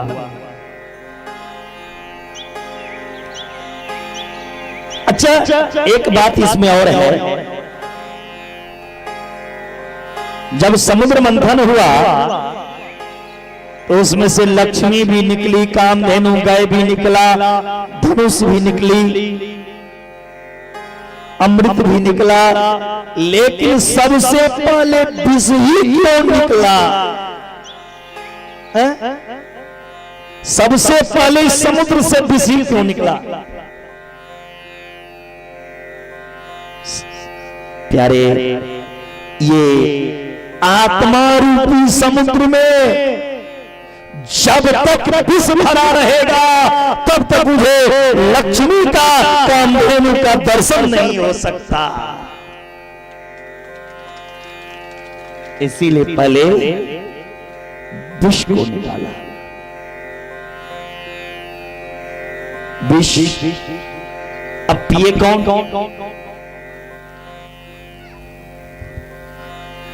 भोलेनाथ आए।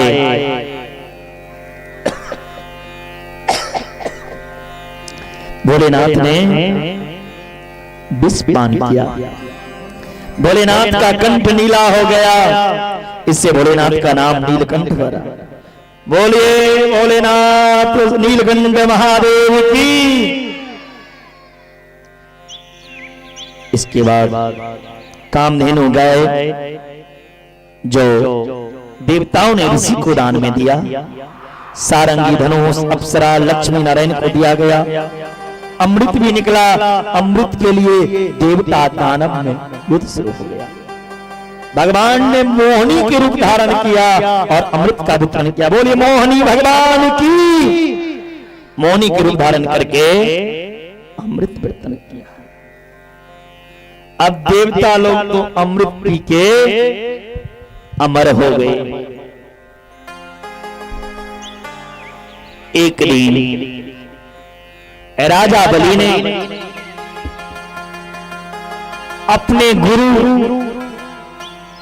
शुक्राचार्य से कहा, गुरुदेव, देवता तो अमृत पी लिए हैं, देवता अमर हो गए, अब देवता को हम हरा नहीं सकते। देवता को परास्त करने के लिए, देवता को पराजय करने के लिए क्या करना चाहिए? 3 काम जो अपने जीवन में करेगा उनके डर से देवता भी कांपेंगे। गौ सेवा,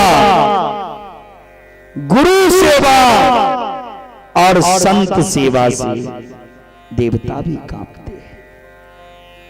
अब घर में रखोगे गाय तब न पालोगे। किनके घर भैंस हैं, जरा हाथ उठाना। भैंस जिनके घर हैं हाथ उठाइए। जिनके जिनके घर भैंस हैं,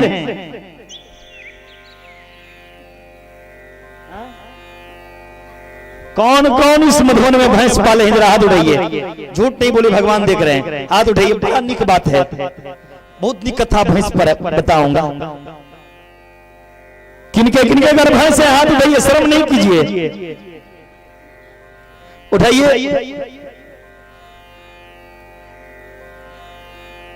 जिनके घर भैंस है हाथ उठाइए पूरा। कैमरामैन उधर थोड़ा हाथ वाले पे फोकस करो। किनके किनके यहां भैंस हैं?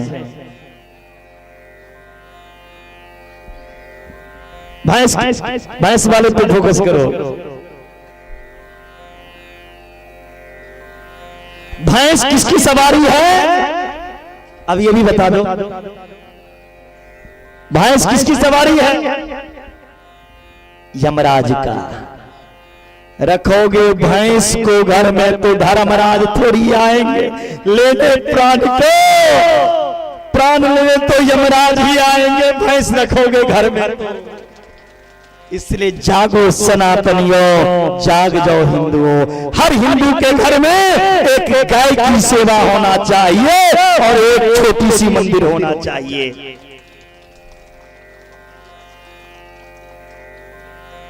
भैंस की दूध पी करके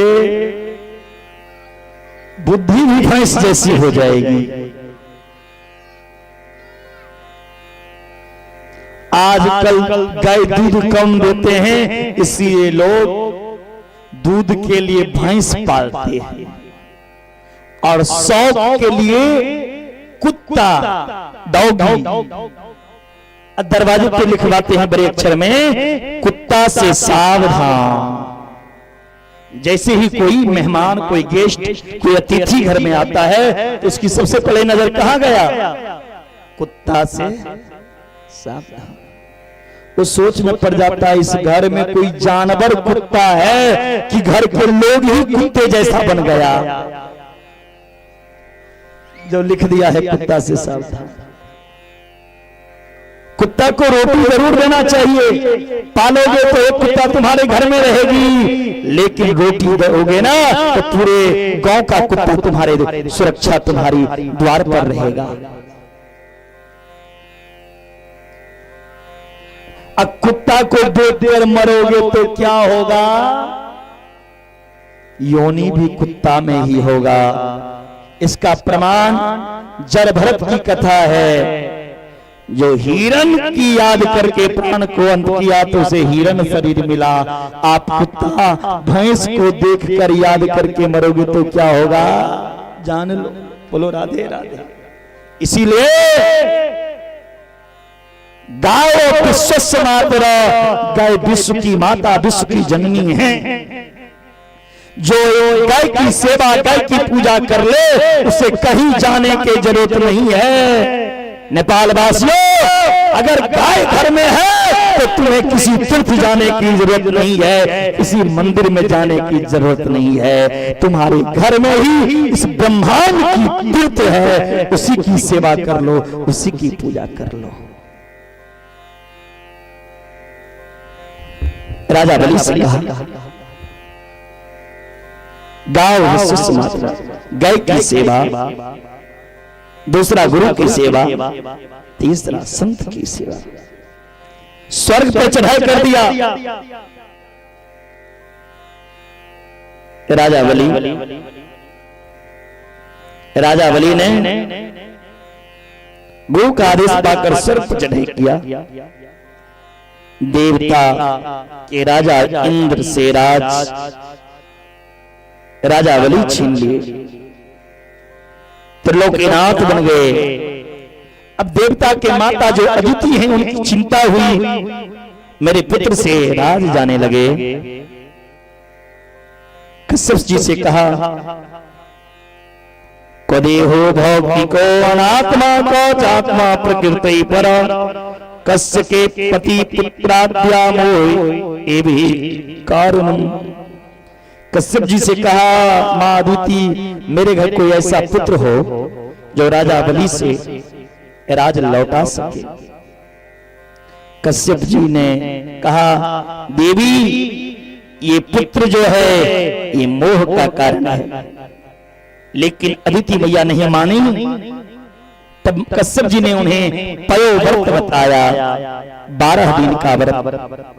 फागुन मास में शुक्ल पक्ष परिव तिथि से लेकर द्वादशी तक वो व्रत की। इस व्रत के भगवान व्रत से भगवान प्रसन्न हो गए। जगेश यज्ञ पुरगाज प्रतीर्थ पारे तीर्थ सर्व श्रवण मंगल नाम भेया आपन बल्ले के भजना तसे अमोदयाद्यं सन्ना क्लेश भगवान दीनानाथ। भगवान यज्ञदेव प्रसन्न हुए। श्रवणायाम सर्वं द्वारस्य मुहूर्ते बीज प्रभु सर्वे नक्षत्र ताराभ्याश्चक्रदुजं दक्षिणाम। भगवान सुंदर महीना का इंतजार किया। भादो का महीना बड़ा ही सुंदर होता है। राधा रानी भादो के महीना में आई, कन्हैया भादो महीना में, बलराम भादो महीना में, सुखदेव जी राजा परीक्षित को कथा सुनाया वो भी भादो महीना में। आज भगवान वामन भी आ रहे हैं भादो महीना।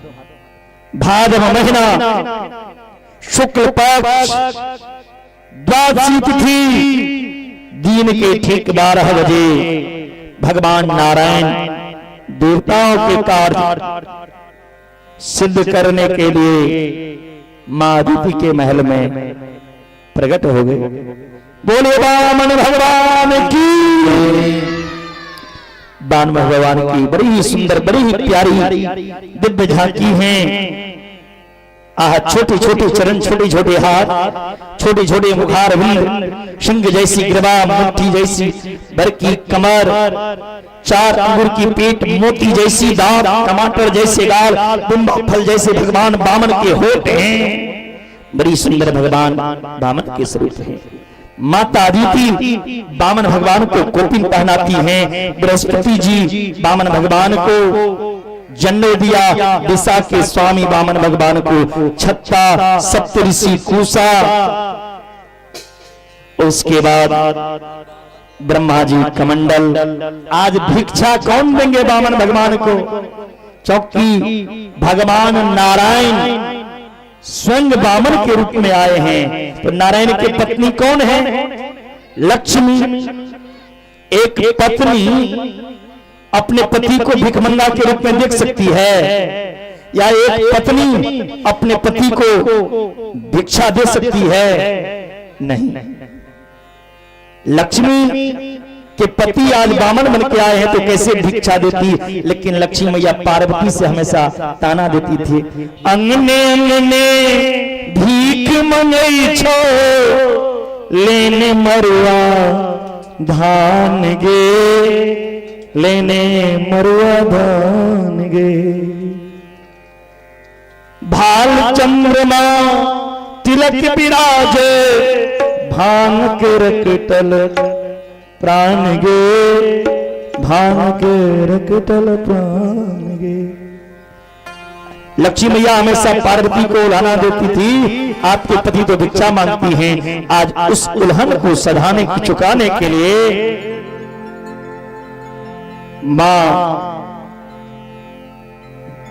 गौरा, मां उमा वामन भगवान को भिक्षा दी। वहां से भिक्षा लेकर भगवान सीधा वामन भगवान के जगमंडप में आए हैं। वामन भगवान के बड़ी स्वागत किया राजा बलि। स्वागतम ब्राह्मण किम करवान ब्रह्म ऋषि धन्य है आप जैसे ब्राह्मण का बालक मेरे जगमंडप में आए हैं। आज लगता है आर्यपु लेकर साक्षात भगवान नारायण तू मेरे जग में नहीं आ गए।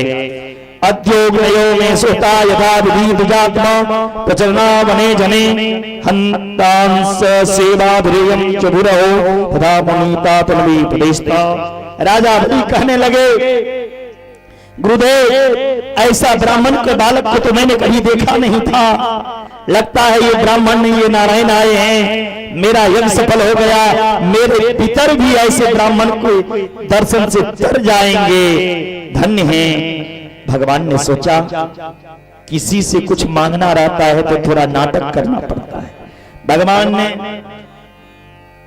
हाथ में माला झोरी लेके जपना शुरू कर दिए।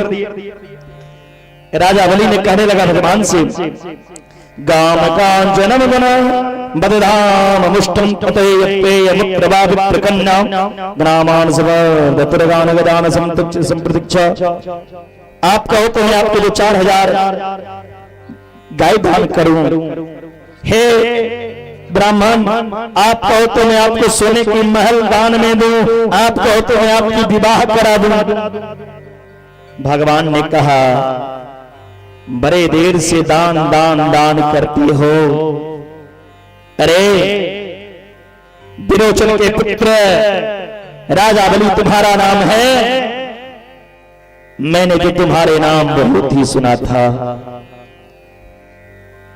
लेकिन मुझे दान नहीं चाहिए। भूख लगता है भिक्षा मांग लेता हूं, प्यास लगता है कमंडल है, धूप आता है छत्ता सिर पे है, मुझे कुछ नहीं चाहिए। कहा, प्रभु त्रिलोकीनाथ के यहां आए हैं, राजा बलि के यहां, कुछ तो मांग लो। भगवान ने कहा, बहुत दान की बात करते हो, ज्यादा लूंगा तो नियम बिगड़ जाएगा। मुझे ज्यादा नहीं चाहिए, 3 पग भूमि चाहिए। तस्मात् ततो महिम कदावृणे हम बरदर सभा पदानी त्रीणी लित्र सम्मितानि पदा मम।